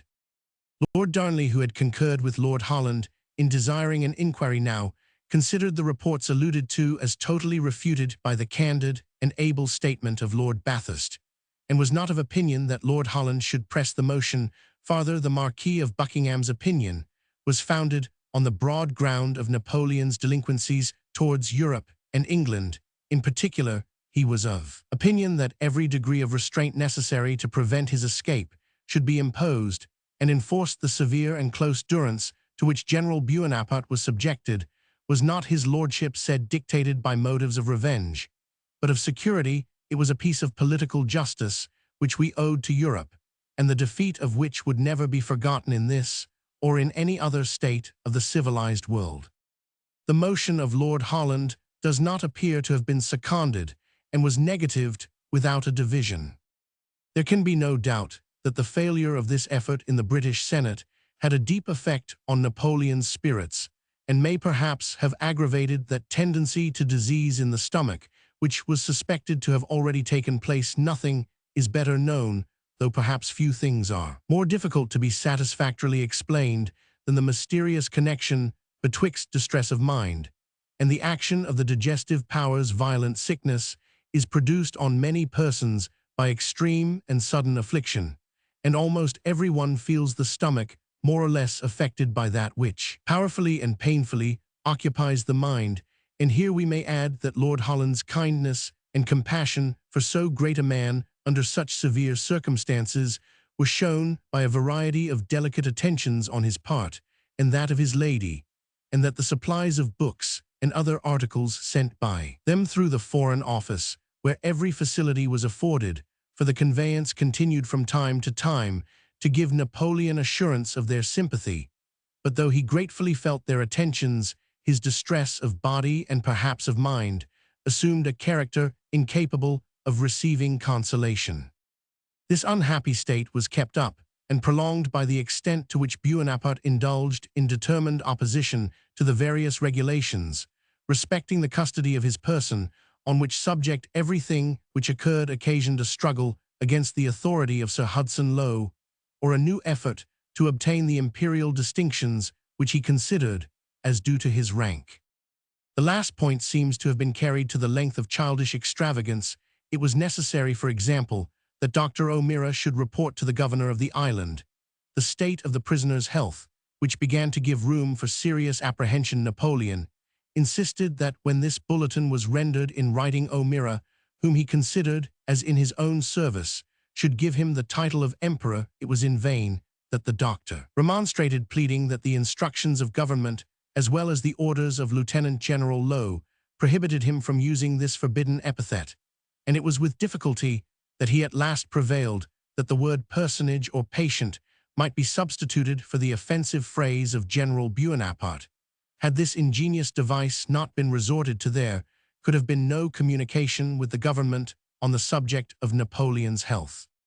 The physician of Napoleon had till now enjoyed an easy office. His health was naturally sound, and like many persons who enjoy the same inestimable advantage, the ex-emperor doubted of the healing powers of medicines, which he never needed to use. Abstinence was his chief resource against stomach complaints when these began to assail him, and the bath was frequently resorted to when the pangs became more acute. He also held it expedient to change the character of his way of living when he felt affected with illness. If it had been sedentary, he rode hard and took violent exercise. And if, on the contrary, he had been taking more exercise than usual, he was accustomed to lay it aside for prolonged repose. But more recently, he had not the wish to mount on horseback or take exercise at all. About the 25th of September 1817, Napoleon's health seems to have been seriously affected. He complained much of nausea, his legs swelled, and there were other unfavorable symptoms which induced his physician to tell him that he was of a temperament which required much activity, that constant exertion of mind and body was indispensable, and that without exercise he must soon lose his health. He immediately declared that while exposed to the challenge of sentinels, he never would take exercise, however necessary. Dr. O'Meara proposed calling in the assistance of Dr. Baxter, a medical gentleman of eminence, on Sir Hudson Lowe's staff. He could but say the same as you do, said Napoleon, and recommend my riding abroad. Nevertheless, as long as the present system continues, I will never stir out at another time. He expressed the same resolution, and his determination to take no medicines. Dr. O'Meara replied that if the disease should not be encountered by remedies in due time, it would terminate fatally. His answer was remarkable. I will have at least the consolation that my death will be an eternal dishonor to the English nation, who sent me to this climate to die under the hands of the physician. Again represented that by neglecting to take medicine, he would accelerate his own death. That which is written, said Napoleon, looking up, our days are reckoned. This deplorable and desperate course seems to have been adopted partly to spite Sir Hudson Lowe, partly in the reckless feelings of despondency inspired by his situation, and in some degree perhaps was the effect of the disease itself, which must necessarily have disinclined him to motion. Napoleon might also hope that by thus threatening to injure his health by forbearing exercise, he might extort the governor's acquiescence in some points which were disputed betwixt them, when the governor sent to offer him some extension of his riding ground, and Dr. O'Meara wished him to profit by the permission. He replied that he should be insulted by the challenge of the sentinels, and that he did not choose to submit to the caprice of the governor, who, granting an indulgence, one day might recall it the next on such grounds as the suhitch. After all, amounted just to this, that being a prisoner, and one of great importance, he was placed under a system of vigilance, rendered more necessary by the constant intrigues carried on for his escape. Did he feel himself at liberty to neglect those precautions of exercise and medicine which were necessary for the preservation of his health? His conduct on such occasions can scarce be termed worthy of his powerful mind. It resembled too much that of the froward child who refuses its food or its physic because it is contradicted. Removal of O'Meara. The removal of Dr. O'Meara from Napoleon's person, which was considered by him as a great injury, was the next important incident in the monotony of his life. It seems from quotations given elsewhere in this volume that Dr. O'Meara had been for some time confident of Sir Hudson Lowe, and was recommended by him to ministers as a person by whose means he could learn what passed in the family of Napoleon. But in process of time, Dr. O'Meara, growing perhaps more intimate with the prisoner, became unwilling to supply the governor with the information of which he had been formerly profuse, and a quarrel took place betwixt him and Sir Hudson Lowe. In describing the scenes which passed between him and the governor, we have already said that Dr. O'Meara writes with a degree of personal animosity which is unfavorable to his own credit, but his departure from St. Helena was occasioned by a warmer mark of the interest which he took in Napoleon's fortunes than could be inferred from his merely refusing to inform Sir Hudson of what was said at Longwood. Dr. O'Meara seems not only to have taken the part of Napoleon in his controversies with the governor, but also to have engaged deeply in forwarding a secret correspondence with a Mr. Holmes, the ex-emperor's agent in London. This appears to have been clearly proved by a letter received from the agent relating to large remittances of money to St. Helena by the connivance of the physician. Under such suspicions, Dr. O'Meara was withdrawn by the governor's mandate from attending on the person of Napoleon and sent back to England. Napoleon had never obeyed his medical injunctions, but he complained severely when he was recalled from his household, expressing his belief that the depriving him of the medical attendant, whose prescriptions he had never followed, was a direct and bold step in the plan contrived for murdering him.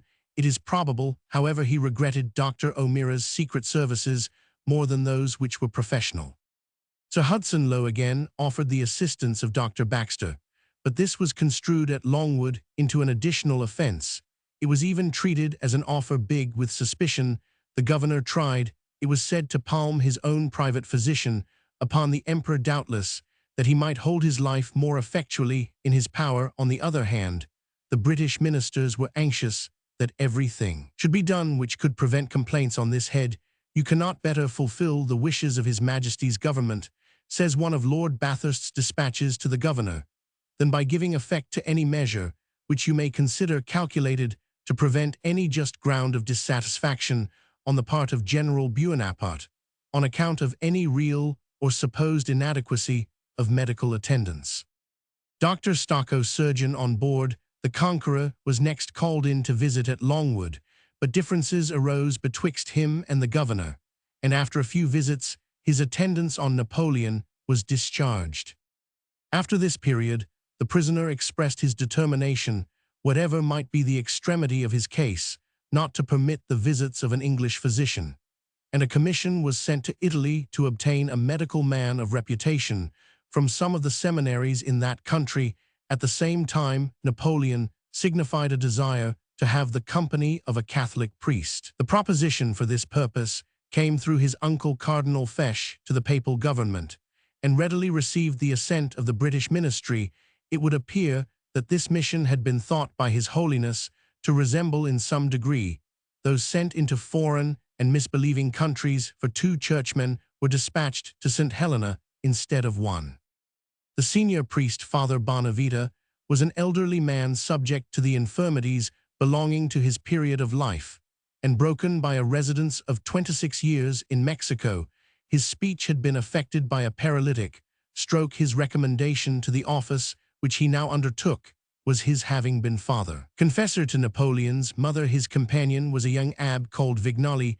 Both were pious, good men, well qualified, doubtless, to give Napoleon the comfort which their church holds out to those who receive its tenets, but not so much as to reclaim wanderers or confirm those who might doubt the doctrines of the church. Religious opinions, argument or controversy, however, were not necessary. Napoleon had declared his resolution to die in the faith of his fathers. He was neither an infidel, he said, nor a philosopher. If we doubt whether a person who had conducted himself towards the Pope in the way which history records of Napoleon, and who had at one time been excommunicated, if indeed the ban was yet removed, could be sincere in his general professions of Catholicism, we must at least acquit the exile of the charge of deliberate atheism. On various occasions, he expressed, with deep feelings of devotion, his conviction of the existence of the deity, the great truth upon which the whole system of religion rests, and this at a time when the detestable doctrines of atheism and materialism were generally current in France. Immediately after his elevation to the dignity of First Consul, he meditated the restoration of religion, and thus, in a mixture of feeling and of policy, expressed himself upon the subject to Thibodeau, then a councillor of state, having combated for a long time the systems of modern philosophers upon different kinds of worship, upon deism, natural religion, and so forth. He proceeded: last Sunday evening, in the general silence of nature, I was walking in these grounds of Malmaison. The sound of the church bell of Rouen fell upon my ear, and renewed all the impressions of my youth. I was profoundly affected. Such is the power of early habit and associations, and I considered, if such was the case with me, what must not be the effect of such recollections upon the more simple and credulous vulgar. Let your philosophers answer that the people must have a religion, he went on to state the terms on which he would negotiate with the Pope, and added, they will say I am a papist, I am no such thing, I was a Mahomedan in Egypt, I will be a Catholic here for the good of the people, I do not believe in forms of religion, but in the existence of a God. He extended his hands towards heaven. Who is it that has created all above and around us? This sublime passage proves that Napoleon, unfortunate in having proceeded no farther towards the Christian shrine, had at least crossed the threshold of the temple and believed in and worshipped the great Father of the universe. The missionaries were received at St. Helena with civility, and the rites of Mass were occasionally performed at Longwood. Both the clergymen were quiet, unobtrusive characters, confining themselves to their religious duties, and showing neither the abilities nor the active and intriguing spirit which Protestants are apt to impute to the Catholic priesthood. The same vessel which arrived at St. Helena on the 18th September in 1819, with these physicians for the mind, brought with them Dr. F. Antimarchi, anatomic prosector, that is assistant to a professor of anatomy, to the Hospital of St. Marie Neuve at Florence, attached to the University of Pisa, who was designed to supply the place about the prisoner's person occupied by Dr. O'Meara, and after him provisionally by Dr. Stocco. He continued to hold the office till Napoleon's death, and his account of his last moments, a work in 2 volumes, though less interesting and showing far less acuteness than that of Las Cases or of O'Meara, is yet useful and entertaining, as relating to the last days of so extraordinary a person. Dr. Antimarchi seems to have been acceptable to Napoleon, and the rather that he was a native of Corsica. He brought also news from his family. The Princess Pauline Borghese had offered to come to attend him. Let her remain where she is, said Napoleon. I would not have her witness the degrading state which I am reduced to, and the insults to which I am subjected. It is needless to resume the subject of these alleged insults. They consisted in the precautions which Sir Hudson Lowe deemed himself obliged to take for the security of his prisoner, particularly in requiring that a British officer should be regularly made assured of his being at Longwood, and that an officer not under the rank of captain should attend him on the excursions which he proposed to make through the island. On these subjects, Napoleon had made his mind up to a species of passive resistance, and had, as we have seen, already expressed himself determined to take no exercise, however indispensable to his health, unless the regulations of his confinement were entirely dispensed with or modified according to his own pleasure. This was an argument ad misericordiam, which must have given the governor great distress and uneasiness, since, if the health of the prisoner should fail, even though it was through his own willfulness, Sir Hudson could not expect that his conduct would escape censure. At the same time, if he yielded to this species of compulsory argument, it might be carried to an extent altogether inconsistent with the safe custody of the captive. His vigilance was also sharpened by constant reports of plots for the liberation of Napoleon, and the sums of money which he and his family had at their command rendered it dangerous to trust to the natural securities of the island. It is remarkable, too, that in demanding as a matter of right freedom from the restrictions of which he complained, Napoleon never proposed any concessions on his part, by offer of his parole or otherwise, which might tend to give any additional moral assurance in place of those limitations which he desired to have removed. Yet to accommodate himself in some degree to his prisoner's obstinacy, Sir Hudson Lowe was content that the British officer whose duty it was to report on the presence of Napoleon at Longwood should only be required to satisfy himself of it by such indirect opportunities as his walking in the garden or appearing at the window permitted him to enjoy, and on such occasions he was enjoined to keep his own person concealed. In this way, there were days which passed without any regular report on this most important point, for which Sir Hudson Lowe would have been highly responsible if an escape had been effected. We beg to refer to Dr. Antimarchi's work for instances of the peculiar and grossly indelicate opportunities which, to compound between the necessity of the case and the obstinacy of Napoleon, his attendants took to make his person visible when he was not aware of it. Plans of escape. Schemes for Napoleon's escape were not wanting. A Colonel Latapi, distinguished as a partisan officer, was said to be at the head of an attempt to carry him off from St. Helena, which was to be undertaken by a band of desperadoes from America. But Napoleon said he knew too well the character of such adventurers to hope to profit by them. Government had other information of attempts to be made from America, but none of them seemed to have proceeded to any serious length. It was different with the undertaking of Johnstone, a smuggler of an uncommonly resolute character, and whose life had been a tissue of desperate risks. He had made a memorable escape from Newgate, and had afterwards piloted Lord Nelson's vessel to the attack of Copenhagen when the ordinary masters of the fleet and pilots declined the task. Johnstone was also said to have meditated a bold attempt to carry off Bonaparte on a former occasion, when he trusted himself on the water for the purpose of visiting Flushing, and now he certainly engaged in a plot to deliver Napoleon from St. Helena, of a very singular kind, a submarine vessel that is a ship capable of being sunk under water for a certain time and of being raised again at pleasure by disengaging certain weights, was to be the means of effecting this enterprise. It was thought that by sinking the vessel during the daytime she might escape the notice of the British cruisers, and being raised at night might approach the guarded rock without discovery. The vessel was actually begun in one of the building yards upon the Thames, but the peculiarity of her construction having occasioned suspicions, she was seized by the British government. These and others which we could name were very perilous and wild attempts, yet calculated to keep vigilance alive, for in every case in which great natural difficulties had been surmounted by such enterprises, it has been because these difficulties have been too much relied upon. But while such precarious means of escape were presented from time to time, the chance upon which Napoleon secretly relied for release from his present situation was vanishing from his eyes. His case was mentioned in the House of Commons, but incidentally only on the 12th July 1,819,273.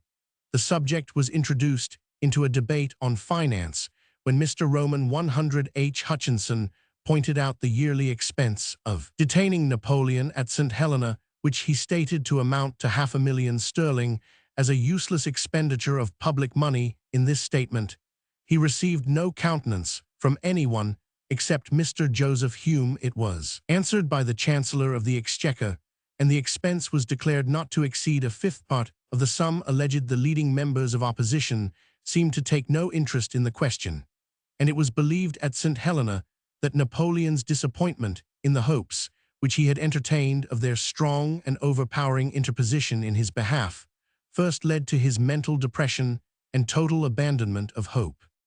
The complexion of the times, indeed, had become such as to strengthen every reason which existed for detaining him in captivity. The state of England, owing to the discontent and sufferings of the manufacturing districts, and more especially that of Italy, convulsed by the short-lived revolutions of Naples and Savoy, rendered the safe custody of Napoleon a matter of more deep import than it had been at any time since his fall. What the effect of his name might have produced in that moment of general commotion cannot be estimated, but the consequences of his escape must have been most formidable. The British ministry, aware of the power of such a spirit to work among the troubled elements, anxiously enjoined additional vigilance to the governor of St. Helena. The overthrow of the Neapolitan government, the revolutionary spirit which more or less prevails over all Italy, and the doubtful state of France itself must excite his attention and clearly show that a crisis is fast approaching, if not already arrived, when his escape would be productive of important consequences. That his partisans are active cannot be doubted, and if he be ever willing to hazard the attempt, he will never allow such an opportunity to escape. You will therefore exert all your attention in watching his proceedings, and call upon the Admiral to use his utmost vigilance, as upon the Navy so much must ultimately depend. Increased illness. The alarm was natural, but there was no real cause for apprehension. Politics and war were never more to know the powerful influence of Napoleon Bonaparte, his lost hopes aggravating the progress of the cruel disease which had its source in the stomach. It now affected the whole frame and undermined the strength of the constitution. Death was now finally to terminate. The fretful and degrading discussions by which he inflicted, and from which he received so much pain, and to open the gates of a prison for which hope herself could scarce present another K. The symptoms of disorganization in the digestive powers became more and more apparent, and his reluctance to take any medicine, as if from an instinctive persuasion that the power of physic was in vain, continued as obstinate as ever. On one of the many disputes which he maintained on this subject, he answered Antimarch's reasoning thus: Doctor, no physicking, we are, as I already told you, a machine made to live. We are organized for that purpose, and such is our nature. Do not counteract the living principle, let it alone, leave it the liberty of defending itself. It will do better than your drugs. Our body is a watch that is intended to go for a given time. The watchmaker cannot open it, and must on handling it grope his way blindfolded, and at random. For once that he assists and relieves it by dint of tormenting it with his crooked instruments, he injures it 10 times, and at last destroys it. This was on the 14th of October, 1820. As the ex-emperor's health grew weaker, it cannot be thought extraordinary that his mind became more and more depressed. In lack of other means of amusing himself, he had been somewhat interested in the construction of a pond and fountain in the garden of Longwood, which was stocked with small fishes. A mixture of copperas in the mastic employed in cementing the basin had affected the water. The creatures, which had been in a good measure the object of Napoleon's attention, began to sicken and to die. He was deeply affected by the circumstance, and in language strongly resembling the beautiful verses of Moore, expressed his sense of the fatality which seemed to attach itself to him. Everything I love, everything that belongs to me, he exclaimed, is immediately struck heaven, and mankind unite to afflict me at other times. He lamented his decay of energy. The bed, he said, was now a place of luxury, which he would not exchange for all the thrones in the universe. The eyes, which formerly were so vigilant, could now scarcely be opened. He recollected that he used to dictate to 4 or 5 secretaries at once.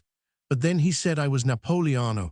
I am no longer anything. Me strength, my faculties forsake me. I no longer live. I only exist. Often he remained silent for many hours, suffering, as may be supposed, much pain, and immersed in profound melancholy.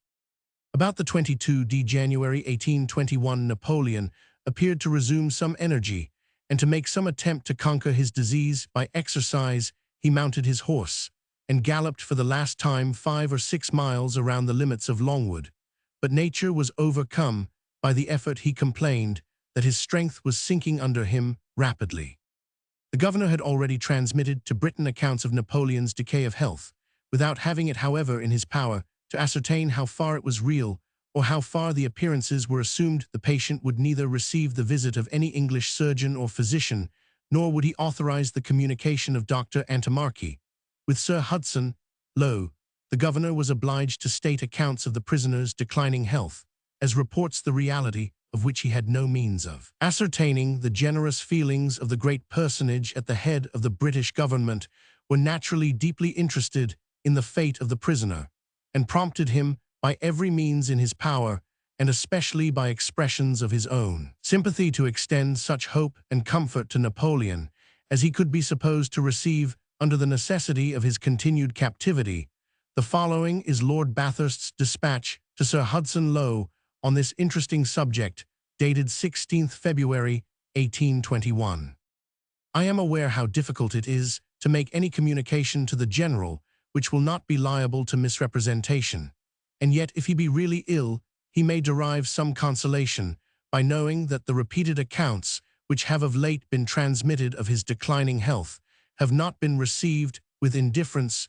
You will therefore communicate to General Bonaparte the great interest which His Majesty has taken in the recent accounts of his indisposition, and the anxiety which His Majesty feels to afford him every relief of which his situation admits. You will assure General Bonaparte that there is no alleviation which can be derived from additional medical assistance, nor any arrangement consistent with the safe custody of his person at St. Helena, and His Majesty cannot now hold out any expectation of his removal, which His Majesty is not most ready and desirous to afford.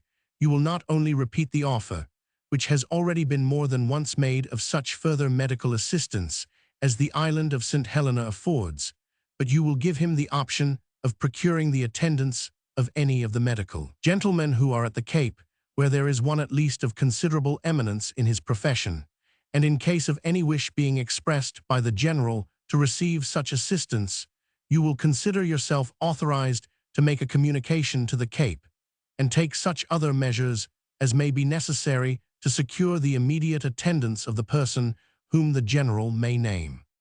Napoleon had not the satisfaction to know the interest which His Majesty took in his illness, which would probably have afforded him some gleam of consolation. The tenor of the letter might perhaps have induced him to think that his own system of pertinacious contest with the authorities under whose charge he was placed had been so far injudicious as to lead to doubts of the reality of the disorder under which he was dying, and had therefore been one great cause of intercepting the sympathy and perhaps the relief, which must otherwise have extended itself to a situation so well deserving of commiseration. Last illness. Towards the end of March, the disease assumed a character still more formidable, and Dr. Antimarchi became desirous of obtaining a consultation with some of the English medical men. The emperor's aversion to their assistance had been increased by a well-meant offer of the governor announcing that a physician of eminence had arrived at the island, whom he therefore placed at General Buonaparte's devotion. This proposal, like every other advance on the part of Sir Hudson Lowe, had been received as a meditated injury. He wants to deceive Europe by false bulletins, said Napoleon. I will not see anyone who is in communication with him to refuse seeing every physician, but his own was certainly an option which ought to have been left in Napoleon's choice, and it was so left accordingly, but in thus obstinately declining to see an impartial medical man whose report must have been conclusive respecting his state of health, Napoleon unquestionably strengthened the belief that his case was not so desperate as it proved to be. At length the ex-emperor consented that Dr. Antimarchi should consult with Dr. Arnaut's surgeon of the 20th Regiment, but the united opinion of the medical gentlemen could not overcome the aversion of Napoleon to medicine or shake the belief which he reposed in the gloomy doctrines of fatalism. Quod scriptum scriptum, he replied in the language of a Moslem, all that is to happen is written down, our hour is marked, and it is not in our power to claim a moment longer of life than fate has predestined for us. Dr. Antimarchi finally prevailed in obtaining admittance for Dr. Arnaut into the apartment and presence of the patient, who complained chiefly of his stomach, of the disposition to vomit and deficiency of the digestive powers. He saw him for the first time on 2 April 1821, and continued his visits regularly. Napoleon expressed his opinion that his liver was affected. Dr. Arnaut's observations led him to think that though the action of the liver might be imperfect, the seat of the disease was to be looked for elsewhere. And here it is to be remarked that Napoleon, when Dr. Antimarchi expressed doubts on the state of his stomach, had repelled them with sharpness, though his own private belief was that he was afflicted with the disease of his father. Thus, with a capricious inconsistency natural enough to a sick bed, he communicated to some of his retinue his sense of what disease afflicted him, though afraid perhaps of some course of medicine being proposed. He did not desire that his surgeon should know his suspicions. From the 15th to the 24th of April, Napoleon was engaged from time to time in making his testamentary bequests, of which we shall have occasion to make some mention hereafter, as illustrative of his peculiar character and sentiments. On the day last mentioned, he was greatly exhausted by the fatigue of writing and showed symptoms of overexcitation. Among these may be safely included a plan which he spoke of for reconciling all religious dissensions in France, which he said he had designed to carry into effect. As the strength of the patient gradually sunk, the symptoms of his disease became less equivocal, until on the 27th April, the ejection of a dark-colored fluid gave farther insight into the nature of the malady. Dr. Antimarchi persevered in attributing it to climate, which was flattering the wish of the patient, who desired to lay his death upon his confinement at St. Helena, while Dr. Arnaut expressed his belief that the disease was the same which cut off his father. In the pure air of Montpellier, Dr. Antimarchi, as usually happens to the reporter of a debate, silenced his antagonist in the argument, although Dr. Arnaut had by this time obtained the patient's own authority for the assertion. Upon the 28th of April, Napoleon gave instructions to Antimarchi that after his death his body should be opened, but that no English medical man should touch him unless, in the case of assistance being absolutely necessary, in which case he gave Antimarchi leave to call in that of Dr. Arnott. He directed that his heart should be conveyed to Parma to Maria Luisa, and requested anxiously that his stomach should be particularly examined, and the report transmitted to his son. The vomitings, he said, which succeed one another without interruption, lead me to suppose that the stomach is of all my organs the most diseased, and I am inclined to believe that it is attacked with the same disorder which killed my father, I mean Ascaris, in the pylorus on the 2d May. The patient returned to the same interesting subject, reminded Antimarchi of his anxiety, that the stomach should be carefully examined. The physicians of Montpellier had announced that the scirrhus in the pylorus would be hereditary in my family. Their report is, I believe, in the hands of Louis. Ask for it, and compare it with your own observations, that I may save my son from the sufferings I now experience. Death. During the 3d May, it was seen that the life of Napoleon was drawing evidently to a close, and his followers, and particularly his physician, became desirous to call in more medical assistance. That of Dr. Short, physician to the forces, and of Dr. Mitchell, surgeon of the flagship, was referred to. Dr. Short, however, thought it proper to assert the dignity belonging to his profession, and refused, being under the same roof with the patient, to give an opinion on a case of so much importance in itself, and attended with so much obscurity, unless he were permitted to see and examine him. The officers of Napoleon's household excused themselves by professing that the emperor's strict commands had been laid on them that no English physician, Dr. Arnott excepted, should approach his dying bed. They said that even when he was speechless, they would be unable to brook his eye should he turn it upon them in reproof for their disobedience. About 2 o'clock of the same day, the priest Vignali administered the sacrament of extreme unction. Some days before, Napoleon had explained to him the manner in which he desired his body should be laid out in state, in an apartment lighted by torches, or what Catholics call une chambre ardente. I am neither, he said in the same phrase, which we have formerly quoted, a philosopher, nor a physician. I believe in God, and am of the religion of my father. It is not everybody who can be an atheist. I was born a Catholic, and will fulfill all the duties of the Catholic Church, and receive the assistance which it administers. He then turned to Dr. Antimarchi, whom he seems to have suspected of heterodoxy, which the doctor, however, disowned. How can you carry it so far, he said. Can you not believe in God, whose existence everything proclaims, and in whom the greatest minds have believed? As if to mark a closing point of resemblance betwixt Cromwell and Napoleon, a dreadful tempest arose on the 4th May, which preceded the day that was to close the mortal existence of this extraordinary man. A willow, which had been the exile's favorite, and under which he had often enjoyed the fresh breeze, was torn up by the hurricane, and almost all the trees about Longwood shared the same fate. The 5th of May came amid wind and rain. Napoleon's passing spirit was deliriously engaged in a strife more terrible than that of the elements around the words "Tete d'armée." The last which escaped his lips intimated that his thoughts were watching the current of a heady fight. About 11 minutes before 6 in the evening, Napoleon, after a struggle which indicated the original strength of his constitution, breathed his last. The officers of Napoleon's household were disposed to have the body anatomized in secret, but Sir Hudson Lowe had too deep a sense of the responsibility under which he and his country stood to permit this to take place. He declared that even if he were reduced to make use of force, he would ensure the presence of English physicians at the dissection. Generals Bertrand and Montholon, with Marchand, the valet-de-chambre of the deceased, were present at the operation which took place on the 6th of May. It was also witnessed by Sir Thomas Reed and some British staff officers, doctors Thomas Short, Archibald Arnott, Charles Mitchell, Matthew Livingstone, and Francis Burton. All of them medical men were also present. The cause of death was sufficiently evident: a large ulcer occupied almost whole of the stomach. It was only the strong adhesion of the diseased parts of that organ to the concave surface of the lobe of the liver, which, being over the ulcer, had prolonged the patient's life, by preventing the escape of the contents of the stomach into the cavity of the abdomen. All the other parts of the viscera were found in a tolerably healthy state. The report was signed by the British medical gentlemen present Dr. Antimarchi, was about to add his attestation when, according to information which we consider as correct, General Bertrand interdicted his doing so because the report was drawn up as relating to the body of General Bonaparte. Dr. Antimarchi's own account does not, we believe, greatly differ from that of the British professional persons, though he has drawn conclusions from it which are apparently inconsistent with the patient's own conviction and the ghastly evidence of the anatomical operation.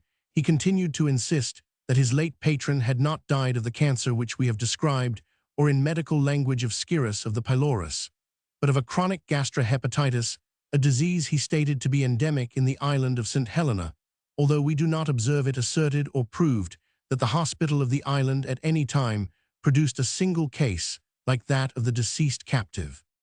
The gentlemen of Napoleon's suite were desirous that his heart should be preserved and given to their custody, but Sir Hudson Lowe did not feel himself at liberty to permit this upon his own authority.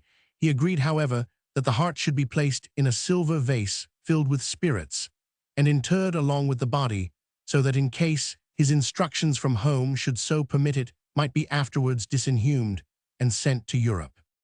The place of interment became the next subject of discussion. On this subject Napoleon had been inconsistent. His testamentary disposition expressed a wish that his remains should be deposited on the banks of the Seine, a request which he could not for an instant suppose would be complied with, and which appears to have been made solely for the sake of producing effect. The reflection of an instant would have been sufficient to call to recollection that he would not, while in power, have allowed Louis Roman XVIII a grave in the land of his fathers, nor did he permit the remains of the Duc d'Enghien any other interment than that assigned to the poorest outcast, who is huddled to earth on the spot on which he dies.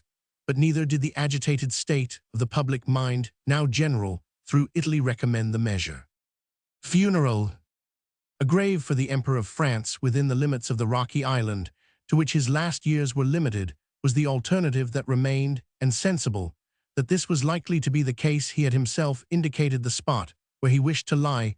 It was a small secluded recess called Slains or Haynes Valley, where a fountain arose at which his Chinese domestics used to fill the silver pitchers which they carried to Longwood for Napoleon's use. The spot had more of verdure and shade than any in the neighborhood, and the illustrious exile was often accustomed to repose under the beautiful weeping willows, which overhung the spring. The body, after lying in state in his small bedroom, during which time it was visited by every person of condition in the island, was on the 8th May carried to the place of interment. The pall which covered the coffin was the military cloak which Napoleon had worn at the Battle of Marengo. The members of his late household attended as mourners, and were followed by the governor, the admiral, and all the civil and military authorities of the island. All the troops were under arms upon the solemn occasion. As the road did not permit a near approach of the hearse to the place of sepulture, a party of British grenadiers had the honor to bear the coffin to the grave. The prayers were recited by the priest. Ab Vignali minute guns were fired from the admiral's ship. The coffin was then let down into the grave under a discharge of 3 successive volleys of artillery from 15 pieces of cannon. A large stone was then lowered down on the grave and covered the moderate space now sufficient for the man for whom Europe was once too little. Conclusion. Arrived at the conclusion of this momentous narrative, the reader may be disposed to pause a moment to reflect on the character of that wonderful person on whom fortune showered so many favors in the beginning, and through the middle of his career to overwhelm its close with such deep and unwanted afflictions.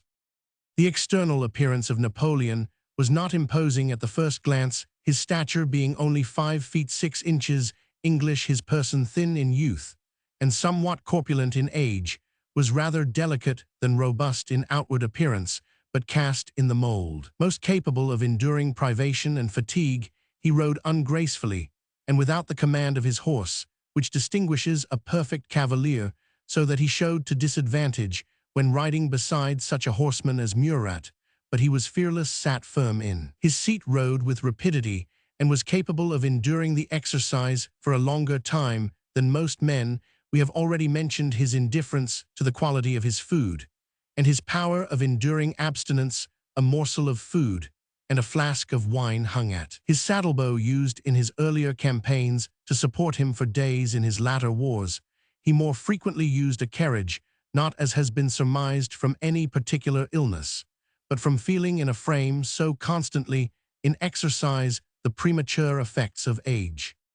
The countenance of Napoleon is familiar to almost everyone from description, and the portraits which are found where the dark brown hair bore little marks of the attentions of the toilet. The shape of the countenance approached more than is usual in the human race to square. His eyes were grey and full of expression, the pupils rather large, and the eyebrows not very strongly marked. The brow and upper part of the countenance was rather of a stern character. His nose and mouth were beautifully formed. Upper lip was very short, the teeth were indifferent, but were little shown in speaking. His smile possessed uncommon sweetness, and is stated to have been irresistible. The complexion was a clear olive, otherwise, in general, colorless. The prevailing character of his countenance was grave even to melancholy, but without any signs of severity or violence after death. The placidity and dignity of expression, which continued to occupy the features, rendered them eminently beautiful, and the admiration of all who looked on them. Such was Napoleon's exterior. His personal and private character was decidedly amiable, excepting in one particular, his temper. When he received or thought he received provocation, especially if of a personal character, was warm and vindictive. He was, however, placable in the case even of his enemies, providing that they submitted to his mercy. But he had not that species of generosity which respects the sincerity of a manly and fair opponent. On the other hand, no one was a more liberal rewarder of the attachment of his friends. He was an excellent husband, a kind relation, and unless, when state policy intervened, a most affectionate brother. General Gourgaud, whose communications were not in every case to Napoleon's advantage, states him to have been the best of masters, laboring to assist all his domestics wherever it lay in his power, giving them the highest credit for such talents as they actually possessed, and imputing in some instances good qualities to such as had them not. There was gentleness and even softness in his character.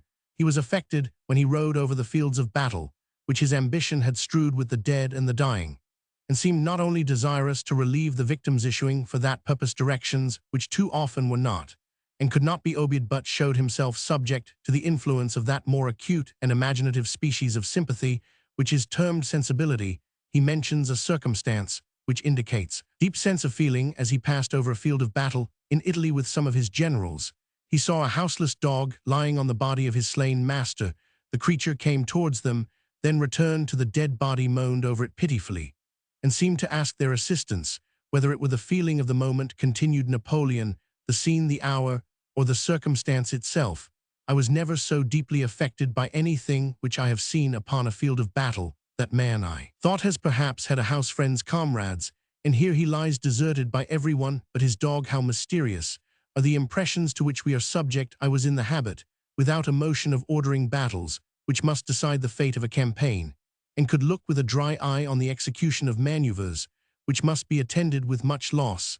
And here I was moved, nay, painfully affected by the cries and the grief of a dog. It is certain that at that moment I should have been more accessible to a suppliant enemy, and could better understand the conduct of Achilles in restoring the body of Hector to the tears of Priam. The anecdote at once shows that Napoleon possessed a heart amenable to humane feelings, and that they were usually in total subjection to the stern precepts of military stoicism. It was his common and expressive phrase that the heart of a politician should be in his head, but his feelings sometimes surprised him in a gentler mood. A calculator by nature and by habit, Napoleon was fond of order and a friend to that moral conduct in which order is best exemplified. The libels of the day have made some scandalous averments to the contrary, but without adequate foundation. Napoleon respected himself too much and understood the value of public opinion too well to have plunged into general or vague debauchery. Considering his natural disposition, then, it may be assumed that if Napoleon had continued in the vale of private life, and no strong temptation of passion or revenge had crossed his path, he must have been generally regarded as one whose friendship was every way desirable, and whose enmity it was not safe to incur. But the opportunity afforded by the times and the elasticity of his own great talents, both military and political, raised him with unexampled celerity to a sphere of great power, and at least equal temptation ere we consider the use which he made of his ascendancy. Let us briefly review the causes by which it was accomplished. The consequences of the revolution, however fatal to private families, were the means of filling the camps of the nation with armies of a description which Europe had never seen before, and it is to be hoped will never witness again. There was neither safety, honor, nor almost subsistence in any other profession than the military, and accordingly it became the refuge of the best and bravest of the youth of France, until the army ceased to consist, as in most nations, of the miserable and disorderly class of the community, but was levied in the body and bosom of the state, and composed of the flower of France, whether as regarded health, moral qualities, or elevation of mind. With such men, the generals of the Republic achieved many and great victories, but without being able to ensure corresponding advantages. This may have been in a great measure occasioned by the dependence in which these leaders were held by the various administrators of the Republic at home, a dependence accounted for by the necessity of having recourse to those in power at Paris for the means of paying and supporting their armies. From the time that Napoleon passed the Alps, he inverted this state of things, and made the newly conquered countries not only maintain the army by means of contributions and confiscations, but even contribute to support the government. Thus war, which had hitherto been a burden to the Republic, became in his hands a source of public revenue, while the youthful general, contributing to the income of the state, on which his predecessors had been dependent, was enabled to assert the freedom at which he speedily aimed and correspond with the Directory upon a footing, approaching to equality. His talents as a soldier and situation as a victorious general soon raised him from equality to preeminence. These talents applied not less to the general arrangements of the campaign than to the dispositions for actual battle. In each of these great departments of war, Napoleon was not merely a pupil of the most approved masters of the arts, was an improver, an innovator, and an inventor. In strategy, he applied upon a gigantic scale the principles upon which Frederick of Prussia had acted and gained a capital or a kingdom, when Frederick would have won a town or a province. His system was, of course, that of assembling the greatest possible force of his own upon the vulnerable point of the enemy's position, paralyzing perhaps 2 parts of their army while he cut the third to pieces, and then following up his position by destroying the remainder. In detail, for this purpose, he taught generals to divide their armies upon the march with a view to celerity of movement and facility of supply, and to unite them at the moment of contest, where an attack would be most feebly resisted, because least expected. For this, also, he first threw aside all species of baggage which could possibly be dispensed with, supplied the want of magazines by the contributions exacted from the country or collected from individuals by a regular system of meriting, discontinued the use of tents, and trusted to bivouacking with his soldiers where hamlets could not be found, and there was no time to erect huts. His system was ruinous in point of lives, for even the military hospitals were often dispensed with. But although Moreau termed Napoleon a conqueror at the rate of 10,000 men a day, yet the sacrifice for a length of time uniformly attained the object for which it was designed. The enemy, who had remained in their extensive cantonments, distracted by the reports of various columns moving in different directions, was surprised and defeated by the united force of the French, which had formed a junction where, and when it was least expected, it was not till they had acquired the art of withdrawing from his attack, so soon as made, that the Allies learned to defeat the efforts of his movable columns. Napoleon was not less original as a tactician than as a strategist. His maneuvers on the field of battle had the promptness and decision of the thunderbolt in the actual shock of conflict, as in the preparations which he made for bringing it on. His object was to amuse the enemy upon many points while he oppressed one by an unexpected force of numbers. The breaking through the line, the turning of a flank, which had been his object from the commencement of the fight, lay, usually disguised, under a great number of previous demonstrations, and was not attempted until both the moral and physical force of the enemy was impaired by the length of the combat. It was at this period that he brought up his guards, who, impatient of inactivity, had been held in readiness for hours, and now, springing forward like wolf-dogs from the leash, had the glorious task, in which they rarely failed, of deciding the long-sustained contest.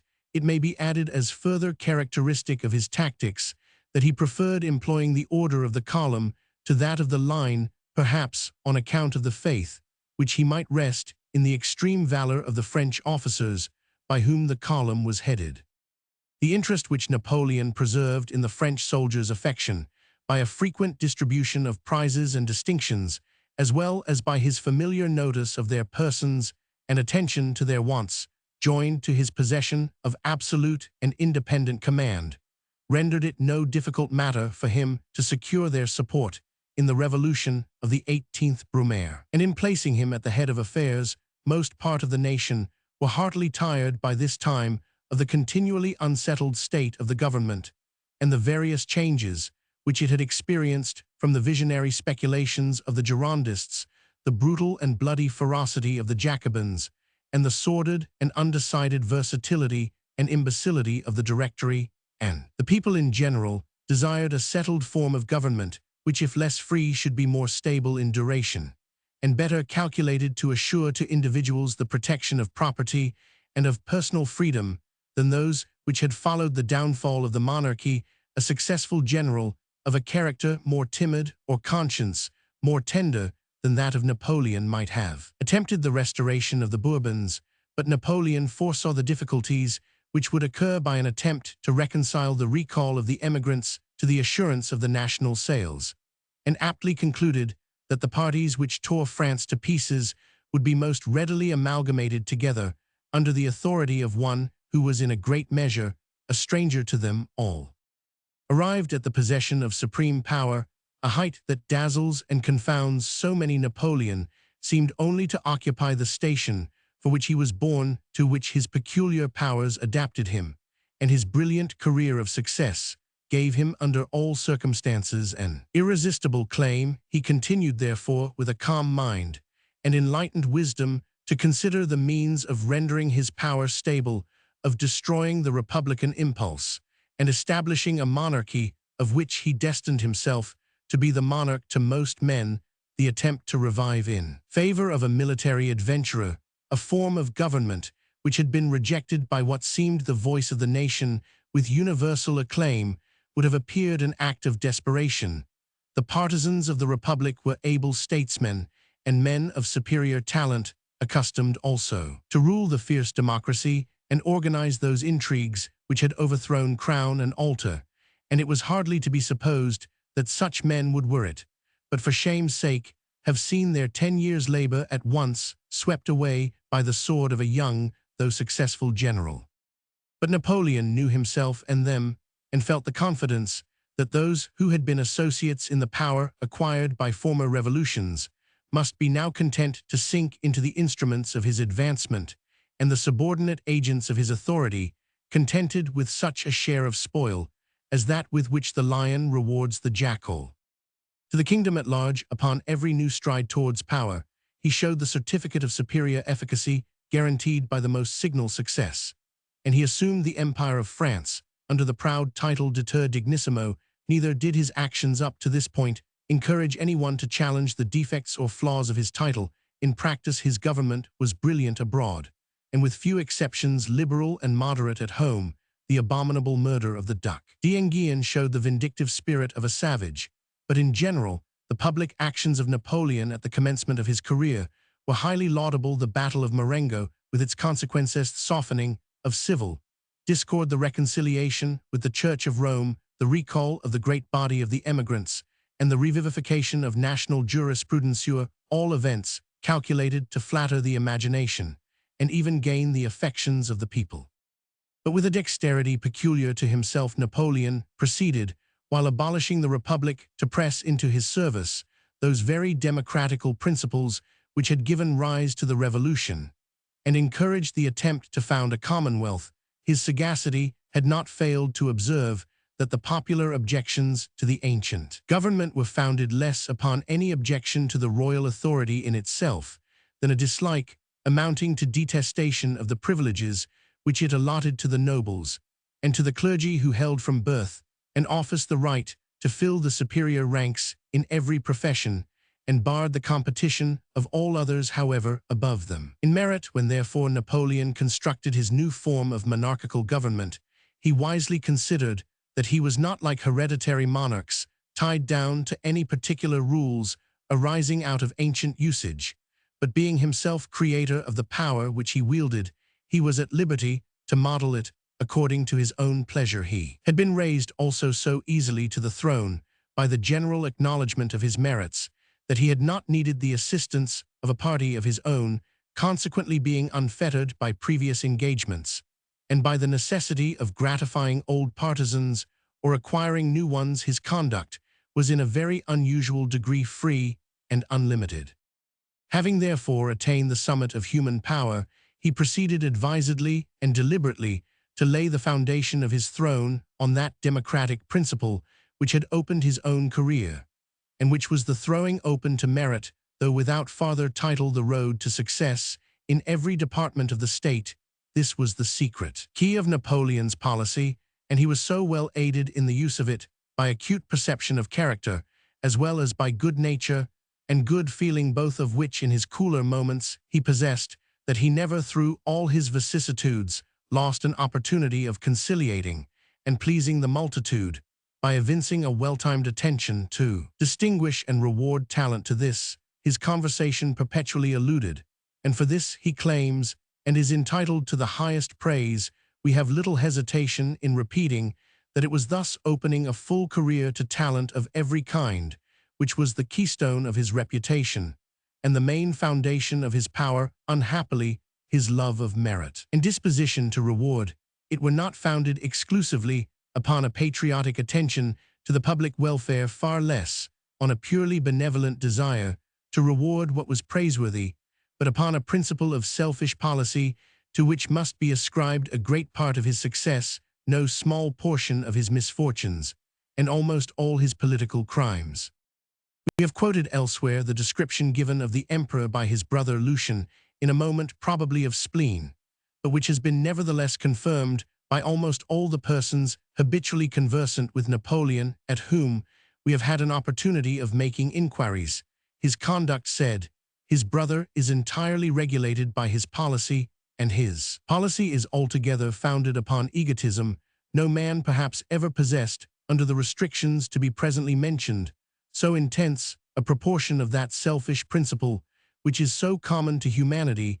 It was planted by nature in his heart, and nourished by the half-monastic, half-military education, which so early separated him from social ties. It was encouraged by the consciousness of possessing talents, which rendered him no mate for the ordinary men among whom his lot seemed cast, and became a confirmed habit by the desolate condition in which he stood at his first outset in life, without friend, protector, or patron. The praise, the promotion he received, were given to his genius, not to his person, and he who was conscious of having forced his own way had little to bind him in gratitude or kindness to those who only made room for him because they durst not oppose him.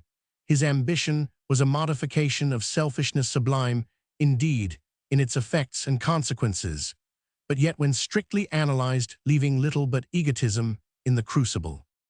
Our readers are not, however, to suppose that the selfishness of Napoleon was of that ordinary and odious character which makes men miserly, oppressive, and fraudulent in private life, or which under milder features limits their exertions to such enterprises as may contribute to their own individual profit, and closes the heart against feelings of patriotism or of social benevolence. Napoleon's egotism and love of self was of a far nobler and more elevated kind, though founded on similar motives, just as the wings of the eagle who soars into the regions of the sun move on the same principles with those which cannot bear the dunghill fowl over the pails of the poultry yard. To explain our meaning, we may add that Napoleon loved France, for France was his own. He studied to confer benefits upon her, for the profit redounded to her emperor, whether she received amended institutions or enlarged territories he represented.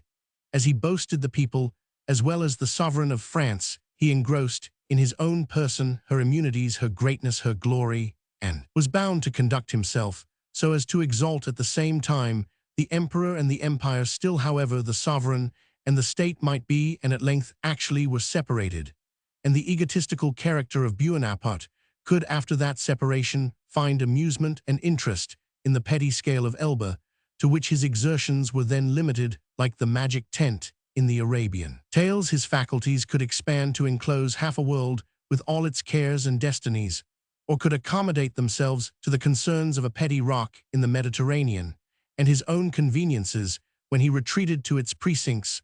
We believe that while France acknowledged Napoleon as emperor, he would cheerfully have laid down his life for her benefit, but we greatly doubt if, by merely raising his finger, he could have made her happy under the Bourbons, whether, unless the merit of the action had redounded to his own personal fame, that finger would have been lifted. In a word, his feelings of self-interest were the central point of a circle, the circumference of which may be extended or contracted at pleasure, but the center itself remains fixed and unchanged. It is needless to inquire how far this solicitous, and we must add enlightened attention to his own interest, facilitated Bonaparte's ascent to the supreme power. We daily witness individuals possessed of a very moderate proportion of parts, who by intently applying themselves to the prosecution of some particular object, without being drawn aside by the calls of pleasure, the seductions of indolence, or other interruptions, succeed ultimately in attaining the object of their wishes. When therefore we conceive the powerful mind of Napoleon animated by an unbounded vivacity of imagination and an unconquerable tenacity of purpose, moving forward without deviation or repose to the accomplishment of its purpose, which was nothing less than to acquire the dominion of the whole world, we cannot be surprised at the immense height to which he raised himself. But the egotism which governed his action subject always to the exercise of his excellent sense, and the cultivation of his interest in the public opinion, if, in a great measure, it favored the success of his various enterprises, did him in the end much more evil than good, as it instigated his most desperate enterprises, and was the source of his most inexcusable actions. Moderate politicians will agree that after the imperial system was substituted for the republican, the chief magistrate ought to have assumed and exerted a considerable strength of authority, in order to maintain that re-establishment of civil order, that protection of the existing state of things, which was necessary to terminate the wild and changeful recurrence of perpetual revolutions. Had Napoleon stopped here, his conduct would have been unblameable and unblamed, unless by the more devoted followers of the House of Bourbon, against whom Providence appeared to most men to have closed the gate of restoration. But his principles of egotism would not be satisfied until he had totally destroyed every vestige of those free institutions which had been acquired by the perils, the blood, the tears of the Revolution, and reduced France, save for the influence of public opinion, to the condition of Constantinople or of Algiers. If it was a merit to raise up the throne, it was natural that he who did so should himself occupy it, since, in ceding it to the Bourbons, he must have betrayed those at whose hands he accepted power. But to plunder the nation of their privileges as freeborn men was the act of a parricide. The nation lost, under his successive encroachments, what liberty the ancient government had left them, and all those rights which had been acquired by the Revolution: political franchises, individual interests, the property of municipalities, the progress of education, of science, of mind and sentiment, all were usurped by the government. France was one immense army under the absolute authority of a military commander, subject to no control nor responsibility in that nation so lately agitated by the nightly assembly of thousands of political clubs. No class of citizens, under any supposable circumstances, had the right of uniting in the expression of their opinions. Neither in the manners nor in the laws did there remain any popular means of resisting the errors or abuses of the administration. France resembled the political carcass of Constantinople, without the insubordination of the paches, the underhand resistance of the ulemas, and the frequent and clamorous mutinies of the Janizaries. Whilst Napoleon destroyed successively every barrier of public liberty, he built new state prisons and established a high police, which filled France with spies and jailors, while he took the charge of the press so exclusively into his own hand. His policy at once, and his egotism, led him to undertake those immense public works of greater or less utility or ornament, as the chance might be, but which were sure to be set down as monuments of the emperor's splendor. The name given him by the working classes of the general undertaker was by no means ill bestowed, but in what an incalculably greater degree do such works succeed when raised by the skill and industry of those who propose to improve their capital by the adventure, than when double the expense is employed at the arbitrary will of a despotic sovereign. Yet it had been well if bridges, roads, harbors, and public works had been the only compensation which Napoleon offered to the people of France for the liberties he took from them, but he poured out to them and shared with them, to drown all painful and degrading recollections, the intoxicating and fatal draught of military glory and universal domination, to lay the whole universe prostrate at the foot of France, while France, the nation of camps, should herself have no higher rank than the first of her own emperor's slaves, was the gigantic project at which he labored with such tenacious assiduity. It was the Sisyphean stone which he rolled so high up the hill that at length he was crushed under its precipitate recoil. The main objects of that immense enterprise were such as had been undertaken while his spirit of ambition was at its height, and no one dared, even in his councils, to interfere with the resolutions which he adopted. Had these been less eminently successful, it is possible he might have paused, and perhaps might have preferred the tranquil pursuit of a course which might have rendered one kingdom free and happy to the subjugation of all Europe. But Napoleon's career of constant and uninterrupted success under the most disadvantageous circumstances, together with his implied belief in his destiny, conspired with the extravagant sense of his own importance to impress him with an idea that he was not in the role of common men, and induced him to venture on the most desperate undertakings, as if animated less by the result of reason than by an internal assurance of success. After great miscarriages, he is said sometimes to have shown a corresponding depression, and thence he resigned 4 times the charge of his army, when he found his situation embarrassing, as if no longer feeling confidence in his own mind, or conceiving he was deserted for the moment by his guardian genius. There were similar alternations, too, according to General Gourgaud's account in his conversation. At times, he would speak like a deity, at others, in the style of a very ordinary person. To the egotism of Napoleon, we may also trace the general train of deception which marked his public policy, and when speaking upon subjects in which his own character was implicated, his private conversation. In his public capacity, he had so completely prostituted the liberty of the press that France could know nothing whatever, but through Napoleon's own bulletins, the Battle of Trafalgar was not hinted at till several months after it had been fought, and then it was totally misrepresented, and so deep and dark was the mantle which covered the events in which the people were most interested, that on the very evening when the Battle of Montmartre was fought, the Moniteur, the chief organ of public intelligence, was occupied in a commentary on nosography and a criticism on a drama on the subject of the chase Susanna. The hiding the truth is only one step to the invention of falsehood, and as a periodical publisher of news, Napoleon became so eminent for both that to lie like a bulletin became an adopted expression, not likely soon to lose ground in the French language, and the more disgraceful to Napoleon that he is well known to have written those official documents in most instances himself. Even this deceptive system, this plan of alternately keeping the nation in ignorance or abusing it by falsehood, intimated a sense of respect for public opinion. Men love darkness because their deeds are evil. Napoleon dared not have submitted to the public an undisguised statement of his perfidious and treacherous attacks upon Spain, than which a more gross breach of general good faith and existing treaties could scarce have been conceived, nor would he have chosen to plead at the public bar the policy of his continental system, adopted in total ignorance of the maxims of political economy, and the consequences of which were first to cause general distress, and then to encourage universal resistance against the French yoke throughout the whole continent of Europe. Nor is it more likely that, could the public have had the power of forming a previous judgment upon the probable event of the Russian campaign, that rash enterprise would ever have had an existence in silencing the voice of the wise and good, the able and patriotic, and communicating only with such counselors as were the echoes of his own inclinations. Napoleon, like Lear, killed his physician, and the fee bestowed upon the foul disease.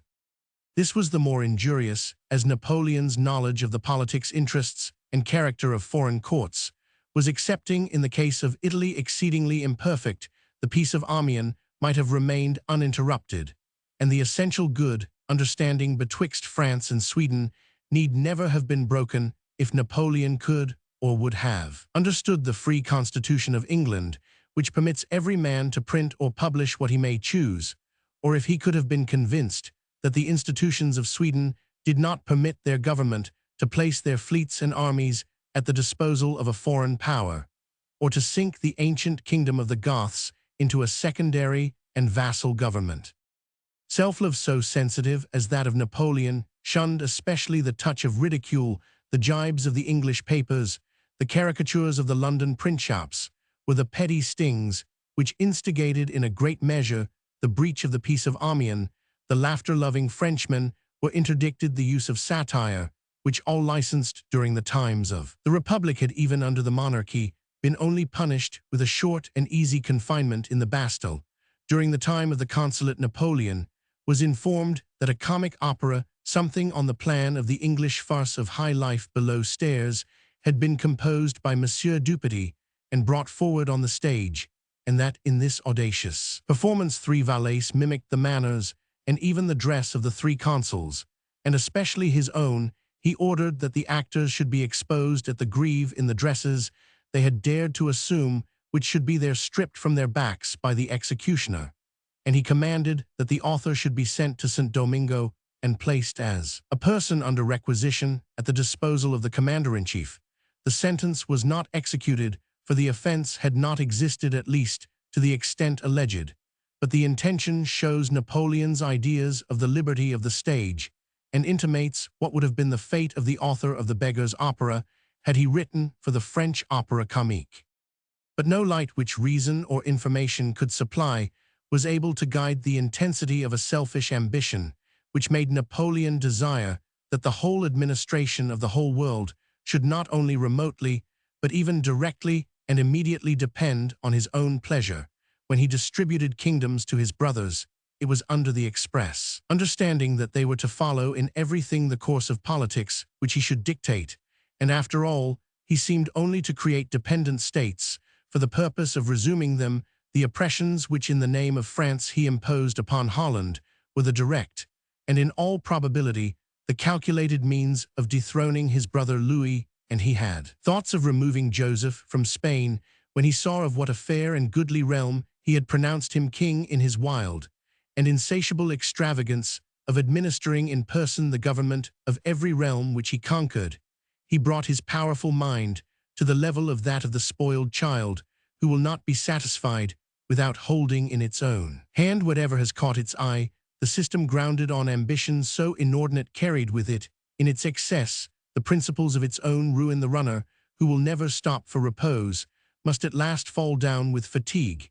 Had Napoleon succeeded both in Spain and Russia, he would not have rested until he had found elsewhere the disasters of Berlin and of Moscow. The consequences of the unjustifiable aggressions of the French emperor were an unlimited extent of slaughter, fire, and human misery, all arising from the ambition of one man who, never giving the least sign of having repented the unbounded mischief, seemed on the contrary to justify and take pride in the ravage which he had occasioned. This ambition, equally insatiable and incurable, justified Europe in securing his person as if it had been that of a lunatic, whose misguided rage was not directed against an individual, but against the civilized world, which, well-nigh overcome by him, and escaping with difficulty, had a natural right to be guaranteed against repetition of the frantic exploits of a being who seemed guided by more than human passion, and capable of employing in execution of his purpose more than human strength. The same egotism, the same spirit of self-deception, which marked Napoleon during his long and awful career of success, followed him into adversity. He framed apologies for the use of his little company of followers, as he had formerly manufactured bulletins for the great nation. Those to whom these excuses were addressed, Las Cases and the other gentlemen of Napoleon's suite, being too much devoted to him and too generous to dispute after his fall doctrines, which it would have been dangerous to controvert during his power, received whatever he said as truths delivered by a prophet, and set down. Doubtless to the score of inspiration, what could by no effort be reconciled to truth, the horrid evils which afflicted Europe during the years of his success were represented to others, and perhaps to his own mind, as consequences which the emperor neither wished nor contemplated, but which were necessarily and unalterably attached to the execution of the great plans which the man of destiny had been called upon earth to perform, resembling in so far the lurid and fear-inspiring train pursuing the rapid course of a brilliant comet, which the laws of the universe have projected through the pathless firmament. Some crimes he committed of a different character, which seem to have sprung not like the general evils of war from the execution of great and calculated plans of a political or military kind, but must have had their source in a temper naturally passionate and vindictive. The Duc d'Enghien's murder was at the head of this list, a gratuitous act of treachery and cruelty, which being undeniable led Napoleon to be believed capable of other crimes of a secret and bloody character. The murder of Chigru and of Rytoff, the spiriting away of Mr. Wyndham, who was never afterwards heard of, and of other actions of similar atrocity, we pause before charging him with any of those which have not been distinctly proved, for while it is certain that he had a love of personal vengeance proper, it is said to his country it is equally evident that vehement by temperament he was lenient and calm by policy, and that if he had indulged the former disposition, the security with which he might have done so together with the ready agency of his fatal police would have made his rage resemble that of one of the Roman emperors. He was made sensible too late of the general odium drawn upon him by the murder of the Duc d'Enghien, and does not seem to have been disposed to incur farther risks of popular hatred in prosecution of his individual resentment. The records of his police, however, and the persecutions experienced by those whom Napoleon considered as his personal enemies show that by starts at least nature resumed her bent, and that he upon whom there was no restraint save his respect for public opinion gave way occasionally to the temptation of avenging his private injuries. He remarked it as a weakness in the character of his favorite Caesar that he suffered his enemies to remain in possession of the power to injure him, and Antimarchy, the reporter of the observation, admitted that when he looked on the person before him, he could not but acknowledge that he was unlikely to fall into such an error. When Napoleon laid aside reserve and spoke what were probably his true sentiments, he endeavored to justify those acts of his government which transgressed the rules of justice and morality by political necessity and reasons of state, or in other words, by the pressure of his own interest. This, however, was a plea the full benefit of which he reserved to vindicate his own actions, never permitting it to be used by any other sovereign. He considered himself privileged in transgressing the law of nations when his interests required it, but pleaded as warmly upon the validity of public law when alleging it had been infringed by other states, as if he himself had in all instances respected its doctrines as inviolable. But although Napoleon thus at times referred to state necessity as the ultimate source of actions otherwise unjustifiable, he more frequently endeavored to disguise his errors by denial or excuse them by apologies which had no foundation. He avers in his will that by the confession of the Duc d'Enghien, the Comte d'Artois maintained 60 assassins against his life, and that for this reason the Duc d'Enghien was tried, convicted, and put to death. The examination of the Duke bears no such confession, but on the contrary, an express denial of the whole of the alleged system, nor was there the slightest attempt made to contradict him by other testimony. He bequeathed in like manner a legacy to a villain who had attempted the assassination of the Duke of Wellington, the assassin, according to his strange argument, having as good a right to kill his rival and victor as the English had to detain him prisoner at St. Helena. This clause in the last will of a dying man is not striking from its atrocity merely, but from the inaccuracy of the moral reasoning which it exhibits. Napoleon has drawn a parallel betwixt two cases, which must be therefore both right or both wrong. If both were wrong, why reward the ruffian with a legacy? But if both were right, why complain of the British government for detaining him at St. Helena? But indeed the whole character of Napoleon's autobiography marks his desire to divide mankind into two classes, his friends and his enemies, the former of whom are to be praised and vindicated, the latter to be vilified, censured, and condemned without any regard to truth, justice, or consistency. To take a gross example, he stoutly affirmed that the treasures which were removed from Paris in April 1814, carried to Orleans, were seized and divided by the ministers of the Allied powers Talleyrand, Metternich, Hardenberg, and Castlereagh, and that the money thus seized included the marriage portion of the Empress Maria Louisa. Had this story been true, it would have presented Napoleon with a very simple means of avenging himself upon Lord Castlereagh by putting the British public in possession of the secret. It is no less remarkable that Napoleon, though himself a soldier and a distinguished one, could never allow a tribute of candid praise to the troops and generals by whom he was successively opposed in mentioning his victories. He frequently bestows commendation upon the valor and conduct of the vanquished. This was an additional and more delicate mode of praising himself and his own troops by whom these enemies were overthrown, but he never allows any merit to those by whom he was defeated in turn. He professes never to have seen the Prussian troops behave well save at Jena, or the Russians save at Austerlitz, those armies of the same nations which he both saw and felt in the campaigns of 1812 and 1813, and before whom he made such disastrous retreats as those of Moscow and Leipzig, were, according to his expressions, mere canaille. In the same manner, when he details an action in which he triumphed, he is sure to boast like the old Grecian, very justly perhaps, that in this fortune had no share, while his defeats are entirely and exclusively attributed to the rage of the elements, the combination of some most extraordinary and unexpected circumstances, the failure of some of his lieutenants or marshals, or finally, the obstinacy of the general opposed who by mere dint of stupidity blundered into success through circumstances which should have ensured his ruin. In a word, from one end of Napoleon's works to the other, he has scarcely allowed himself to be guilty of a single fault or a single folly excepting of that kind, which arising from an over-confidence and generosity men secretly claim as merits while they affect to give them up as matters of censure. If we credit his own word, we must believe him to have been a faultless and impeccable being. If we do not, we must set him down as one that, where his own reputation was concerned, told his story with a total disregard to candor and truth. Perhaps it was a consequence of the same indifference to truth which induced Napoleon to receive into his favor those French officers who broke their parole by escape from England. This he alleged he did by way of retaliation. The British government, having, as he pretended, followed a similar line of conduct, the defense is false in point of fact. If it were true, it forms no apology for a sovereign and a general countenancing a breach of honor in a gentleman and a soldier. The French officers who liberated themselves by such means were not the less dishonored men and unfit to bear command in the army of France, though they could have pointed with truth to similar examples of infamy in England.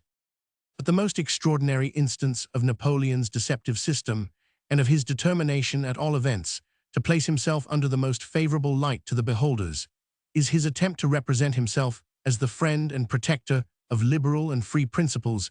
He had destroyed every vestige of liberty in France, had persecuted as ideologists all who cherished its memory, had boasted himself the restorer of monarchical government. The war between the constitutionalists and him, covered after the return from Elba by a hollow truce, had been renewed, and the liberalists had expelled him from the capitale, had left in his testament the appellation of traitor with Lafayette, one of their earliest, most devoted, and most sincere chiefs. Yet, notwithstanding all this constant opposition to the party which professes most to be guided by them, he has ventured to represent himself as a friend of liberal ideas. He has done so, and he has been believed. There is but one explanation of this. The friends of revolution are upon principle the enemies of ancient and established governments. Napoleon became the opponent of the established powers from circumstances, not because he disputed the character of their government, but because they would not admit him into their circle, and, though there was not and could not be any real connection betwixt his system and that of the liberalists, yet both had the same opponents, and each loved in the other the enemy of their enemies. It was the business of Napoleon in his latter days to procure, if professions could gain it, the sympathy and good opinion of any or every class of politicians, while on the contrary, it could not be indifferent to those to whom he made advances to number among their disciples Even in the 12th hour, the name of Napoleon. It resembled what sometimes happens in the Catholic Church when a wealthy and powerful sinner on his deathbed receives the absolution of the Church on easy terms and dies after a life spent in licentious courses, wrapped up in the mantle, and girded with the cord of some order of unusual strictness. Napoleon, living a despot and a conqueror, has had his memory consecrated and held up to admiration by men who term themselves emphatically the friends of freedom.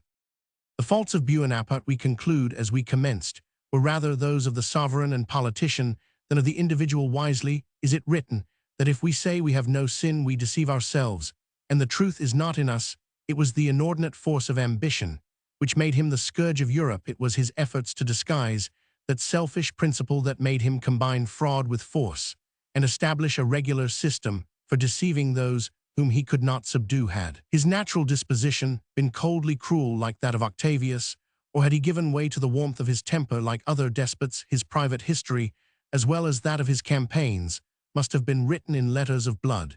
If instead of asserting that he never committed a crime, he had limited his self-eulogy to asserting that in attaining and wielding supreme power, he had resisted the temptation to commit many, he could not have been contradicted, and this is no small praise. His system of government was false in the extreme. It comprehended the slavery of France and aimed at the subjugation of the world. But to the former, he did much to requite them for the jewel of which he robbed them.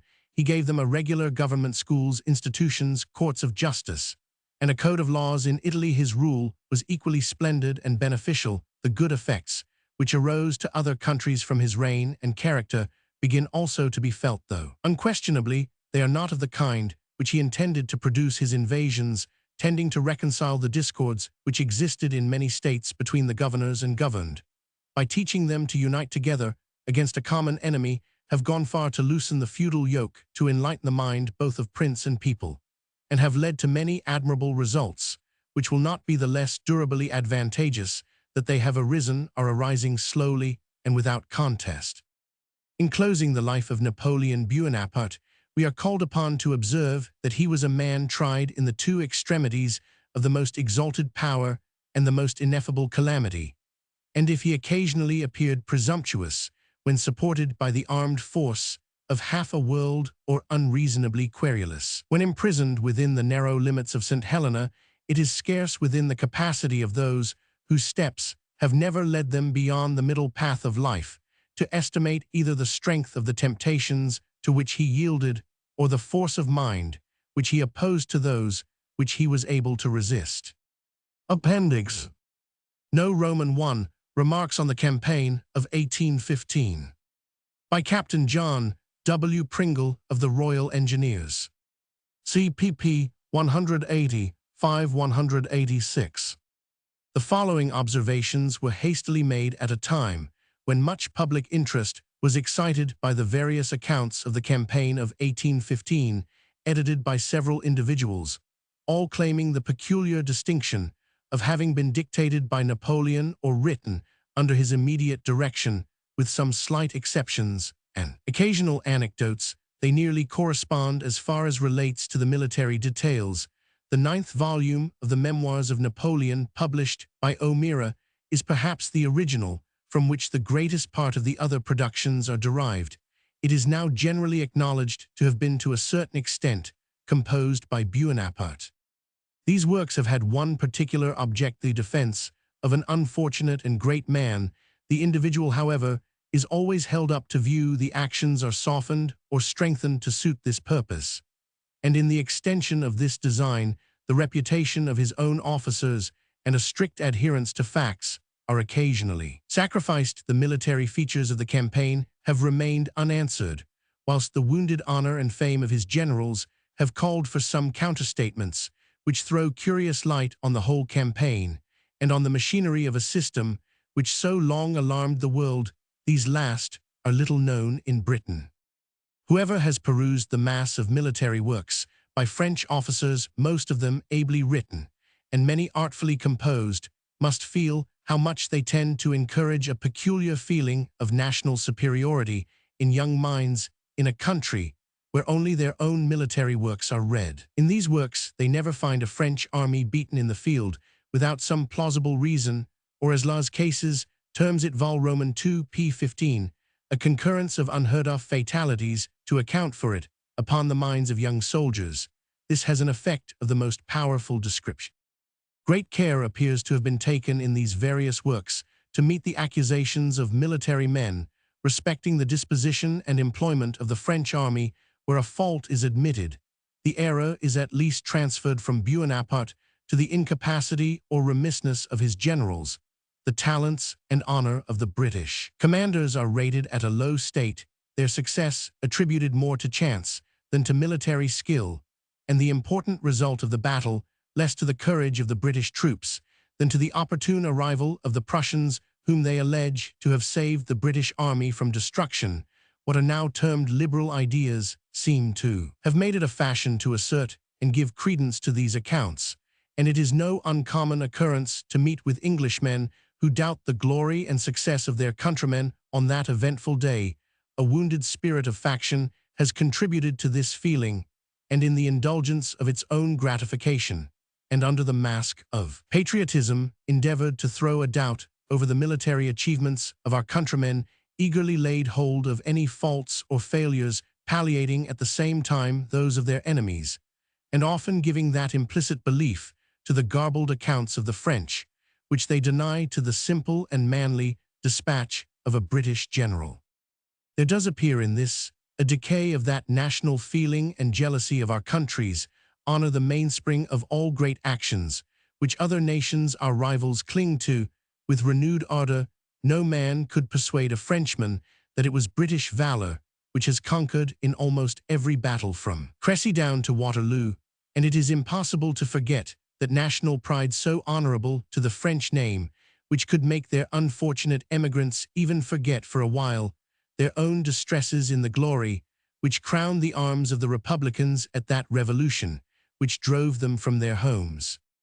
The British works on the campaign, with one exception, Batty, are incomplete productions written by persons unacquainted with military affairs and hastily composed of rude materials collected from imperfect sources.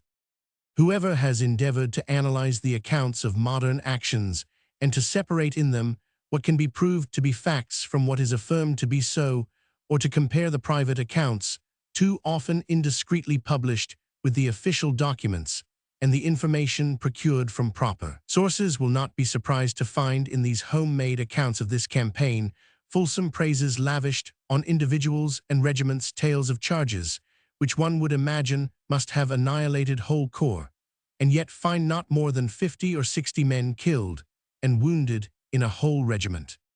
Our officers, whatever their corps may be, should be above the idea of vain boasting or exaggeration. It is much that we can claim during a long period of 8 years the praise of having successfully contended with troops of the first military power in Europe, while our soldiers have disputed the palm of valor, and our officers, with less trumpeted claims than their boasted marshals, have shown as great military skill, and our armies in the moment of victory a spirit of humanity and moderation not frequently evinced by their antagonists. In the following observations, it is not pretended that any new matter can be given on a subject already so much discussed. Still, some facts and considerations are treated of which have not been perhaps fully or fairly appreciated. Many charges of blame have been brought forward against the generals of the Allied forces, and superior talent, in profiting by their mistakes, has been attributed to their opponents, which might well be accounted for as arising from the situations in which they were relatively placed in order to judge. For instance, of the credit given to Napoleon of having surprised their armies in their cantonments, it is necessary to be aware of the state of both countries, France and Belgium, and the objects besides the mere watching of the frontiers, to which the attention of the Allied commanders was necessarily directed previous to the commencement of the war, and whilst it may be supposed as still, in some measure, doubtful. France, as is well known, is on the Belgian frontier, studded with fortresses. Belgium, on the contrary, is now defenseless.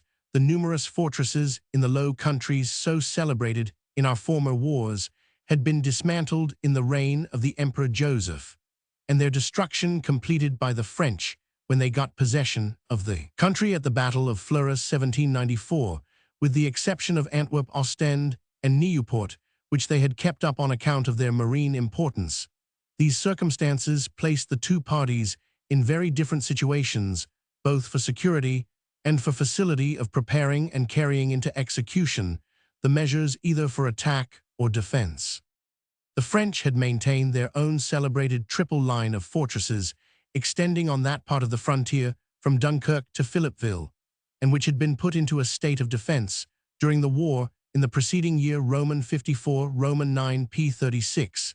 These gave every facility for the concentration and formation of troops for affording a supply of artillery, and every requisite for taking the field and for concealing their movements, particularly from the French organization of their national guards, which enabled the latter immediately to take the garrison duties or relieve and occupy the outposts along the frontier. Such was the relative situation of the frontiers at the period of Napoleon's return from Elba. The necessity of re-establishing the principal fortresses on the Belgian frontier, which commanded the sluices and inundation of the country, had indeed already been evident and decided upon whilst Napoleon was yet in Elba. A committee of British engineers had been employed in examining the country for that purpose, but only the general plans and reports had been prepared when Bonaparte's sudden return and rapid advance upon Paris, and the probability of a speedy renewal of the war called for expeditious and immediate means of defense. The declaration of the Congress of Vienna of the 13th March reached Paris on the same day he arrived there, which must have convinced him he would not be allowed quietly to repossess his throne. It may be well supposed that the general impression in Belgium was that he would lose no time to endeavor to regain a country which he considered as almost part of France, important to him, from the resources it would have afforded, and perhaps still more so, as it would deprive his enemies of so convenient a base of operations for the preparation of the means for attacking France. The discontent in Belgium and the Prussian provinces on the Rhine, also amongst the Saxon troops who had served in his army, was known. Roman 54, Roman 9 pp 58-61. The mutinous spirit of these troops appeared to be in concert with the movements of the French forces on the frontiers, so much so that they were disarmed and sent to the rear, muffling P5 in the former.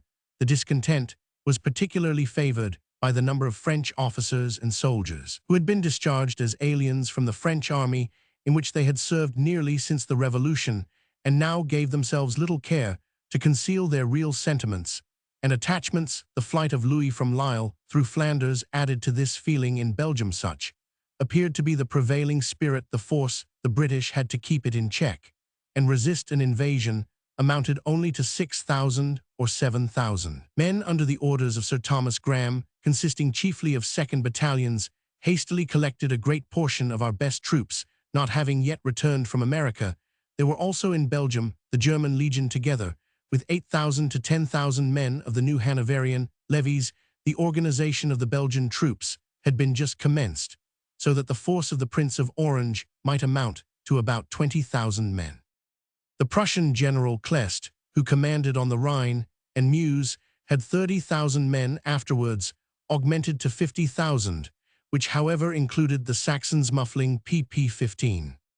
These generals had immediately agreed to act in concert, but from what we have mentioned, had Napoleon concentrated 36,000 men at Lille on the 1st April, which he says was possible for him to have done. Montholon Val, Roman 2 p 280, 1 Roman 54, Roman 9 p 58, and advanced into Belgium, it is certainly probable he might have obtained the most important results. For the Prince of Orange, who had united his troops at Athmons and Tournai, was not strong enough to have covered Brussels, and must have either fallen back on Antwerp or formed a junction with the Prussian General Kleist. The intelligence of Napoleon, having landed at Caen on the 1st March, reached Brussels on the 9th. Preparations were immediately made for the defense of the country. The British troops under General Clinton concentrated with their allies near Athmons and Tournai, and these places with Ypres, Ghent, and Oudenarde were ordered to be put in a state of defense, consistently with the exigence of the moment. To effect this, every use was made of what remained of the old fortifications, new works were added, and advantage was taken of the great system of defense in that country, which is generally under the level of some canal or the sea, and consequently capable of being inundated. The sluices, which commanded the inundations, were covered by strong redoubts. The inundation of the country near the sea admits of being made in two ways.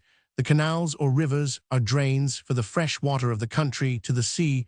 The sluice gates are opened for its egress at low water, and shut to prevent the ingress of the salt water at the return of the tide. It is evident, therefore, that we could have laid the country under water, and so covered their fortresses on 2 or 3 sides, which would prevent the necessity of their having large garrisons to defend them. But saltwater inundation ruins the soil for several years, and it was determined only to employ it as a last resource. And in the meantime, the sluice gates were merely kept shut to prevent the egress of the fresh water, which in that wet season soon accumulated, and the fresh water inundation only destroyed the crops of one season. About 20,000 laborers called in by requisitions on the country were daily employed on the works. In addition to the working parties furnished by the troops, the necessary artillery and stores were supplied from England, and Holland troops arrived daily, and were immediately moved to the frontiers, where from the movements that were constantly taking place, it is probable that exaggerated accounts were transmitted to the enemy. By these vigorous and prompt measures, confidence became restored. The panic amongst the people of Belgium was removed. They saw that their country was not to be given up without a severe struggle. It fixed the wavering and silenced the disaffected. In less than a month, most of the frontier places were safe from a coup de main. The Duke of Wellington had arrived at Brussels from Vienna early in April, and immediately inspected the frontier and the fortresses, after which he agreed on a plan of operations with the Prussians, by which they concentrated their troops along the Sambre and Meuse, occupying Charleroi, Namur and Liege, so as to be in communication with his left. The Prussians had repaired the works round Cologne, which assured their communications with Prussia, and gave them a tête-du-pont on the Rhine. The small fortress of Juliers afforded them the command of the Roer on the same line, and they held Maastricht on the lower Meuse. It was important to occupy Liege and Namur. Though their fortifications had been destroyed, they afforded a facility to act rapidly on either side of the Meuse, and a choice of the strong positions along the banks of that river. The disaffection in the provinces on the Rhine, which had been recently added to Prussia, was considered even greater than in Belgium. The fortress of Luxembourg was the great key which Prussia possessed for their preservation, and her interest would have led her to make that her depot and base of operations for the invasion of France. But besides being so far distant from Brussels that armies occupying such distant points could not act in concert, the roads in that part of the country between the Meuse and the Moselle were in a state almost impracticable for artillery, and for the general communication of an army. On the other hand, roads and communications to cross the Rhine at Cologne are good. The town itself could be put in a state of defense, and have become the best and safest line of communication. Reference to the map will elucidate these observations, and show that the cantonments of the Prussians along the Sambre and Meuse enabled them to act in concert with our army to cover their line of communication with Prussia, and to move rapidly into the provinces of the Moselle in the event of the enemy advancing from Metz. The Russians were to have come into the line at Mayence, but they did not reach the Rhine until June, and then only the First Corps, so that for the present a gap existed from the Prussian left at Dinant to the Austro-Bavarian right at Mannheim. It was an important object to cover Brussels, and it is to be considered that this city forms, as it were, a center to a large portion of the French frontier, extending about 70 miles from the Lys to the Meuse, viz. From Menin to Philippeville, or give it that it is about 50 miles distant from these extreme points, and that it was necessary to guard the entry from France by Tournai, Mons and Charleroi, and also to prevent Ghent, a very important place, from being attacked from Lille. The protection of all these distant points, with the difficulty of subsisting troops, particularly cavalry and artillery, are sufficient causes to explain why the armies were not more united in their cantonments. Bonaparte appears to have attached much importance to the occupation of Brussels, as appears by the bulletins found ready printed in his baggage, which was captured. It was therefore of much importance, in every point of view, to prevent even a temporary occupation of this city, and this could only be done by risking an action in front of it. The Duke of Wellington and Marshal Blücher had also separate views in preserving their lines of operations, one by Cologne with Prussia, the other with England by Brussels, which neither was disposed willingly to abandon. This probably may have been the cause why Quatre Bras and Ligny were chosen as positions covering both. It is evident that an army placed in cantonments so as to meet all these objects could only be concentrated in a position covering the city by the troops in advance being able to keep the enemy in check, so as to afford time for that concentration which was certainly accomplished. The positions on the different roads of approach from the French frontier had been attentively reconnoitered, that of Mont Saint-Jean or Waterloo very particularly, and no precaution appears to have been omitted by which an offensive movement of the enemy was to be encountered.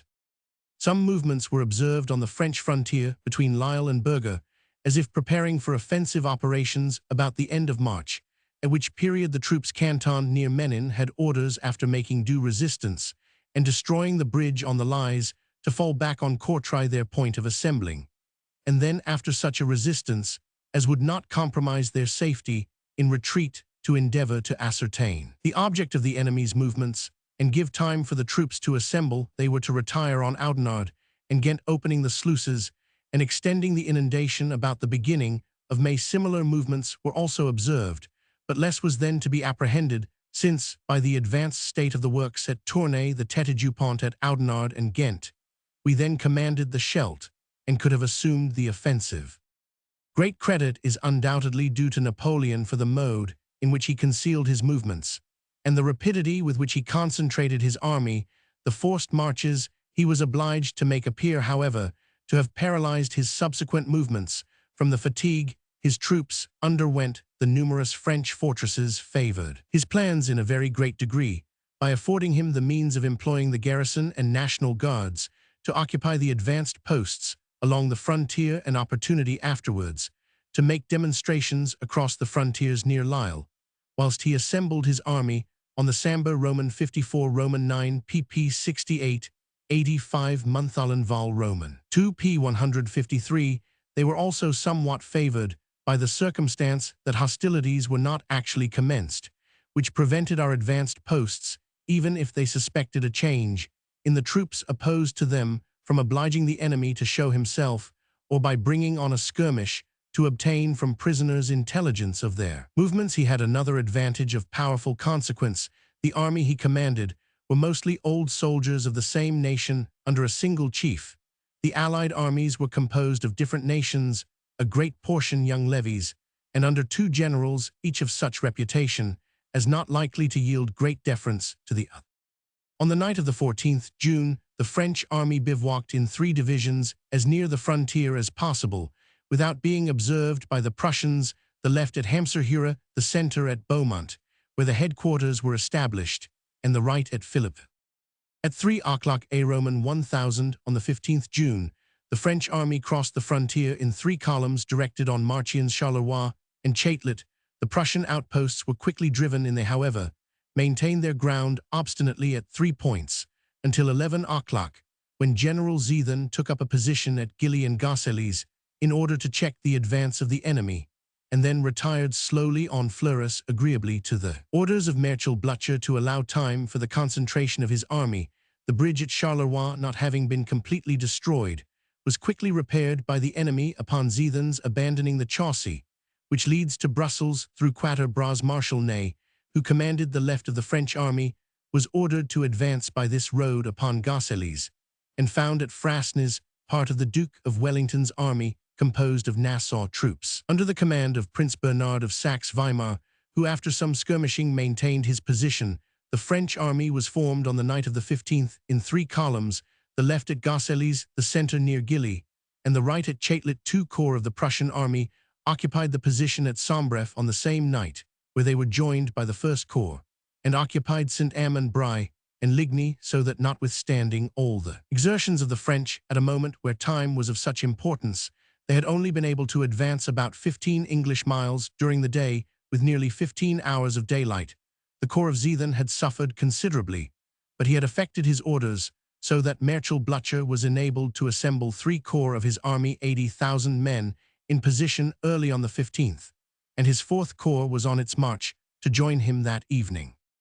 The Duke of Wellington seems to have expected an attack by the Mons Chaussee, and on his first receiving information of the enemy's movements, merely ordered his troops to hold themselves in readiness.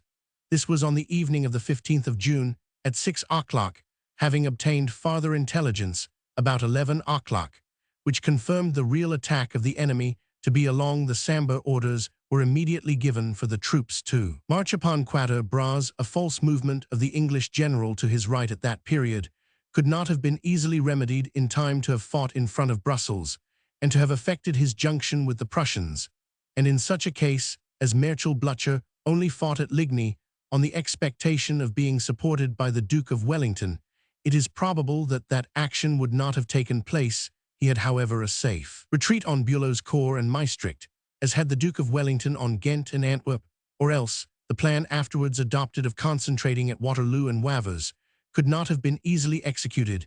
It is indeed a matter of surprise that Bonaparte did not make a more important demonstration on the side of Lille, and Mons, the Duke, in deciding on these movements, was under the necessity of acting on the intelligence given by spies or deserters, which can only be so far depended on, as it is confirmed by reports from the outposts, who may be themselves deceived what was true at their departure, may be entirely changed at their arrival with the information. And whatever may have been the case formerly, few or no instances occur at present of a person, in the confidence of the cabinet, particularly of a military officer, betraying the confidence placed in him.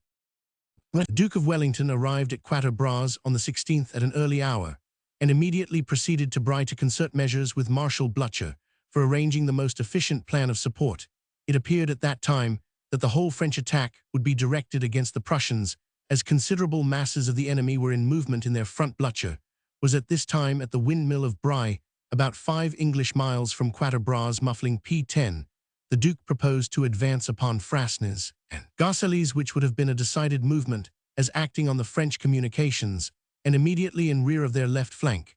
But as the troops could not be ready to advance from Quatre Bras before 4 o'clock, the attack must have been too late, and in the meantime the Prussians would have to sustain the attack of nearly the whole French army. Marshal Blucher therefore judged it more desirable that the Duke should form a junction with the Prussian right by marching direct by the Chaussee from Quatre Bras to Bry.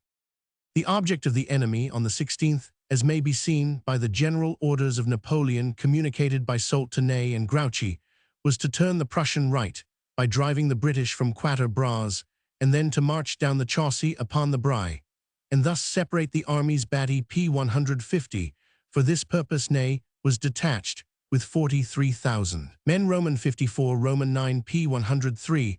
On reference to the above orders, it appears that not much resistance was expected in getting possession, both of Sambre and Quatre Bras. Ney has been accused of delaying to attack, but reference to those orders will show that Ney had not been commanded to attack until 2 o'clock P. Roman 1000. In consequence of the Allies having assembled in force at Quatre Bras, the plan was excellent, and if Ney had been successful, would have led to important results. After obtaining possession of Quatre Bras, he was to have detached part of his forces to attack the Prussian right flank in rear of Saint-Amand, whilst Bonaparte was making the chief attack on that village, the strongest in the position, and at the same time keeping the whole Prussian line engaged. Half of Ney's force was left in reserve near Frasnes to be in readiness either to support the attacks on Quatre Bras or Saint-Amand, and in the event of both succeeding to turn the Prussian right by marching direct on Wagnel or Bry.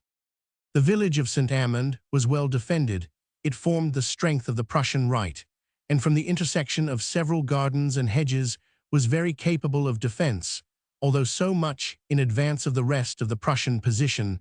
The face of the country in front of this position possesses no remarkable features. The slopes towards the stream are gentle and of easy access. After a continued attack for 2 hours, the enemy had only obtained possession of half the village of Saint-Amand, and a severe attack was made upon Ligny, which was taken and retaken several times. At this time, Bonaparte sent for the corps of reserve left by Ney at Frasnes. Before, however, it reached Saint-Amand, in consequence of the check they had sustained at Quatre Bras, it was countermarched, and from this circumstance became of little use either to Bonaparte or Ney. Bonaparte having observed the masses of troops which Blücher had brought up behind Saint-Amand, and probably in consequence of the corps above-mentioned being necessary at Quatre Bras, appears to have changed the disposition of his reserves, who were marching upon Saint-Amand, and moved them towards the right to attack the Prussian center at Ligny, which they succeeded in forcing, and so obtained possession of that village. A large body of French cavalry and another of infantry then pushed forward to the height between Bry and Sombref, immediately in the rear of Ligny, and quite in the heart of the Prussian position, where they were attacked by Blücher at the head of his cavalry. This attempt to re-establish the action failed, and the Prussian cavalry were driven back upon the infantry. It was now 9 o'clock about dark, which prevented the French from advancing farther, and they contented themselves with the occupation of Ligny. The Prussians did not evacuate Bry before 3 o'clock a Roman 1000 on the 17th. In the course of the night, the Prussians fell back on Tilly, and Gembloux. The loss of the Prussians, according to their own account, amounted to 14,000 men and 15 pieces of artillery. The French official account in the Moniteur to 15,323,000. The French acknowledged to have lost 7,000. It is evident that Bonaparte, in changing the point of attack from the Prussian right at Saint-Amand to the center at Ligny, in a manner forced the Prussians, if defeated, to retreat upon the British army and give up their own line of operations. But still, at that hour in the evening, when the situation of the armies is considered, the change of attack appears to be the only hope he had of obtaining even a partial success. Under such circumstances, it was perhaps the best course he could pursue. It is not easy to conceive that a defeat in any case would have been such as to prevent their junction, since each army had such considerable reinforcements moving up and close upon them. But even in an extreme case, they could each have retired on their fortresses and formed entrenched camps of perfect security, with every means of repairing the losses they sustained. The force of the enemy at the time the Duke of Wellington left Quatre Bras to communicate with Blücher appeared to be so weak that no serious attack was at that time to be apprehended. But on his return to that position, about 3 o'clock, he found they had assembled a large force at Frasnes and were preparing for an attack, which was made about 3:30 o'clock by 2 columns of infantry, and nearly all their cavalry supported by a heavy fire of artillery. The force at that time under his orders was 17,000 infantry and 2,000 cavalry, of which about 4,500 were British infantry, the rest Hanoverians and Belgians and Nassau troops. They at first obtained some success, driving back the Belgian and Brunswick cavalry. Their cavalry penetrated amongst our infantry before they had quite time to form squares, and forced apart to retire into the adjoining wood. They were, however, repulsed at this period of the action. The 3rd British Division under General Alten arrived about 4 o'clock soon after the action had commenced. They consisted of about 6,300 men and were composed of British King's German Legion and Hanoverians. They had some difficulty in maintaining their ground, and one regiment lost a color. They succeeded, however, in repelling the enemy from the advanced points he had gained at the farm of Gemincourt and village of Piramont. Ney still, however, occupied part of the wood of Bossu, which extends from Quatre Bras on the right of the road towards Frasnes to the distance of about a mile. This favored an attack on the right of our position, which he accordingly made, after having been repulsed on the left. At this moment, the division of General Cook Guards, 4,000 strong, arrived from Enghien, and materially assisted to repel this attack, which after considerable exertions was done, and the enemy driven back upon Frasnes in much confusion. This affair was severely contested, and though the enemy were repulsed, the loss on each side was nearly equal owing to the superiority of the French in artillery. The loss, however, inflicted on the French by the fire of musketry, which their attacking columns were exposed to, was very considerable, and counterbalanced the advantage they derived from their artillery. It required great exertions to maintain the important post of Quatre Bras. In the present relative situations of the two armies, it is certain that if Ney had advanced as rapidly as Bonaparte says he might have done, he would have obtained his object. Ney, however, in his letter, contradicts the possibility of his having done so, which seems to be confirmed by Soult's letter to him, dated at 2 o'clock p. Roman 1000, where he tells him that Grouchy is to attack Bry with the 3D and 4th Corps at 2:30 p. Roman 1000 Batty App, that he is to attack the corps in his front, and afterwards to assist Grouchy, but that if he nay defeats the troops in his front first, Grouchy would be ordered to assist his operations. It is most probable that the corps left at Frasnes, which Ney complains was taken away, without his knowledge, was destined to assist either attack, as might be found necessary. Even had Ney got possession of Quatre Bras at an early hour, he would scarcely have been able to detach any sufficient force against the Prussians, seeing, as he must have done, or at least ought to have calculated, that the British forces were arriving rapidly on the point which we suppose him to have occupied. The British could have still retreated on Waterloo and been concentrated on the 17th at that position, and there was nothing to prevent the Prussians retreating on Wavre, as they afterwards Roman 999, though Bonaparte says Roman 54 Roman 9 p. 209, that on the 15th everything had succeeded as he wished, and that the Duke of Wellington had maneuvered as he would have wished him to do, yet one corps of the Prussian army had so far kept him in check that he was not able to reach Flourishes, and on the 16th could not commence the attack until 3 hours. After midday he did not gain possession of Quatre Bras until the forenoon of the 17th. He had sustained a severe check with one part of his army, and gained an indecisive action with the other, the loss of the Allies not exceeding his own, whilst they had the advantage of retiring leisurely on their resources and reinforcements, and by the retreat gave up no place or position now of consequence to the pursuing enemy.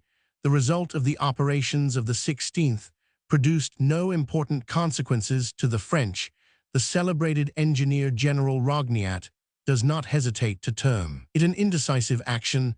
The success of the British in repelling the attack of Quatre Bras tended to make them meet the renewed attack at Waterloo with more confidence, and probably had a contrary effect on the enemy, whilst the manner in which the Prussian corps of Thielmann received the attack of Grouchy on the 18th, who had superior forces, showed how little the confidence of the Prussians had been shaken by the action at Ligny.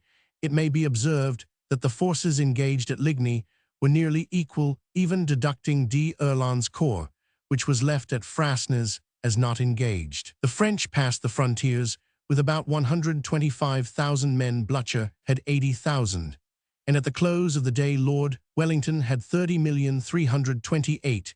The commanders of the Allied armies appear not to have overrated what was to be expected from their troops, which was not exactly the case with their opponents. The outline of the operations and the strategy on the part of Napoleon to separate the two armies was no doubt finely conceived, and as we have seen was nearly successful, yet it is presumed that had it been so, even to the extent Bonaparte could hope or expect, the Allies had still a safe retreat and sufficient resources on all sides. It was a calculation of hours. It is hardly possible to know the point an enterprising enemy means to attack, especially on so extended a line. And here the assailant has the advantage. Fault has been found with the Duke of Wellington for having no artillery and very few cavalry.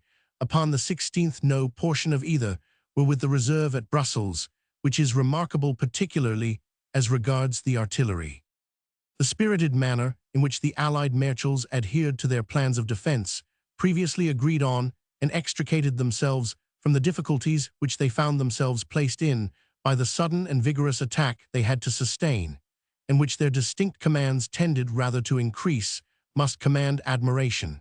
And since war is only a great game where the movements are influenced by many events which occur during their execution, and progress events which human calculation cannot foresee, it becomes easy to criticize when the operations are past, when all the data on which they rested or might have rested are known, but to form a good plan of attack or a campaign to act with decision and firmness, and with a coup d'etat so as immediately to profit by the changes which incessantly take place, can be said of very few men of the many who have ever arrived at the command of an army.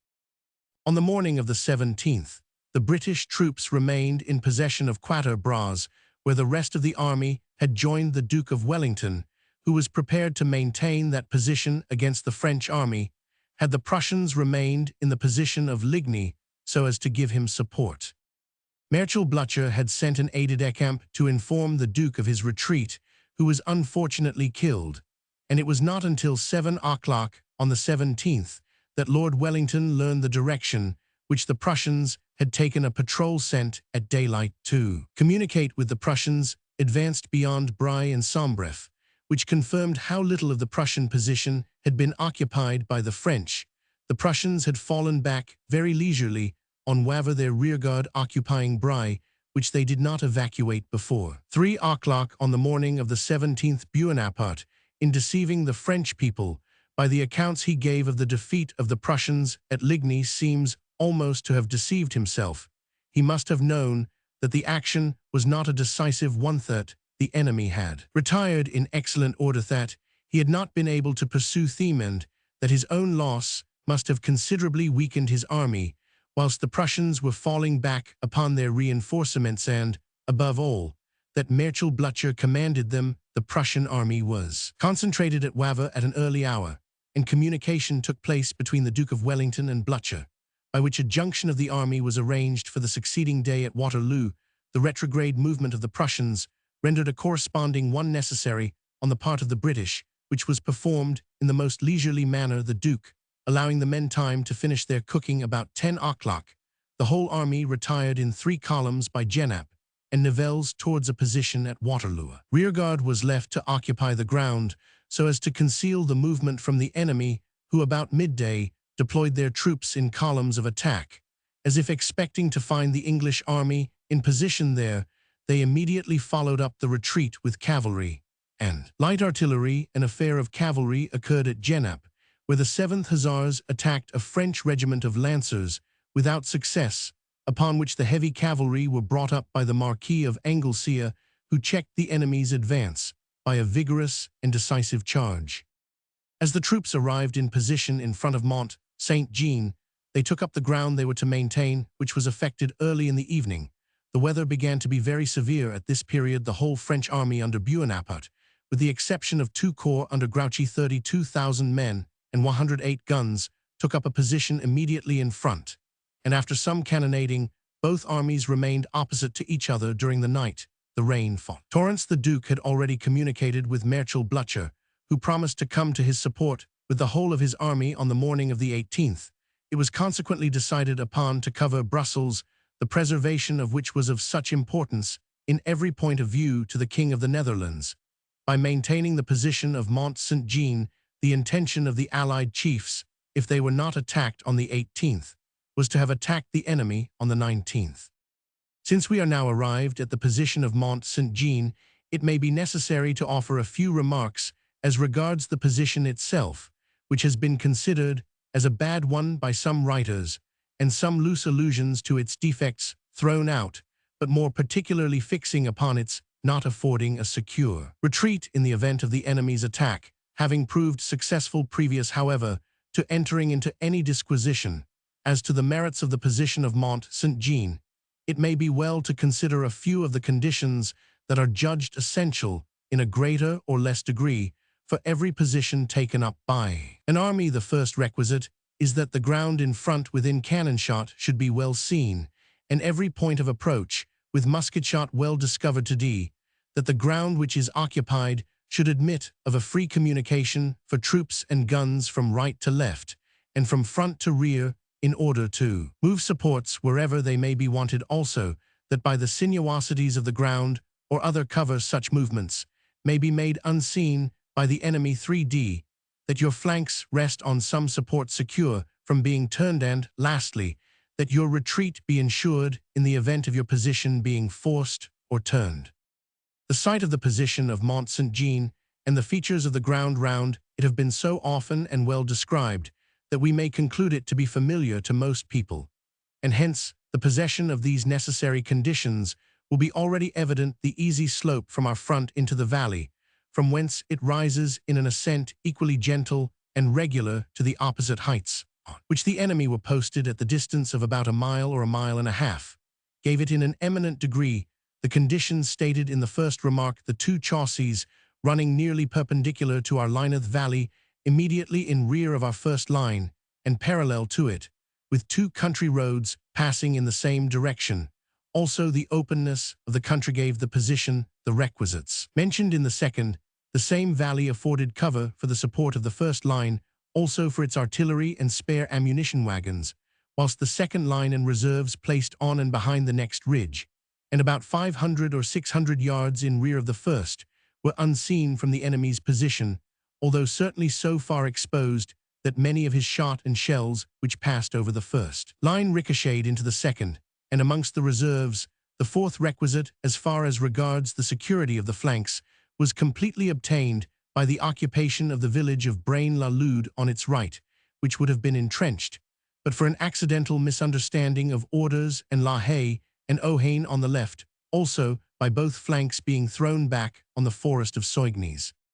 That our retreat in case of a reverse was sufficiently provided, for we trust notwithstanding the criticism above noticed to establish in a satisfactory manner our position was sufficiently in advance of the entrance of the Chaussee into the forest, to give a free approach from every part of the field to that point, which the unenclosed state of the country afforded the troops every means of profiting by. Had our first position been forced, the village of Mont-Saint-Jean, at the junction of the two Chaussees, afforded an excellent center of support for a second, which the enemy would have had equal difficulty in carrying, besides which there is another farmhouse, and wood immediately behind Mont-Saint-Jean, and in front of the entrance of the forest, which would have enabled us to keep open that entrance. By occupying these points, we might have at any time effected a retreat, and with sufficient leisure to have allowed all the guns that were in a state to be moved to file off into the forest.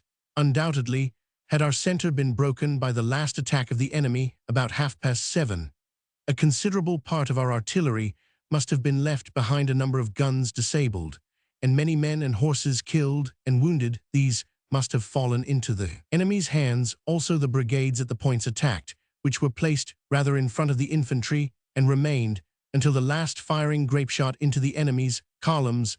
The men and horses would have saved themselves with the infantry, and soon found a fresh equipment in the fortresses.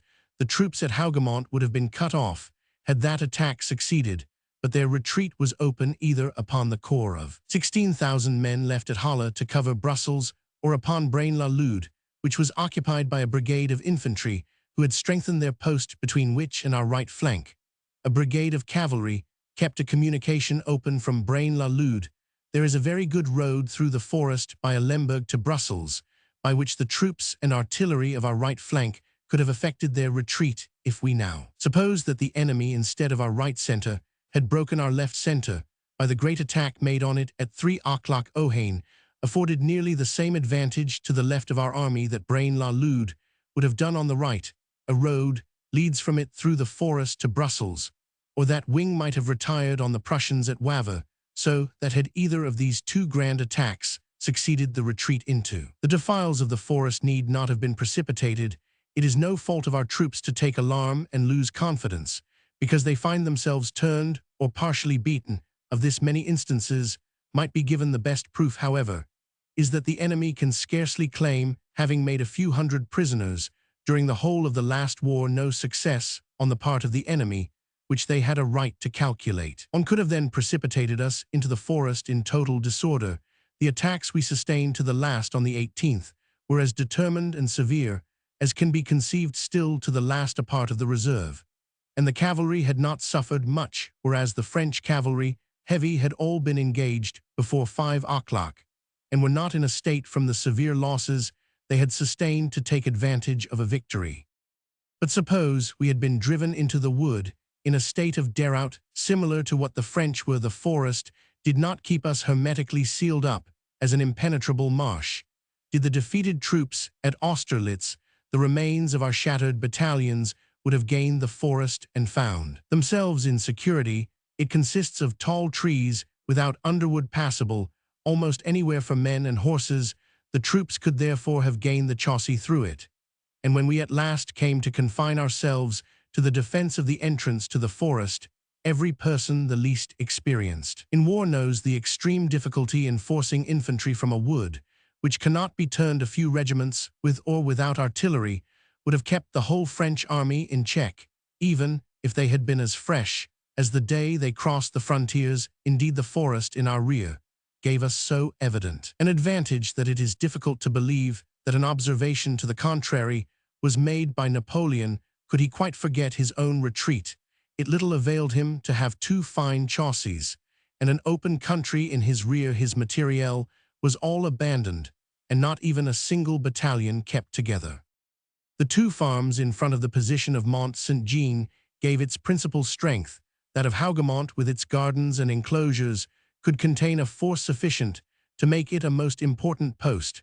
La Haye-Sainte was too small for that purpose, otherwise its situation in the Genappe chaussee, in the center of the position, rendered it better adapted for that purpose. These farms lay on the slope of the valley, about 1,500 yards apart in front of our line, so that no column of the enemy could pass between them without being exposed to a flank fire.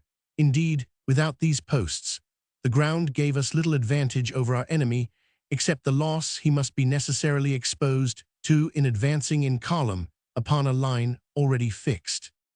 From these observations, it will appear that our retreat was well secured, and that the advantages of the position for a field of battle were very considerable, so that there was little risk, but that it would have been successfully defended, even if the Prussians had by some fatality been prevented from forming a junction.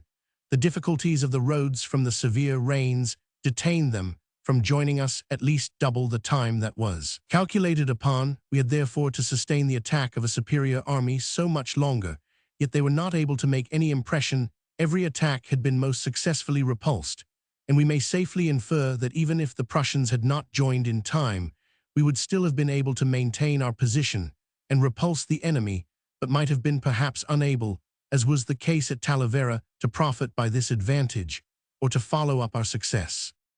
The morning of the 18th and part of the forenoon were passed by the enemy in a state of supineness, for which it was difficult to account. The rain had certainly retarded his movements, more particularly that of bringing his artillery into position, yet it was observed that this had been accomplished at an early hour. In Grouchy's publication, we find a reason which may have caused this delay, namely that Napoleon's ammunition had been so much exhausted in the preceding actions that there was only a sufficiency with the army for an action of 8 hours. Bonaparte states Roman 54 Roman 9, that it was necessary to wait until the ground was sufficiently dried to enable the cavalry and artillery to maneuver. Montholland Tom Roman 2 p. 136. However, in such a soil a few hours could make very little difference, particularly as a drizzling rain continued all the morning, and indeed, after the action had commenced, the heavy fall of rain on the night of the 17th to 18th was no doubt more disadvantageous to the enemy than to the troops under Lord Wellington. The latter were in position and had few movements to make, whilst the enemy's columns, and particularly his cavalry, were much fatigued and impeded by the state of the ground, which with the trampled corn caused them to advance more slowly, and kept them longer under fire. On the other hand, the same causes delayed the Prussians in their junction, which they had promised to effect at 11 o'clock, and obliged Lord Wellington to maintain the position alone nearly 8 hours longer than had been calculated upon. About 12 o'clock, the enemy commenced the action by an attack upon Hougoumont with several columns, preceded by numerous light troops, who after severe skirmishing drove the Nassau troops from the wood in its front and established themselves in it. This attack was supported by the constant fire of a numerous artillery. A battalion of the Guards occupied the house and gardens with the other enclosures, which afforded great facilities for defense, and after a severe contest and immense loss, the enemy were repulsed and a great part of the wood regained. During the early part of the day, the action was almost entirely confined to this part of the line, except a galling fire of artillery along the center, which was vigorously returned by our guns. This fire gradually extended towards the left, and some demonstrations of an attack of cavalry were made by the enemy. As the troops were drawn up on the slope of the hill, they suffered most severely from the enemy's artillery. In order to remedy this, Lord Wellington moved them back about 150 or 200 yards to the reverse slope of the hill, to shelter them from the direct fire of the guns. Our artillery, in consequence, remained in advance that they might see into the valley. This movement was made between 1 and 2 o'clock by the Duke in person. It was general along the front or center of the position on the height to the right of La Haye-Sainte. It is by no means improbable that the enemy considered this movement as the commencement of a retreat, since a considerable portion of our troops were withdrawn from his sight and determined, in consequence, to attack our left center in order to get possession of the buildings called Ferme de Roman 1000 Jean, or of the village itself, which commanded the point of junction of the two chaussées. The attacking columns advanced on the Genappe chaussée, and by the side of it, they consisted of 4 columns of infantry d'Erlon's corps, which was not engaged, on the 16th 30 pieces of artillery, and a large body of cuirassiers milhauds on the left of this attack.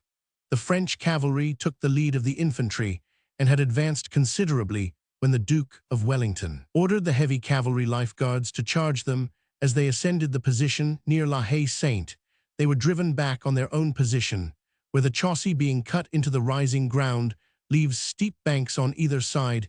In this confined space, they fought at sword's length for some minutes, until the enemy brought down some light artillery from the heights. When the British cavalry retired to their own position, the loss of the cuirassiers did not appear great. They seemed immediately to reform their ranks, and soon after advanced to attack our infantry, who were formed into squares to receive them, being then unsupported by cavalry.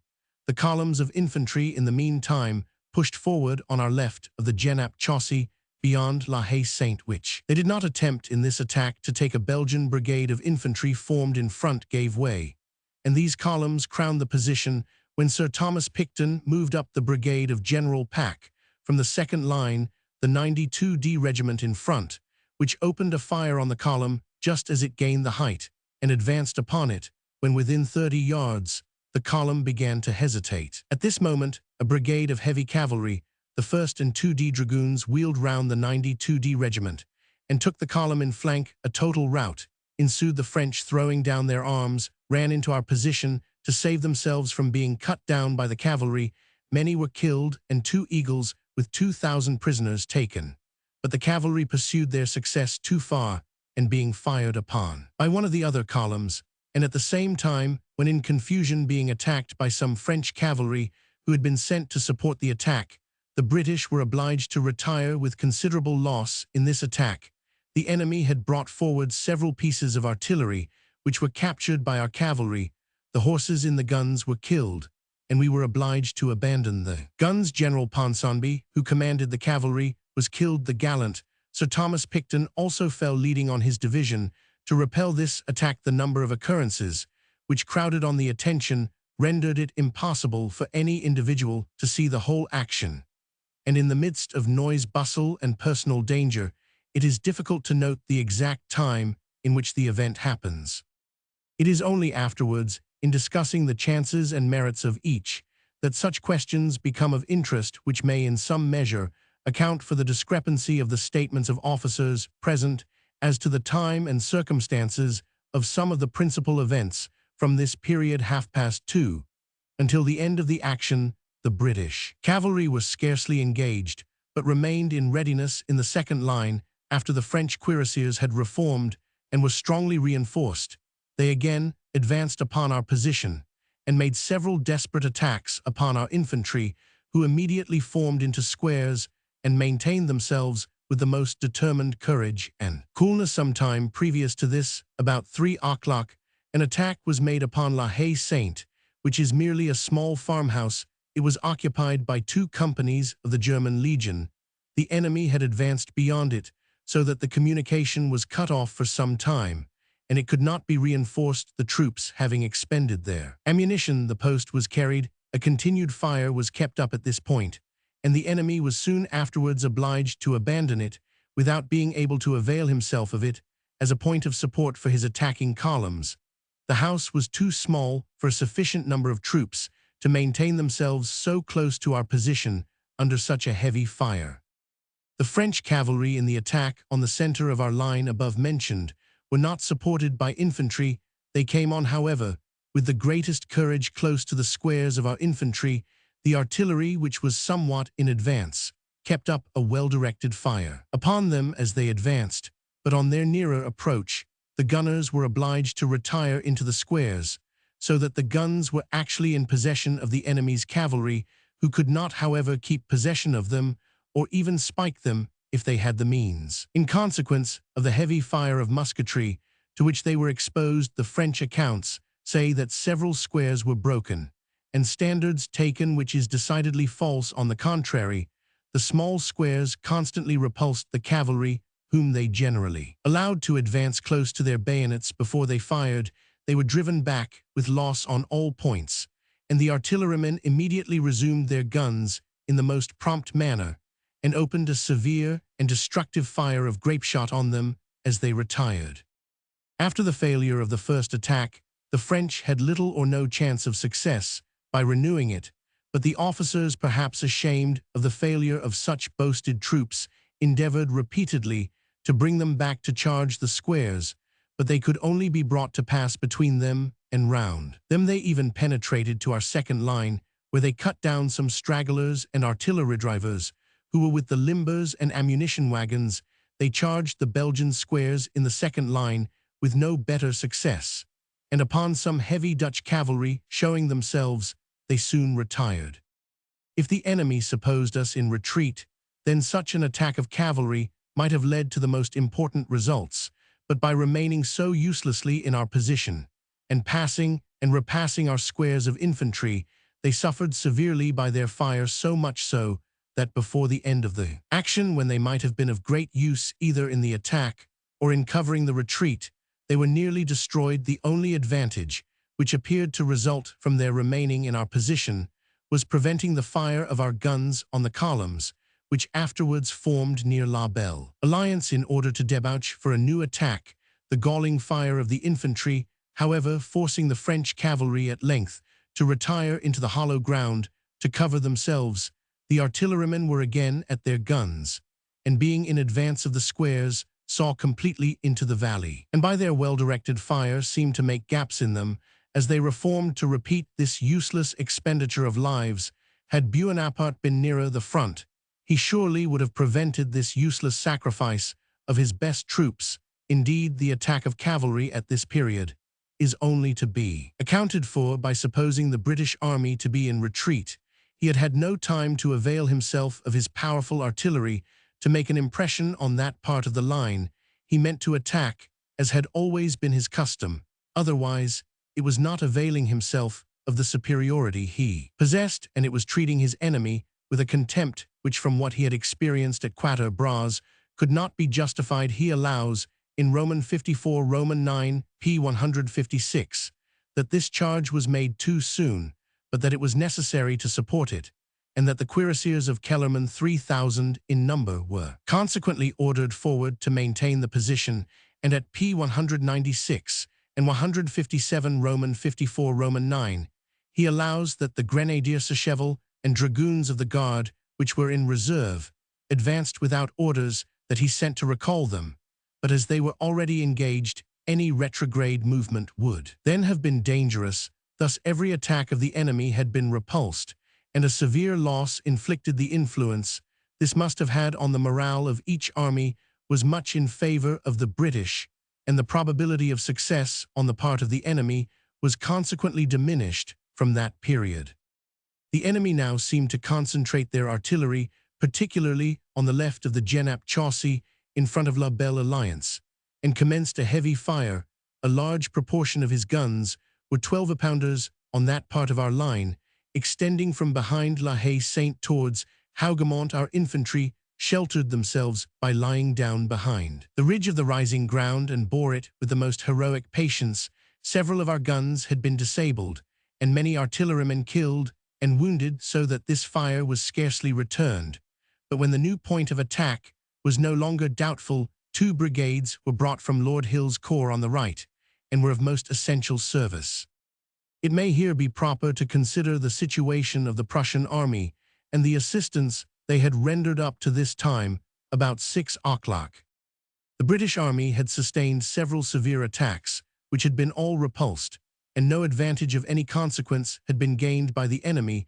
They had possessed part of the wood and garden of Hougoumont and La Haye Sainte, which latter they were unable to occupy. Not a square had been broken, shaken, or obliged to retire. Our infantry continued to display the same obstinacy, the same cool, calculating confidence in themselves, in their commander, and in their officers, which had covered them with glory in the long and arduous war in the peninsula, from the limited extent of the field of battle and the tremendous fire, their columns were exposed to the loss of the enemy, could not have been less than 15,000 killed, and wounded 2 eagles and 2,000 prisoners had been taken, and their cavalry nearly destroyed. We still occupied nearly the same position as we did in the morning, but our loss had been severe, perhaps not less than 10,000 killed, and wounded. Our ranks were further thinned by the numbers of men who carried off the wounded, part of whom never returned to the field.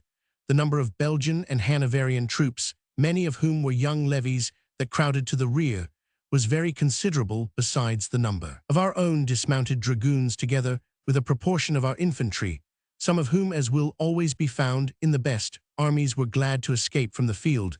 These thronged the road leading to Brussels in a manner that none but an eyewitness could have believed, so that perhaps the actual force under the Duke of Wellington at this time, 6:30, did not amount to more than 34,000 men. We had, at an early hour, been in communication with some patrols of Prussian cavalry on our extreme left. A Prussian corps under Bülow had marched from Wavre at an early hour to maneuver on the right and rear of the French army, but a large proportion of the Prussian army was still on the heights above Wavre after the action had commenced at Waterloo. The state of the roads and the immense train of artillery they carried detained Bülow's corps for a remarkably long time. They had not more than 12 or 14 miles to march. At 1 o'clock, the advanced guard of this corps was discovered by the French. About 2 o'clock, the patrols of Bülow's corps were discovered from part of our position. The French detached some light cavalry to observe them, which was the only diversion that had taken place up to this time. At 4:30, Blücher had joined in person Bülow's corps, at which time 2 brigades of infantry and some cavalry were detached to act on the right of the French, muffling P30. He was so far from the right of the French that his fire of artillery was too distant to produce any effect, and was chiefly intended to give us notice of his arrival, muffling P30. It was certainly past 5 o'clock before the fire of the Prussian artillery Bülow's corps was observed from our position, and it soon seemed to cease altogether. It appears that they had advanced and obtained some success, but were afterwards driven back to a considerable distance by the French, who sent a corps under General Lobau to keep them in check. About 6:30, the 1st Prussian Corps came into communication with our extreme left near Ohain. The effective state of the several armies may be considered to be as follows. The army under the Duke of Wellington amounted at the commencement of the campaign to 75,000 men, including every description of force, of which nearly 40,000 were English, or the King's German Legion. Our loss at Quatre Bras amounted to 4,500 killed and wounded, which reduced the army to 70,500 men. Of these, about 54,000 were actually engaged at Waterloo. About 32,000 were composed of British troops, or the King's German Legion, including cavalry, infantry, and artillery. The remainder, under Prince Frederick, took no part in the action, but covered the approach to Brussels from Nivelles and were stationed in the neighborhood of Halle. The French force has been variously stated, and it is not easy to form a very accurate statement of their strength. Batty gives it at 127,000. That is the number which crossed the frontiers. Roman 54, Roman 9, p. 69. It is given at 122,000. Gergaud reduces it to 115,000. Of these, 21,000 were cavalry, and they had 350 guns. Let us, however, take the statement in Roman 54, Roman 9, and say, deduct left at Charleroi. Roman 54, Roman 9, 92,349, 5,300. Loss at Quatre Bras and Ligny. Roman 54, Roman 9, 100, and 106, 10,350. Left at Ligny, Grouchy p. 8, Roman 54, Roman 9, 193. This is stated at 3,030, 200. With Grouchy p. 8, 32,000. Engaged at Waterloo, 71,150. This number, however, is certainly underrated, and there is little doubt, but Bonaparte had upwards of 75,000 men under his immediate command on the 18th June. Bonaparte, Roman 54, Roman 9, 162, 117, states the Prussian force concentrated at Wavre to be 75,000 men. Grouchy P9 makes it 95,000. It is, however, generally understood that they had not above 70,000 with the army at Wavre. It may be necessary here to refer to the operations of the corps under Grouchy who were detached in pursuit of the Prussians. It appears that at 12 o'clock on the 17th Bonaparte was ignorant of the direction the Prussian army had taken. Grouchy P13. It was generally supposed that it was towards Namur. At that hour Bonaparte ordered Grouchy with 32,000 men to follow them, as the troops were much scattered. It was 3 o'clock before they were in movement, and they did not arrive at Gembloux before the night of the 17th. When Grouchy informed Bonaparte of the direction the Prussian army had taken, he discovered the rearguard of the Prussians near Wavre about 12 o'clock on the 18th. And at 2 o'clock he attacked Wavre, which was obstinately defended by General Thielmann, and succeeded in obtaining possession of a part of the village. By the gallant defense of this post by General Thielmann, Grouchy was induced to believe that the whole Prussian army was before him. Blücher, however, had detached Bülow's corps forth at an early hour upon Chapelle-Lambert to act on the rear of the French army. The movement of this corps was, however, much delayed by a fire which happened at Wavre, and by the bad state of the roads, so that they had great difficulty in bringing up the numerous artillery they carried with this corps, which prevented them from attacking the enemy before 4:30 o'clock. The 2D Prussian corps marched upon Chapelle-Lambert and Lasny, and at a later period of the day, the first corps moved in the direction of Ohain. The 3D corps was also to have supported the 4th and 2D corps. Blücher was not aware of the large force under Grouchy who attacked the 3D corps as it was preparing to leave Wavre, and obliged it to take up a position on the dial between Limel and Wavre, where he afterwards ordered it to maintain itself as well as it could. The British army at this eventful period of the day amounted to about 34,000 men, allowing 10,000 killed and wounded, and 10,000 more who had left the field, 18,000 of whom are English muffling P32. The enemy may have had about 45,000 immediately opposed to us, allowing 20,000 killed, wounded, and taken prisoners, and 10,000 men detached to act against the Prussians. The assistance of the Prussians had been expected at an early hour, which had induced Lord Wellington to accept a battle, so that the British army had to bear the whole brunt of the action for a much longer period than was calculated. Lord Wellington, however, showed no anxiety as to the result. The corps of Lord Hill's several Belgian battalions, and a considerable portion of the cavalry, had been little engaged. He knew the troops he had under his command, and seemed confident of being able to maintain his position even if the Prussians did not arrive before night. The army was not aware of their approach, nor did he think it necessary to animate their exertions by this intelligence.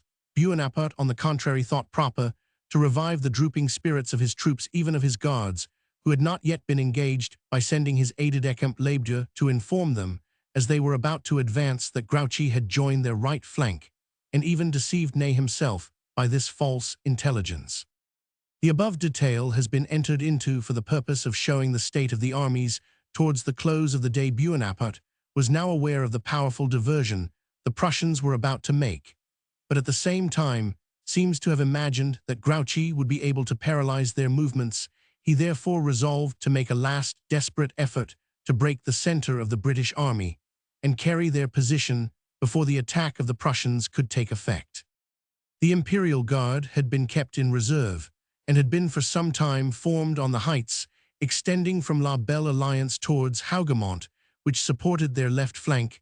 They had not yet been engaged. About 7 o'clock, they advanced in 2 columns, leaving 4 battalions in reserve. They were commanded by Ney, who led them on. At the same time, they pushed on some light troops in the direction of La Haye. The advance of these columns of the Guards was supported by a heavy fire of artillery. Our infantry, who had been posted on the reverse of the hill to be sheltered from the fire of the guns, were instantly moved forward by Lord Wellington, General Maitland's Brigade of Guards, and General Adams' Brigade. 52d and 71st Regiments and 95th Rifles met this formidable attack. They were flanked by 2 brigades of artillery, who kept up a destructive fire on the advancing columns. Our troops waited for their approach with their characteristic coolness until they were within a short distance of our line, When they opened a well-directed fire upon them, the line was formed 4 deep. The men fired independently, retiring a few paces to load, and then advanced and fired, so that their fire never ceased for a moment. The French, headed by their gallant leader, still advanced, notwithstanding the severe loss they sustained by this fire, which apparently seemed to check their movement. They were now within about 50 yards of our line. When they attempted to deploy in order to return the fire, our line appeared to be closing round them. They could not, however, deploy under such a fire, and from the moment they ceased to advance, their chance of success was over. They now formed a confused mass, and at last gave way, retiring in the utmost confusion. They were immediately pursued by the light troops of General Adams' brigade. This decided the battle. The enemy had now exhausted his means of attack. He had still, however, the 4 battalions of the Old Guard in reserve. Lord Wellington immediately ordered the whole line to advance to attack their position. The enemy were already attempting a retreat. These battalions formed a square to cover the retreat of the flying columns, flanked by a few guns, and supported by some light cavalry red lancers. The 1st Prussian Corps had now joined our extreme left.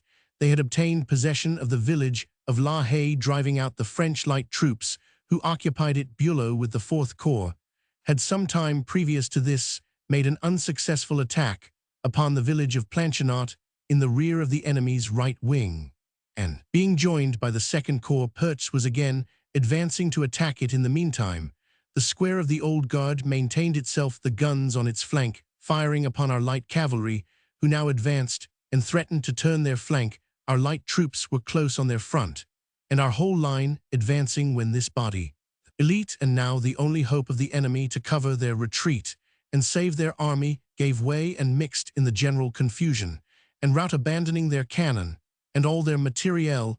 It was now nearly dark. Bulow, upon being joined by Pertz's corps, again attacked Planchenot, which he turned, and then the enemy abandoned it. He immediately advanced towards the Genappe chaussee and closed round the right of the French Roman 54 Roman 9p 169, driving the enemy before him, and augmenting their confusion. His troops came into the highroad or chaussee near Mason du Roy, and Blucher and Wellington, having met about the same time near La Belle Alliance, it was resolved to pursue the enemy and give him no time to rally. The loss of the Prussians on the 18th did not exceed 800 men.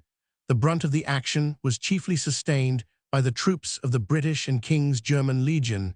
As their loss will show in stating this, it must be allowed that much support was afforded by the other contingents, but they were chiefly raw levies newly raised, who could not be depended upon in a situation of importance.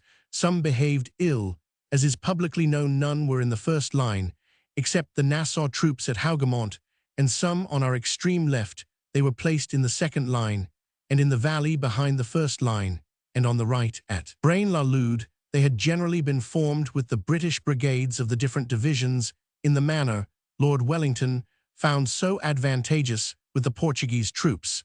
But these arrangements had just been made. The different brigades in a division had not any knowledge of or confidence in each other. Many battalions, particularly some Belgian troops in the rear of the first line, stood with firmness against the French cavalry and drove them back. They suffered more severely, perhaps, than the first line from the fire of the enemy's artillery, and at the close of the action advanced in support of the first line with great steadiness and regularity. The Prussians, who had made only a short march during the day, pursued the enemy with such vigor that they were unable to rally a single battalion. The British army halted on the field of battle. They once attempted to make a show of resistance at Genappe, where perhaps if they had had a chief to direct them, they might have maintained themselves until daylight. The situation of the village being strong, this might have given them the means of saving at least the semblance of an army. The 2nd Prussian Corps was afterwards detached to intercept Grouchy, who was not aware of the result of the battle. Until 12 o'clock next day, he had succeeded in obtaining some advantage over General Thielmann, and got possession of Wavre. He immediately retreated towards Namur, where his rearguard maintained themselves against all the efforts of the Prussians, who suffered severely in their attempt to take the place. This served to cover his retreat, which he executed with great ability, keeping in a parallel line to Blucher, and having rallied many of the fugitives, he brought his army without loss to Paris. He had been considered as lost, and his army made prisoners. This belief was a great cause of the resignation of Bonaparte. Otherwise, with this army, he could have mustered 70,000 or 80,000 men with the fortifications. Resources of Paris, which was sufficiently secure against a coup de main, it is not likely he would have so easily submitted without another struggle. After the brilliant defensive campaign he had made the preceding year, the great central depots of Paris and Lyon gave him great advantages, as is well shown in the introductory chapter Roman 54, Roman 9 p. 181. There are always some turns of fortune. In the events of war he might at least have made terms. The southern and eastern parts of France were certainly in his favor. He and his army had been well received there. Only a few weeks before that army and a great part of the population would still have been glad to make sacrifices to endeavor to re-establish the sullied luster of his arms. At least the honor of falling sword in hand was in his power. The time of the arrival and cooperation of the Prussians has been variously stated. The above account is perhaps as near the truth as can be. The French writers make it at an early hour to account more satisfactorily for their defeat. The Prussians also make it somewhat earlier than was actually the case, in order to participate more largely in the honors of the day. Their powerful assistance has been acknowledged to its full extent.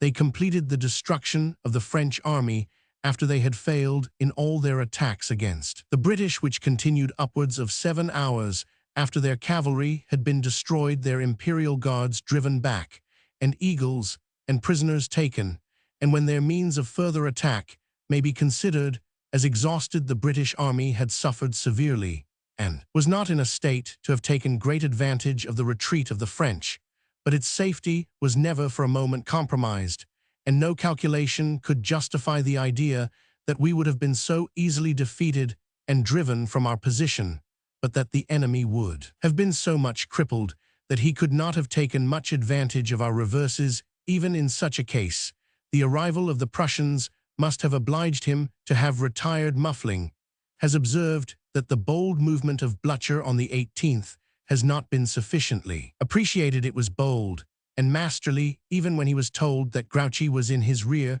with a large force. His plans were not shaken, though this might have somewhat retarded his movements. The skillful veteran knew that it was on the field of Waterloo where the fate of the day was to be decided, and if even Grouchy had attacked Bülow's corps, there was nothing to prevent the 1st and 2nd Corps from joining the British army by Ohain. Grouchy could only at farthest have checked the 3rd and 4th Corps. There cannot be a moment's doubt of the anxiety and exertions of the Prussians to assist on the 18th. The cordiality and friendship of the Prussians have been felt and acknowledged by every officer who has had occasion to visit Prussia. Subsequent Lithes has been particularly the case with the military. This short campaign of ours was a joint operation. The honors must be shared on the 16th. The Prussians fought at Ligny under the promise of our cooperation, which could not, however, be given to the extent it was wished or hoped. On the 18th, Lord Wellington fought at Waterloo on the promise of the early assistance of the Prussians, which, though unavoidably delayed, was at last given with an effect which perhaps had never before been witnessed. The finest army France ever saw, commanded by the greatest and ablest of her chiefs, ceased to exist, and in a moment the destiny of Europe was changed. No Roman 2, Bonaparte's protest. CP 241. I hereby solemnly protest, in the face of heaven and of men, against the violence done me, and against the violation of my most sacred rights, in forcibly disposing of my person and my liberty. I came voluntarily on board of the Bellerophon. I am not a prisoner, I am the guest of England. I came on board, even at the instigation of the captain, who told me he had orders from the government to receive me and my suite, and conduct me to England, if agreeable to me. I presented myself with good faith to put myself under the protection of the English laws. As soon as I was on board the Bellerophon, I was under shelter of the British people. If the government, in giving orders to the captain of the Bellerophon to receive me as well as my suite, only intended to lay a snare for me, it has forfeited its honor and disgraced its flag. If this act be consummated, the English will in vain boast to Europe their integrity, their laws, and their liberty. British good faith will be lost in the hospitality of the Bellerophon, I appeal to history. It will say that an enemy who for 20 years waged war against the English people came voluntarily in his misfortunes to seek an asylum under their laws. What more brilliant proof could he give of his esteem and his confidence? But what return did England make for so much magnanimity? They feigned to stretch forth a friendly hand to that enemy, and when he delivered himself up in good faith, they sacrificed him. Signed, Napoleon. On board the Bellerophon, 4th August 1815. We have already in the text completely refuted the pretense that Bonaparte was ensnared on board the Bellerophon. Every expression of Captain Maitland went to disown any authority to treat with Napoleon, or grant him conditions of any kind, nor could he say more when his private opinion was demanded, than that he had no reason to suppose that Napoleon would be ill received in England. This was in presence of Captain Sartorius and Captain Gambier, both of whom Captain Maitland appealed to in support of his statement. We do not, however, feel it too much, on the present occasion, to copy the letters which passed betwixt Lord Keith on the one hand, and Captain Maitland, Captain Sartorius, and Captain Gambier on the other. Tonnant at anchor under Berryheads. 7th August, 1815. Sir Count Cases having this morning stated to me that he understood from you when he was on board the Bellerophon in Basque Roads, on a mission from General Bonaparte, that you were authorized to receive the General and his suite on board the ship you command for conveyance to England, and that you assured him at the same time that both the General and his suite would be well received there. You are to report for my information such observations as you may consider it necessary to make upon these assertions. I am Sir Roman 100 Keith, Admiral. Captain Maitland, Bellerophon. H. Roman 1000 S. Bellerophon. Plymouth Sound, 8th August 1815. My lord, I have to acknowledge the receipt of your lordship's letter of yesterday's date, informing me that Count Cases had stated to you that he had understood from me, when he was on board the Bellerophon in Basque Roads, on a mission from General Bonaparte, that I was authorized to receive the General and his suite on board the ship I command for a conveyance to England, and that I assured him at the same time that both the General and his suite would be well received there, and directing me to report for your lordship's information such observations as I may consider it necessary to make upon these assertions. I shall in consequence state, to the best of my recollection, the whole of the transaction that took place between Count Cases and me on the 14th of July, respecting the embarkation of Napoleon Bonaparte, for the veracity of which I beg to refer your lordship to Captain Sartorius, as to what was said in the morning, and to that officer and Captain Gambier, the Myrmidon, having joined me in the afternoon, as to what passed in the evening.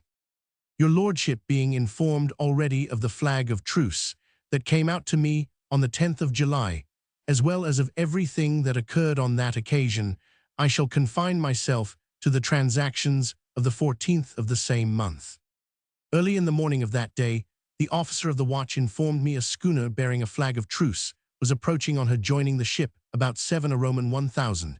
The Count Cases and General Lallemande came on board, when on being shown into the cabin, Cases asked me if any answer had been returned to the letter sent by me to Sir Henry Hotham, respecting Napoleon Bonaparte being allowed to pass for America either in the frigates or in a neutral vessel. I informed him no answer had been returned, though I hourly expected in consequence of those dispatches Sir Henry Hotham would arrive, and as I had told Monsieur Cases when last on board that I should send my boat in when the answer came, it was quite unnecessary to have sent out a flag of truce on that account there.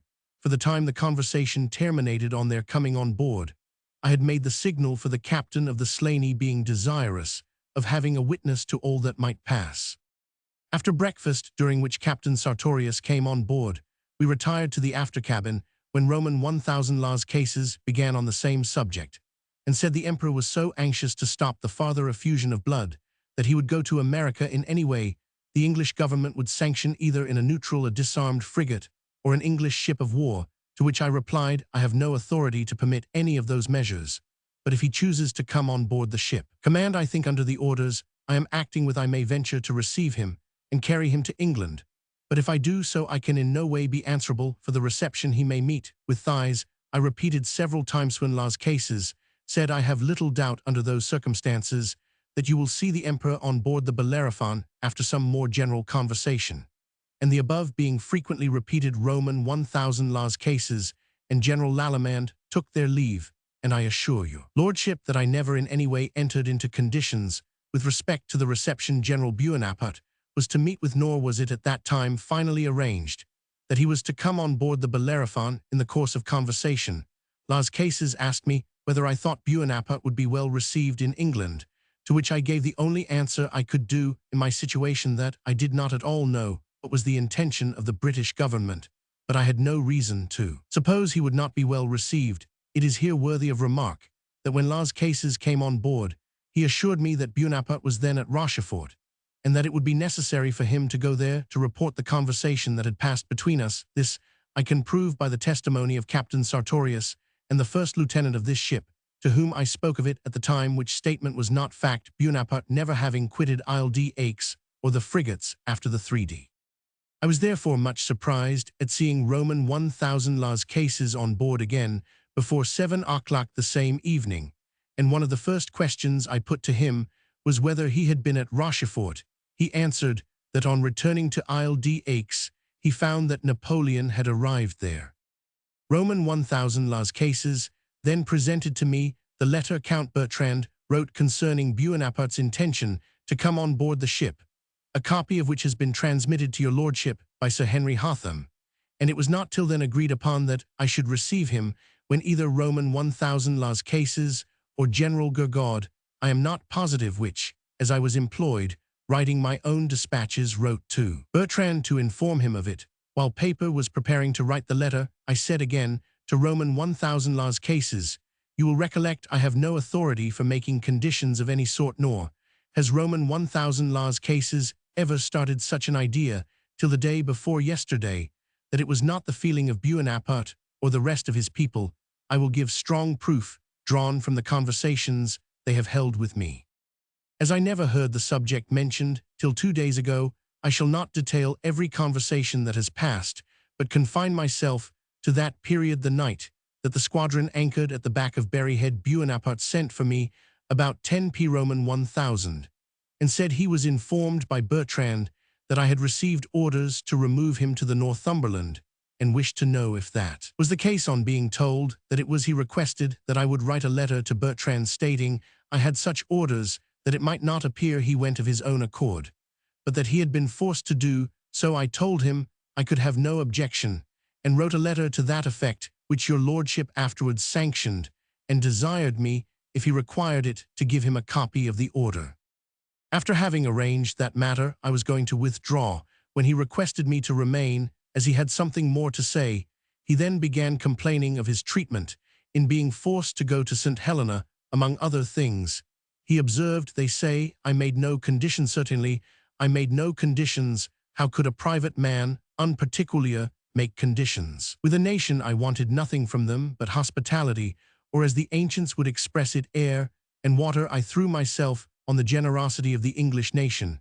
I claimed a place sur leurs foyers, and my only wish was to purchase a small estate and end my life in tranquility. After more of the same sort of conversation, I left him for the night. On the morning he removed from the Bellerophon to the Northumberland, he sent for me again, and said, I have sent for you to express my gratitude for your conduct to me while I have been on board the ship. You command my reception in England has been very different from what I expected, but you throughout have behaved like a man of honor, and I request you will accept my thanks, as well as convey them to the officers and ship's company of the Bellerophon. Soon afterwards, Montholin came to me from Bonaparte, but to understand what passed between him and me, I must revert to a conversation that I had with Madame Bertrand on the passage from Rochefort. It is not necessary to state how the conversation commenced, as it does not apply to the present transaction, but she informed me that it was Bonaparte's intention to present me with a box containing his picture set with diamonds. I answered, I hope not, for I cannot receive it. Then you will offend him very much, she said. If that is the case, I replied, I request you will take measures to prevent its being offered, as it is absolutely impossible I can accept of it, and I wish to spare him the mortification and myself the pain of a refusal. There the matter dropped, and I heard no more of it till about half an hour before Bonaparte quitted the Bellerophon, when Montholon came to me, and said he was desired by Bonaparte to express the high sense he entertained of my conduct throughout the whole of the transaction, that it had been his intention to present me with a box containing his portrait, but that he understood I was determined not to accept it. I said, placed as I was, I felt it impossible to receive a present from him, though I was highly flattered at the testimony he had borne to the uprightness of my conduct throughout. Montholon added, one of the greatest causes of chagrin he feels in not being admitted to an interview with the Prince Regent is that he had determined to ask as a favor your being promoted to the rank of rear admiral, to which I replied, have been quite impossible, but I do not the less feel the kindness of the intention. I then said, I am hurt that Las Cases should say I held forth any assurances as to the reception Bonaparte was to meet with in England. Said he, Las Cases is disappointed in his expectations, and as he negotiated the affair, he attributes the emperor's situation to himself. But I can assure you that he, Bonaparte, feels convinced you have acted like a man of honor throughout.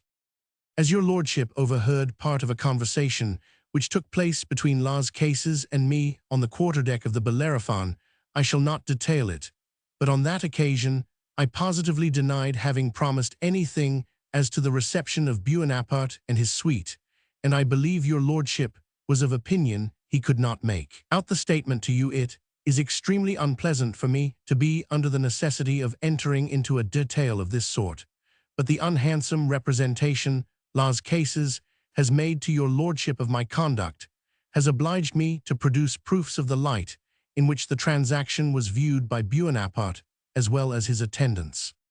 I again repeat that Captains Gambier and Sartorius can verify the principal part of what I have stated as far as concerns the charge made against me by Count Las Cases. I have the honor to be your lordship's Roman 100 Frederick Roman 50 Maitland. To the right, Hun. Viscount Keith G. Roman 100 B. Roman 100 Roman 100. Slaney in Plymouth Sound. Th. August 1815. My lord, I have read Captain Maitland's letter to your lordship of the 8th instant, containing his observations upon the assertions made on the preceding day by Count Las Cases, and I most fully attest the correctness of the statement he has made so far as relates to the conversations that took place in my presence. I have the honor to be your lordship's Roman 100 G. R. Sartorius. Captive H. Roman 1000 S. Slaney. To the right, Hun. Viscount Keith G. Roman 100 B. Roman 100 Roman 100. It happened that Captain Gambier's attestation to the above statement was not in Captain Maitland's possession, but having obtained a copy of it from the kindness of Mr. Make's secretary to Lord Keith, we can supply this additional piece of evidence to a proof already so distinct in itself. I have read the preceding letter, that of Captain Maitland, and most fully attest the correctness of what Captain Maitland has said so far as relates to what occurred in my presence on the evening of the 14th of July. Signed, Robert Gambier, Captain of H. Roman 1000 ship Myrmidon. No Roman 3 CP 249. States of thermometer as taken at Deadwood Island of St. Helena during 12 calendar months, viz. from 1st Sept 1820 to 31st Aug 1821. Inclusive, this condensed view of the different states of the thermometer was kept at Deadwood, which is just 1 short mile from Longwood, and therefore expresses the exact temperature of the climate in which he lived, milder and more equable certainly than most in the known world in point of moisture. Dr. Short is not of opinion that St. Helena differs materially from any other tropical island of the same extent. His account of the general state of health among the troops has been already referred to. Month thermometer remarks. Maximum, medium, minimum. Sept 18, 20, 66, 64, 62, wind, blowing from SE. Oct do 68, 65, 62, doo. Nav do 72, 66, 61, generally SE 6 days from NW. Dec do 72, 66-61, wind from SE. Jan 18-21, 76, 70-68, do. Feb do 76, 70-67, do. March do 76, 71, 67, do. April do 74, 70-66, do. May do 72, 68, 64, do. June do 70, 65, 57, generally SE 1 day westerly. July do 71, 66, 57, do. Aug do 68, 64, 62, wind from SE. Certified by Thomas Short. Physician to H. Roman 1000 forces, and Principal Medical Officer at St. Helena. No Roman 4, interview betwixt Napoleon Bonaparte and Henry Ellis-esque 3rd Commissioner of Lord Amherst's Embassy to China. CP 311. Although, like others, I was familiar with the details of Bonaparte's present situation, and might therefore be supposed to have become saturated with those sentiments of surprise, which such an extraordinary reverse of fortune was calculated to excite, I must confess that I could boast but little self-possession on entering the presence of a man who had been at once the terror and wonder of the civilized world. The absence of attendants and the other circumstances of high station did not seem to me to have affected his individual greatness. However elevated his rank had been, his actions had been still beyond it. Even the mighty weapons which he had wielded were light to his gigantic strength. The splendor of a court, the pomp, discipline, and number of his armies, sufficient to have constituted the personal greatness of an hereditary monarch, scarcely added to the effect produced by the tremendous but unfortunately ill-directed energies of his mind. Their absence, therefore, did not diminish the influence of his individuality. I do not know that I ever before felt myself in the presence of a mind differing from mine, not in degree, but in nature, and could have had but little disposition to gratify curiosity by inquiries into the motives which had guided his conduct in the eventful transactions of his life. I came prepared to listen and recollect, not to question or speculate. Lord Amherst, having presented me Napoleon, began by saying that my name was not unknown to him, that he understood I had been at Constantinople, and had a faint recollection of some person of my name having been employed in Russia. I, in reply, said that I had been at Constantinople in my way to Persia. Yes, says he, it was I who showed you the way to that country. A bien comment si porte mon ami le Shah. What have the Russians been doing lately in that quarter? On my informing him that the result of the last war had been the cession of all the territory in the military occupation of their troops, said, yes, Russia is the power now most to be dreaded. Alexander may have whatever army he pleases. Unlike the French and English, the subjects of the Russian Empire improve their condition by becoming soldiers. If I called on a Frenchman to quit his country, I required him to abandon his happiness. The Russian, on the contrary, is a slave, while a peasant, and becomes free and respectable. When a soldier, a Frenchman leaving his country, always changes for the worse, while Germany, France, and Italy are all superior to the native country of the Russians. Their immense bodies of Cossacks are also formidable. Their mode of traveling resembles the Bedouins of the desert. They advance with confidence into the most unknown regions. He then related the following instance of the extraordinary powers of vision possessed by the Arabs. When in Egypt, he took up his glass to examine an Arab who was still at some distance, before Bonaparte had, with the assistance of the instrument, ascertained his appearance. A Bedouin standing near him had so completely made him out as to distinguish the dress of the tribe to which he belonged. Russia, continued, he has still her designs upon Constantinople. To obtain my consent to his projects upon Turkey was the great wish of the Emperor Alexander. But in vain I told him I would never allow the Greek cross to be added to the crown of the Tsars. Austria would unite with Russia against Turkey on condition of being allowed to retain the provinces contiguous to her frontier. France and England are the only powers interested in opposing their schemes. I always felt this, and always supported the Turks, although I hated them as barbarians. If Russia, he added, organizes Poland, she will be irresistible. Napoleon here took a rapid view of the military character of the nations of Europe, and without reference to what he had just said respecting the Russians, declared the French and English were the only troops deserving notice for their discipline and moral qualities. The Austrian and Prussian, he said, were much inferior. In fact, real strength and efficiency were confined to the English and French. The remainder of his harangue, for his habit of not waiting for, or indeed listening to, replies renders conversation, an inapplicable term, was employed upon the present state of England, which he considered was most calamitous, and as produced by the impolicy of mixing with continental affairs, the dominion of the seas, and the maintenance of a monopoly of commerce. He considered as the only true foundation of our national prosperity. Whatever might be the bravery of our troops, their limited number would forever prevent us from becoming a great military power. Vous avez toujours votre bravoure des siècles, mais avec 45 000 vous n'y serez jamais puissance militaire. In sacrificing maritime affairs, we were acting like Francis Roman I at the Battle of Pavia, whose general had made an excellent disposition of his army, and had placed 45 pieces of cannon, an unheard-of battery at that time, in a situation that must have secured the victory. Francis, however, his grand sabre à la main, placed himself at the head of his gendarmerie and household troops between the battery and the enemy, and thereby lost the advantage his superiority of artillery gave him. Thus said he, seduced by a temporary success, you are masking the only battery you possess, your naval preeminence. While that remains, you may blockade all Europe. I well know the effect of blockade. With 2 small wooden machines you distress a line of coast, and place a country in the situation of a body rubbed over with oil, and thus deprived of the natural perspiration. I says he am now suffering in my face from this obstruction to perspiration, and blockade has the same effect upon a nation.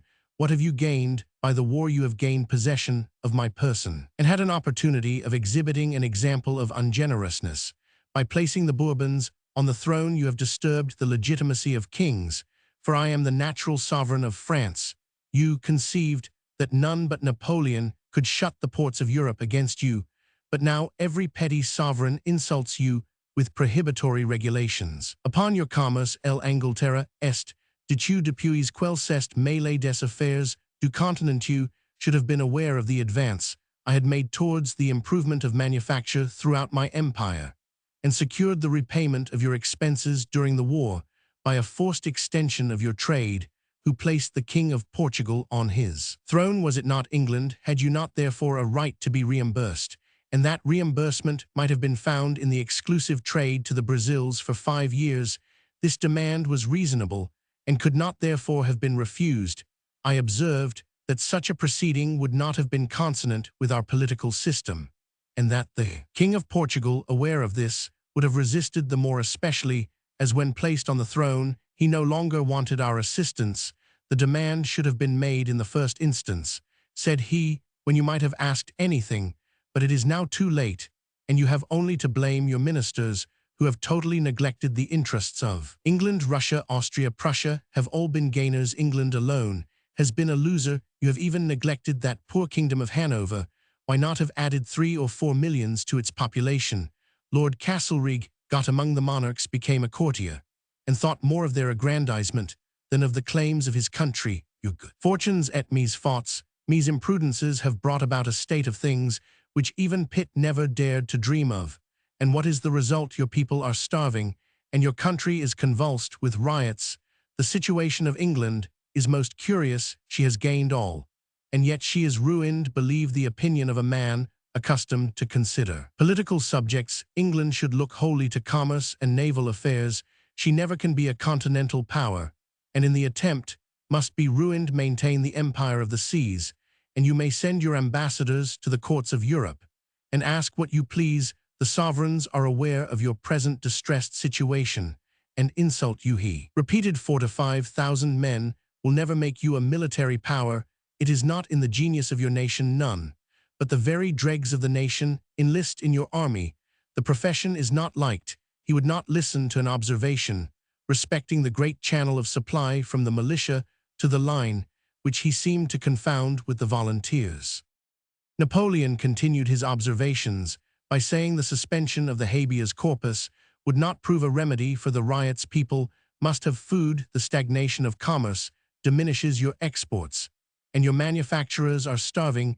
It is absurd to describe the evils as temporary. Wellesley is right in that the distress is general and must be lasting. Stopping the evils by suspending the habeas corpus is applying topical remedies. When the disease is in the system, topical remedies will only remove topical eruption.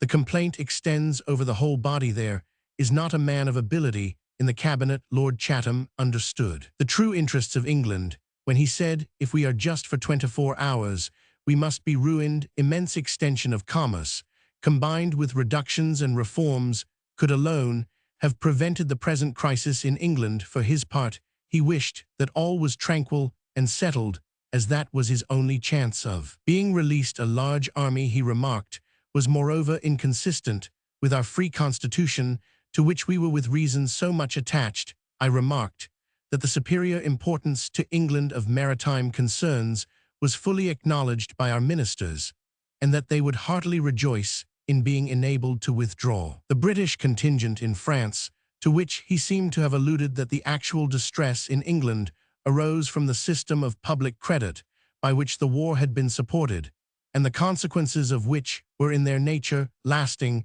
that these consequences had been anticipated, and were not, it was to be, hoped, irremediable. Yes, said Napoleon, your resources are great, but your ruin from persisting in your present policy is certain. Your ministers have affected generosity, and have ruined the country. In this generosity, you have departed from the system of your ancestors, who never concluded a peace without gaining or attempting to gain some advantage. They were steady merchants who filled their purses, but you have set up for gentlemen and are ruined. Although the peace on the termination of the American War was honorable to France, for she compelled England to acknowledge the independence of America, the treaty in 1783 was fatal to French commerce. And how do you suppose that came to be concluded? The French ministers were fully aware of its injurious consequences, but England threatened war, and they had no money to defray the expenses. I understood Bonaparte to say that this account was supported by memoirs in the Bureau des Affaires étrangères. During the conversation, which, notwithstanding the variety of topics started if not discussed, did not occupy more than half an hour, there were frequent repetitions of particular expressions, such as l'Angleterre est déçue avec 45,000 hommes, vous n'y serez jamais puissance continentale. Bonaparte never listened to any reply naturally arising from his observations, but continued his own view of the subject he was discussing. He seemed little studious in arrangement, but poured out his ideas with a rapidity of language almost equal to the rapidity of their succession in the mind. His style upon political subjects is so epigrammatic and transient that in a man whose actions had not been correspondent, it would look like charlatanery. Bonaparte must be allowed to be eloquent, and possesses that species of oratory well adapted for a popular assembly or for influencing persons already prepared to look up to him. Upon the former, his point would produce impression, and a sort of oracular confidence in which he abounds would command the conviction of the latter. His manner on the whole was pleasing, and had a mixture of simplicity and conscious superiority, which I never before witnessed. The expression of his countenance is more intellectual than commanding, and his person, so far from being overgrown with corpulency, seems fully equal to the endurance of the greatest exertion. I should say that he was as fit as ever to go through a campaign, and that, considering his age, he was not unusually corpulent. I have omitted to mention an illustration made use of by Bonaparte in speaking of the conduct of the English ministers. At the Congress you were said he liked the dog in the fable, who dropped the piece of meat in the water, while looking at his own image. You had the commerce of the world, and you took no precautions to retain it. Nothing but a great extension of commerce could have enabled you to bear your immense taxes, and you made no effort to obtain it. Bonaparte miscalls English names and words more than any foreigner I ever before heard, who had pretensions to a knowledge of the language, and notwithstanding his reading and the attention he has probably paid to the subject, he seems little acquainted with the nature of our domestic policy. His plans, like his practice, are all despotic, and are formed without adverting to constitutional restrictions. In his conversation with Lord Amherst, he dwelt much upon his present situation and expressed himself with great and unjustifiable bitterness.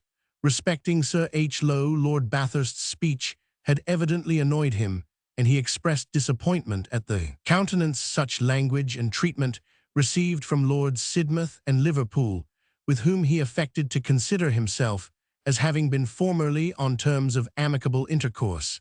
He said such a man as Lord Cornwallis ought to have been placed in Sir H. Lowe's situation. It is difficult to conceive any complaints more unreasonable than those made by Bonaparte of Sir H. Lowe's conduct. There perhaps never was a prisoner so much requiring to be watched and guarded, to whom so much liberty and rein for exercise was allowed. With an officer he may go over any part of the island, wholly unobserved, his limits extend 4 miles, partially observed 8 and overlooked 12. At night, the sentinels certainly close round Longwood itself. The house is small, but well furnished, and altogether as commodious as the circumstances under which it was procured would admit. I can only account for his petulance and unfounded complaints from one of two motives: either he wishes by their means to keep alive interest in Europe, and more especially in England, where he flatters himself he has a party, or his troubled mind finds an occupation in the tracasseries which his present conduct gives to the governor. If the latter be the case, it is in vain for any governor to unite, being on good terms with him, to the performance of his duty. Bonaparte, in concluding the observations which he thought proper to address to me, made a motion with his hand to Lord Amherst for the introduction of Captain Maxwell and the gentlemen of the embassy.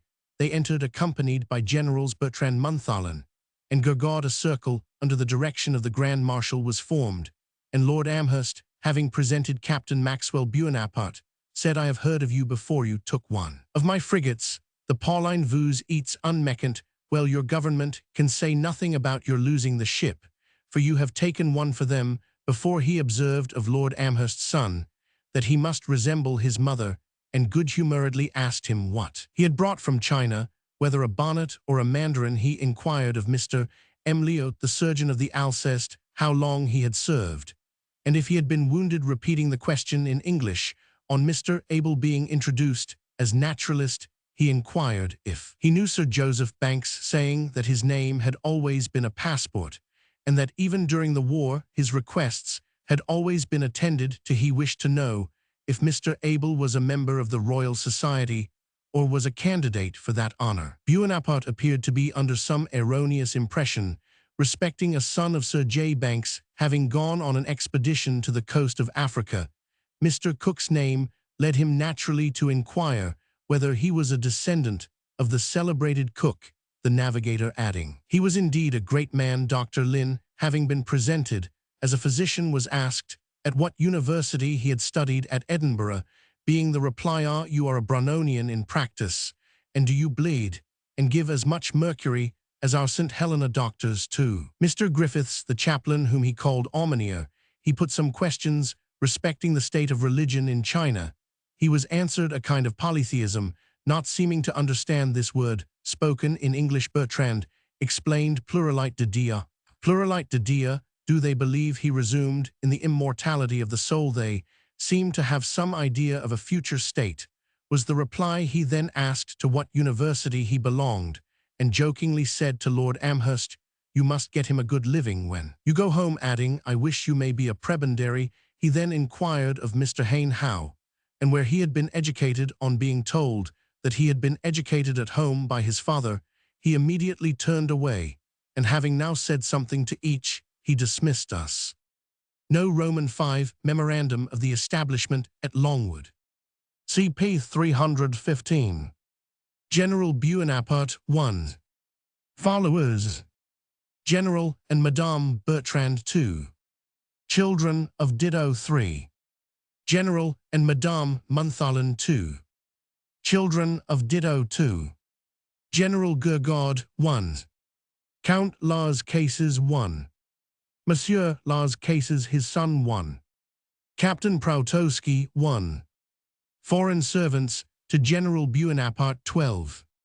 Marchand, Santini, Lepage, Abai, Cipriani, Rasa, Noviraz, Piran, Archambod 1, Archambod 2, Gentilini, 1 female cook, Bernard wife and son foreign servants to General Bertrand 3, 1 French female servant to General Montholon 1, English attendants, 1 English gardener 1, English soldiers servants 12, 1 boy a soldier's son 1, 1 English maidservant to General Bertrand 1, 2 English female servants to General Montholon 2, black servants 3, British officers attached to the establishment, Captain Poppleton, Captain of the Guard 1, Dr. O'Meara, Surgeon 1, servants 3, total 55, Th. August 1,816,382. Of these persons General Gourgaud, Madame Montholon, and her children Count Las Cases, and his son Proutowski, and Santini returned to Europe at different periods. Cipriani, the maître d'hôtel, died on the island. The Abbé Bonavita, Surgeon Antimarchi, the priest Vignali, and 2 cooks were sent out to St. Helena in 1819. The Abbé returned to Europe in 1821, having left St. Helena in the month of March of that year.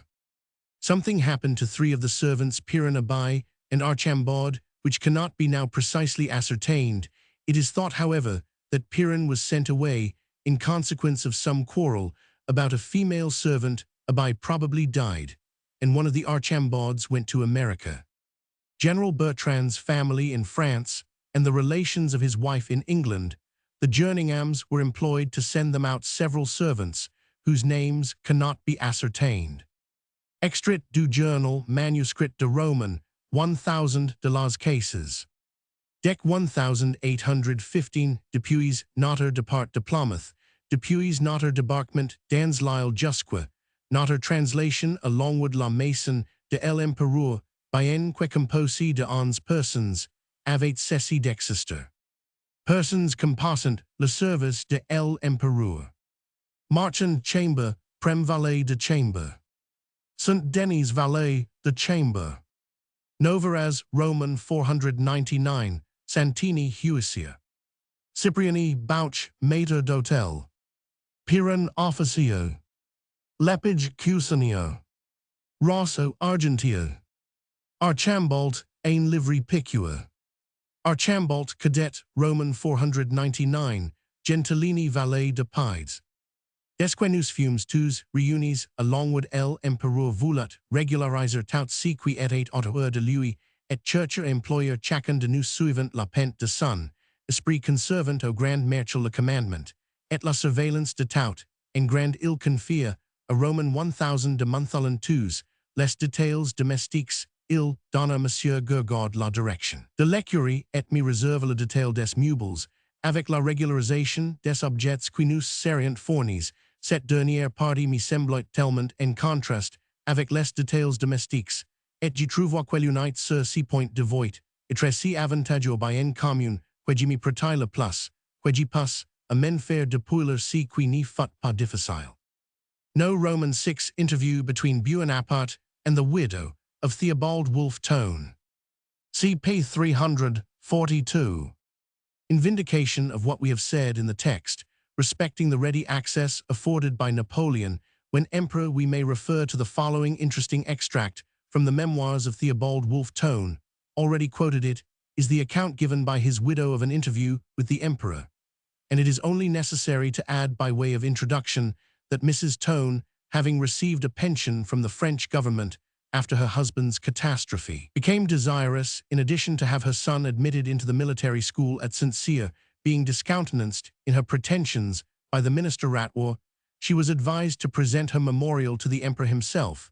The following is a very pleasing account of the scene that took place betwixt them, in which we give Napoleon full credit for acting from his feelings of generosity towards the widow and orphan of a man who had died in his service. Very soon the carriage with the emperor and empress drove into the circle. The horses were changed as quick as thought, but I stepped up and presented the book and memorial. He took them, and handing the book to his echo, opened the paper. I have said it commenced by recalling Tone to his memory. When he began, he said Tone, with an expressive accent I remember well, G men souviens bien. He read it all through, and 2 or 3 times stopped, looked at me, and bowed in reading it. When he had finished, he said to me, now, speak to me of yourself, maintenant, parlez-moi de vous. I hesitated, for I was not prepared for that question, and took small interest in the subject. He proceeded, have you a pension? I said, I had. Is it sufficient? Do you want any extraordinary succor? By this time I had recovered myself, and said that His Majesty's goodness left me no personal want, that all my cares, all my interest in life, were centered in my child, whom I now gave up to His Majesty's service. He answered, be tranquil, then on his account, perfectly tranquil. Concerning him, soyez donc tranquille, sir, son comte, soyez parfaitement tranquille, sir. Louis, I perceived a little half-smile. When I said my child, mon enfant, I should have said my son, I knew it, but forgot he had stopped so long that a crowd had gathered and were crushing on, crying, Vive l'Empereur. They drove in the guard, and there came a horse very close to me. I was frightened and retiring, but he called to stay where I was. Restez, la. Whether it was for my safety, or that he wanted to say more, I cannot tell, but more. It was impossible to say for the noise. I was close to the carriage door, and the guards on horseback close behind me, and indeed I was trembling. He saluted the people, and directed that 2 Napoleons apiece should be given to the old women and women with little children who were holding out their hands. He then drove on, and in going nodded to me 2 or 3 times with affectionate familiarity, saying, your child shall be well naturalized, votre enfant sera bien naturalize, with a playful emphasis on the words, votre enfant. The youth was admitted to the cavalry school of St. Cyr, and the following is an account of Napoleon visiting that seminary. The emperor frequently visited the school of infantry at St. Cyr, reviewed the cadets, and gave them cold collations in the park, but he had never visited the school of cavalry since its establishment, of which we were very jealous, and did all in our power to attract him whenever he hunted. The cadets were in grand parade on the parterre, crying Vive l'Empereur with all their young energies. He held his hat raised as he passed them, but that was all we could gain. Wise people whispered that he never would go whilst they were so evidently expecting him, that he liked to keep them always on the alert. It was good for discipline. The general took another plan, and once allowed no sign of life about the castle. When the emperor passed it was like a deserted place, but it did not take neither. He passed as if there was no castle there. It was desperate, when lo, the next day, but one after I had spoken to him, he suddenly galloped into the court of the castle, and the cry of the sentinel, l'Empereur, was the first notice they had of it. He examined into everything. All were in undress, all at work. And this was what he wanted in the military schools. The cadets got ammunition bread, and lived like well-fed soldiers, but there was great outcry in the circles of Paris against the bread of the school of St. Germain's. Ladies complained that their sons were poisoned by it. The emperor thought it was all nicety, and said no man was fit to be an officer who could not eat ammunition bread. However, being there, he asked for a loaf, which was brought, and he saw it was villainous trash, composed of peas, beans, rye, potatoes, and every thing that would make flour or meal. Instead of good brown wheaten flour, he tore the loaf in 2 in a rage, and dashed it against the wall, and there it stuck like a piece of mortar, to the great annoyance of those whose duty it was to have attended to this. He ordered the baker to be called, and made him look at it sticking. The man was in great terror, first at the emperor's anger, but taking heart, he begged His Majesty not to take his contract from him, and he would give good bread in future, at which the emperor broke into a royal and imperial passion, and threatened to send him to the galleys. But suddenly turning round, he said yes, he would allow him to keep his contract on condition that as long as it lasted, he should furnish the school with good white household bread, pain de ménage, such as was sold in the bakers' shops in Paris, that he might choose that or lose his contract, and the baker thankfully promised to furnish good white bread in future at the same price. No Roman 7 Bonaparte's last will and testament. CP 349. Napoleon. This 15th April 1821, at Longwood Island of St. Helena, this is my testament or act of my last will. Roman 1. I die in the apostolical Roman religion, in the bosom of which I was born more than 50 years. Since 2. It is my wish that my ashes may repose on the banks of the Seine, in the midst of the French people, whom I have loved so well. 3. I have always had reason to be pleased with my dearest wife Marie-Louise.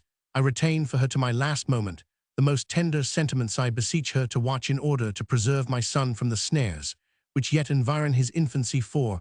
I recommend to my son never to forget that he was born a French prince, and never to allow himself to become an instrument in the hands of the triumvirs who oppressed the nations of Europe. He ought never to fight against France, or to injure her in any manner. He ought to adopt my motto, everything for the French people. 5. I die prematurely assassinated by the English oligarchy, and it's the English nation will not be slow in avenging me. 6. The 2 unfortunate results of the invasions of France when she had still so many resources are to be attributed to the treason of Marmont, Augereau, Talleyrand, and Lafayette. I forgive them. The posterity of France forgive them, like me. 7. I thank my good and most excellent mother, the Cardinal, me brothers, Joseph, Lucien, Jerome, Pauline, Caroline, Julie, Hortense, Catherine, Eugene, for the interest which they have continued to feel for me. I pardon Louis for the libel which he published in 1820. It is replete with false assertions and falsified documents. 8. Disavow the manuscript of St. Helena and other works, under the title of Maxims, Sayings, Roman 100, which persons have been pleased to publish for the last 6 years. These are not the rules which have guided my life. I caused the Duc d'Enghien to be arrested and tried, because that step was essential to the safety, interest, and honor of the French people. When the Count d'Artois was maintaining by his confession 60 assassins at Paris under similar circumstances, I would act in the same way. Roman 2. I bequeath to my son the boxes, orders, and other articles, such as my plate, field beds, saddles, spurs, chapel plate, books, linen, which I have been accustomed to wear, and use according to the list annexed A. It is my wish that this slight bequest may be dear to him, as recalling the memory of a father of whom the universe will discourse to him. 2. I bequeath to Lady Holland the antique cameo, which Pope Pius Roman 6 gave me at Tolentino. 3. I bequeath to Count Montholland 2 millions of francs, as a proof of my satisfaction with the filial attentions which he has paid to me during 6 years, and as an indemnity for the losses which his residence at St. Helena has occasioned. 4. I bequeath to Count Bertrand 500,000 francs. 5. I bequeath to Marchand, my first valet de chamber, 400,000 francs.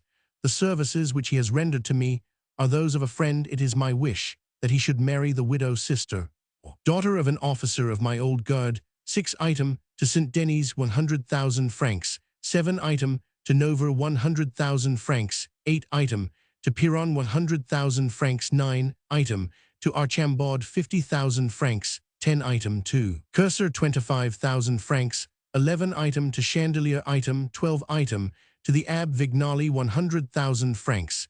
It is my wish that he should build his house near the Pont Nuovo di Costino. 13. Item to Count Las Cases 100,000 francs. 14. Item to Count Lavalette 100,000 francs. 15. Item to Larry Surgeon-in-Chief 100,000 francs. He is the most virtuous man I have known. 16. Item to General Breher 100,000 francs. 17. Item to General Lefebvre des Hoets 100,000 francs. 18. Item to General Drouot 100,000 francs. 19. Item to General Cambronne 100,000 francs. 20. Item to the children of General Mouton Duvernet 100,000 francs. 21. Item to the children of the brave Labdieu 100,000 francs. 22. Item to the children of General Gerard killed at Ligny 100,000 francs. 23. Item to the children of General Marchand 100,000 francs. 24. Item to the children of the virtuous General Travast 100,000 francs. 25. Item to General Lallemande the elder 100,000 francs. 26. Item to Count Real 100,000 francs. 27. Item to Costa de Basilica in Corsica 100,000 francs. 28. Item to General Clausel 100,000 francs. 29. Item to Baron de Meneval 100,000 francs. 30. Item to Arnault the author of Marius 100,000 francs. 31. Item to Colonel Marbat 100,000 francs. I engage him to continue to write in defense of the glory of the French armies, and to confound their calumniators and apostates. 32. Item to Baron Bignon 100,000 francs. I engage him too. Write the history of French diplomacy from 1792 to 1815. 33 item to Paghi di Talavo, 100,000 francs. 34 item to Surgeon Emery, 100,000 francs. 35 these sums will be raised from the 6 millions which I deposited on leaving Paris in 1815, and from the interest at the rate of 5%. Since July 1815, the account will be settled with the banker by Counts Monthol and Bertrand and Marchand. 36. Whatever that deposit may produce beyond the sum of 5,600,000 francs, which have been above disposed of, shall be distributed as a gratuity amongst the wounded at the Battle of Waterloo, and amongst the officers and soldiers of the battalion of the Isle of Elba, according to a scale to be determined upon by Monthol and Bertrand Drouot Cambronne and the surgeon Larry. 37 these legacies in case of death shall be paid to the widows and children, and in default of such shall revert to the bulk of my property. Roman 3. My private domain being my property, of which no French law deprives me, that I am aware of an account of it, will be required from the Baron de la Bouillerie. The treasurer thereof it ought to amount to more than 200 million of francs, namely 1 the portfolio, containing the savings, which I made during 14 years out of my civil list, which amounted to more than 12 million per annum, if my memory be good. 2 the produce of this portfolio. 3 the furniture of my palaces, such as it was in 1814, including the palaces of Rome, Florence, and Turin. All this furniture was purchased with monies accruing from the civil list, for the proceeds of my houses in the kingdom of Italy, such as money, plate, jewels, furniture, equipages. The accounts will be rendered by Prince Eugene and the steward of the Crown Campagnoni. Napoleon. I bequeath my private domain, 1/2 to the surviving officers and soldiers of the French army who have fought since 1792 to 1815, for the glory and the independence of the nation. The distribution shall be made in proportion to their appointments upon active service, 1/2 to the towns and districts of Alsace, of Lorraine, of Franche Comté, of Burgundy, of the Isle of France, of Champagne, Forest, Dauphine, which may have suffered by either of the invasions. There shall be previously deducted from this sum 1 million for the town of Brienne, and 1 million for that of Mary. I appoint Counts Monthol and Bertrand and Marchand the executors of my will. This present will wholly written with my own hand, is signed and sealed with my own arms. Roman 50s. Napoleon. List A. Affixed to my will. Longwood Island of St. Helena, this 15th April 1821. Roman 1. The consecrated vessels which have been in use at my chapel at Longwood. 2. I enjoin the Abbe Vignali to preserve them, and to deliver them to my son when he shall reach the age of 16 years. Roman 2. My arms, that is to say my sword, that which I wore at Austerlitz, the sabre of Sobieski, my dagger, my broadsword, my hanger, my 2 pair of Versailles pistols, 2 my gold travelling box, that of which I made use on the morning of Ulm, and of Austerlitz, of Jena, of Eylau, of Friedland, of the island, Lobau, of Moscow, of Montmirail. In this point of view, it is my wish that it may be precious in the eyes of my son. It has been deposited with Count Bertrand since 1814. 3. I charge Count Bertrand with the care of preserving these objects, and of conveying them to my son when he shall attain the age of 16 years. Roman 3. 3 small mahogany boxes, containing the first 33 snuff boxes, or comfort boxes, the second 12 boxes, with the imperial arms, 2 small eyeglasses, and 4 boxes, found on the table of Louis Roman 18, in the Tuileries on the 20th of March 1815, the third 3 snuff boxes ornamented with silver medals, according to the custom of the emperor, and sundry articles, for the use of the toilet, according to the lists, numbered Roman 1, Roman 2, Roman 3, my field beds, which I used in all my campaigns, 3 my field telescope, 4 my dressing box, 1 of each of my uniforms, a dozen of shirts, and a complete set of each of my dresses, and generally of everything used in my toilet. 5 my wash hand stand. 6 a small clock, which is in my chamber at Longwood. 7 my 2 watches, and the chain of the Empress hair. 8 I charge Marchand, my principal valet de chamber, to take care of these articles, and to convey them to my son when he shall attain the age of 16 years. Roman 4 my cabinet of medals. 2 my plate, and my Sevres china, which I used at St. Helena. List B. And Roman 103 I charge Count Monthalan to take care of these articles, and to convey them to my son when he shall attain the age of 16 years. Roman 5 My 3 saddles and bridles my spurs, which I used at St. Helena 2, my fowling pieces, to the number of 5-3, I charge my huntsman Nova to take care of these articles, and to convey them to my son when he shall attain the age of 16 years. Romans 6 400 volumes, selected from those in my library, which I have been accustomed to use the most. 2 I charge St. Denis to take care of them, and to convey them to my son when he shall attain the age of 16 years. List A. None of the articles which have been used by me shall be sold. The residue shall be divided amongst the executors of my will, and my brothers. 2 Marchand shall preserve my hair, and cause a bracelet to be made of it, with a gold clasp, to be sent to the Empress Marie-Louise, to my mother, and to each of my brothers, sisters, nephews, nieces, the cardinal, and one of larger size for my son. 3 Marchand will send 1 pair of my gold shoebuckles to Prince Joseph, 4 a small pair of gold knee-buckles to Prince Lucian, 5 a gold collar clasp to Prince Jerome. List A. Inventory of my effects, which Marchand will take care of and convey to my son. My silver dressing box, that which is on my table, furnished with all its utensils, razors. Roman 100 My alarm clock. It is the alarm clock of Frederick Roman II, which I took at Potsdam in box no. Roman 3 My 2 watches with the chain of the Empress hair, and a chain of my own hair for the other watch. Marchand will get it made at Paris. 4 My 2 seals, 1 French, contained in box no. Roman 3, the small gold clock, which is now in my bedchamber. 6 My washstand, its water jug and footbath. Roman 100 My night table, that which I used in France, and my silver gilt bidet. 8 My 2 iron bedsteads, my mattresses, and my coverlets, if they can be preserved. 9 My 3 silver decanters, which held my eau de vie, which my chasseur carried in the field. 10 My French telescope. 11 My spurs, 2 pair. 12 3 mahogany boxes, no. Roman 1 Roman 2 Roman 3, containing my snuff boxes and other articles. 13 A silver gilt perfuming pen. Body linens.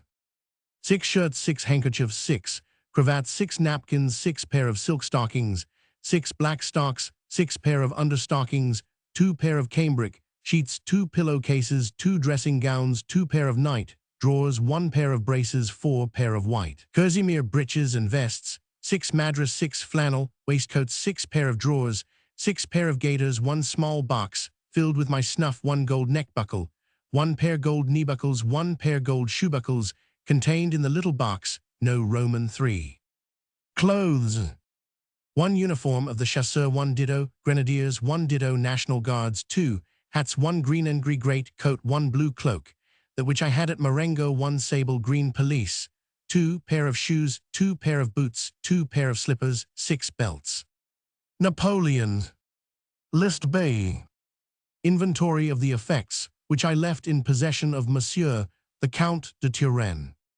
Sabre of Sobieski, it is by mistake inserted in list A. It is the sabre which the Emperor wore at Aboukir, which is in the hands of the Count Bertrand. 1 grand collar of the Legion of Honor, 1 sword of silver gilt, 1 consular sword, 1 sword of steel, 1 velvet belt, 1 collar of the Golden Fleece, 1 small traveling box of steel, 1 ditto of silver, 1 handle of an antique sabre, 1 hat of Henry Roman 4, and a cap the lace of the Emperor, 1 small cabinet of medals, 2 Turkey carpets, 2 mantles of crimson velvet embroidered with vests and small clothes. I give to my son the sabre of Sobieski. Do the collar of the Legion of Honors. Do the sword silver gilt. Do the consular sword. Do the steel sword. Do the collar of the Golden Fleece. Do the hat of Henry Roman 4 and the cap. Do the golden dressing box for the teeth, which is in the hands of the dentist. To the Empress Marie-Louise my lace. To Madame the silver night lamp. To the Cardinal the small steel traveling box.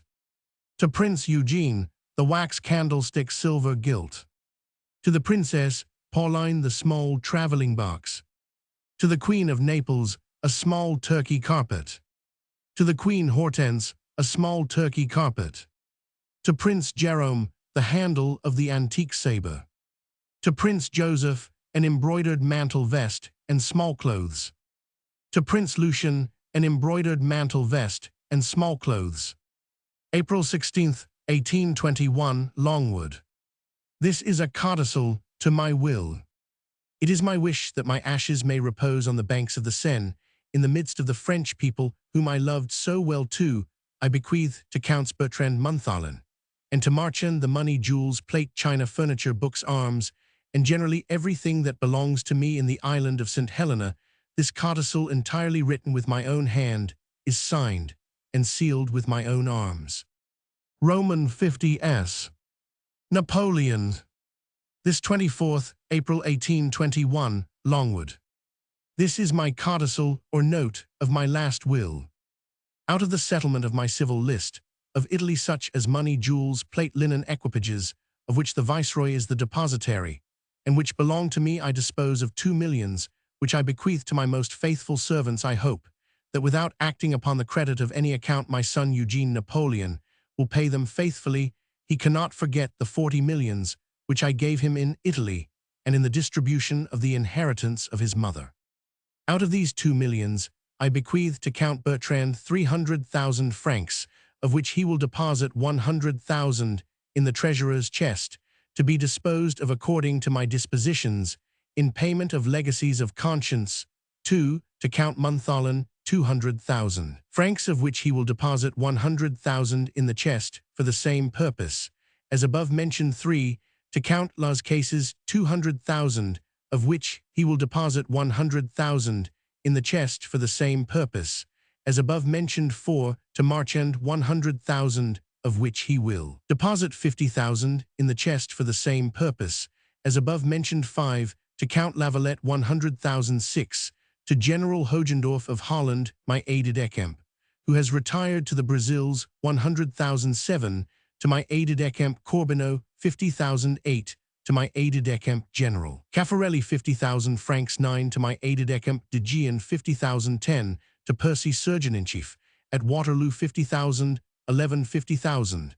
That is to say, 10,000 to Piron, my maître d'hôtel, 10,000 to St. Denis, my head chasseur, 10,000 to Nover, 10,000 to Cursor, my clerk of the kitchen, 10,000 to Archambaud, my overseer, 12 to Baron Maineval, 50,000. 13 to the Duc d'Istria, son of Bessières, 50,000 francs. 14 to the daughter of Duroc, 50,000 francs. 15 to the children of Labdieu, 50,000. 16 to the children of Mouton Duvernet, 50,000. 17 to the children of the brave and virtuous General Travost, 50,000. 18 to the children of Chartrand, 50,000. 19 to General Cambronne, 50,000. 20 to General Lefebvre Desnouettes, 50,000. 21 to be distributed amongst such proscribed persons as wander foreign countries, whether they may be French or Italian or Belgians or Dutch or Spanish or inhabitants of the departments of the Rhine, at the disposal of my executors, 100,000. 22 to be distributed amongst those who suffered amputation or were severely wounded at Ligny or Waterloo, who may be still living, according to lists drawn up by my executors, to whom shall be added Cambronne, Larry, Percy, and Emery. The guard shall be paid double those of the island of Elba, quadruple 200,000 francs. This codicil is written entirely with my own hand, signed and sealed with my arms. Napoleon. This 24th of April 1821, at Longwood. This is a third codicil to my will of the 16th of April. Amongst the diamonds of the crown, which were delivered up in 1814, there were some to the value of 500,000 or 600,000 francs not belonging to it, but which formed part of my private property. Repossession shall be obtained of them, in order to discharge my legacies. 2 I had in the hands of the banker Torlonia, at Rome, bills of exchange, to the amount of 200,000 or 300,000 francs, the produce of my revenues of the island of Elba since 1815. The Sieur de la Pérouse, although no longer my treasurer and not invested with any character, possessed himself of this sum. He shall be compelled to restore it. 3 I bequeath to the Duke of Istria 300,000 francs, of which only 100,000 francs shall be reversible to his widow, should the Duke be dead. At the payment of the legacy, it is my wish, should there be no inconvenience in it, that the Duke may marry Duroc's daughter. 4. I bequeath to the Duchess of Friaul, the daughter of Duroc, 200,000 francs. Should she be dead at the payment of this legacy, none of it shall be given to the mother. 5. I bequeath to General Regard to him, who was proscribed, 100,000 francs. 6. I bequeath to Boisnard, the Intendant Commissary, 100,000 francs. 7. I bequeath to the children of General Letort, who was killed in the campaign of 1815, 100,000 francs. 8. These 800,000 francs of legacies shall be considered as if inserted at the end of Article Roman 36 of my testament, which will make the legacies which I have disposed of by my will amount to the sum of 6,400,000 francs, without comprising the donations which I have made by my second codicil. This is written with my own hand, signed and sealed with my arms. Roman 50s. Napoleon. On the outside, nearly at the center, is written, "This is my third codicil to my will, entirely written with my own hand, signed and sealed with my arms." The words are intermixed with the signatures of Bertrand, Montholon, Marchand, Vignali, with their respective seals, and a piece of green silk runs through the center. On the upper left corner are the following directions: to be opened the same day and immediately after the opening of my will. Napoleon.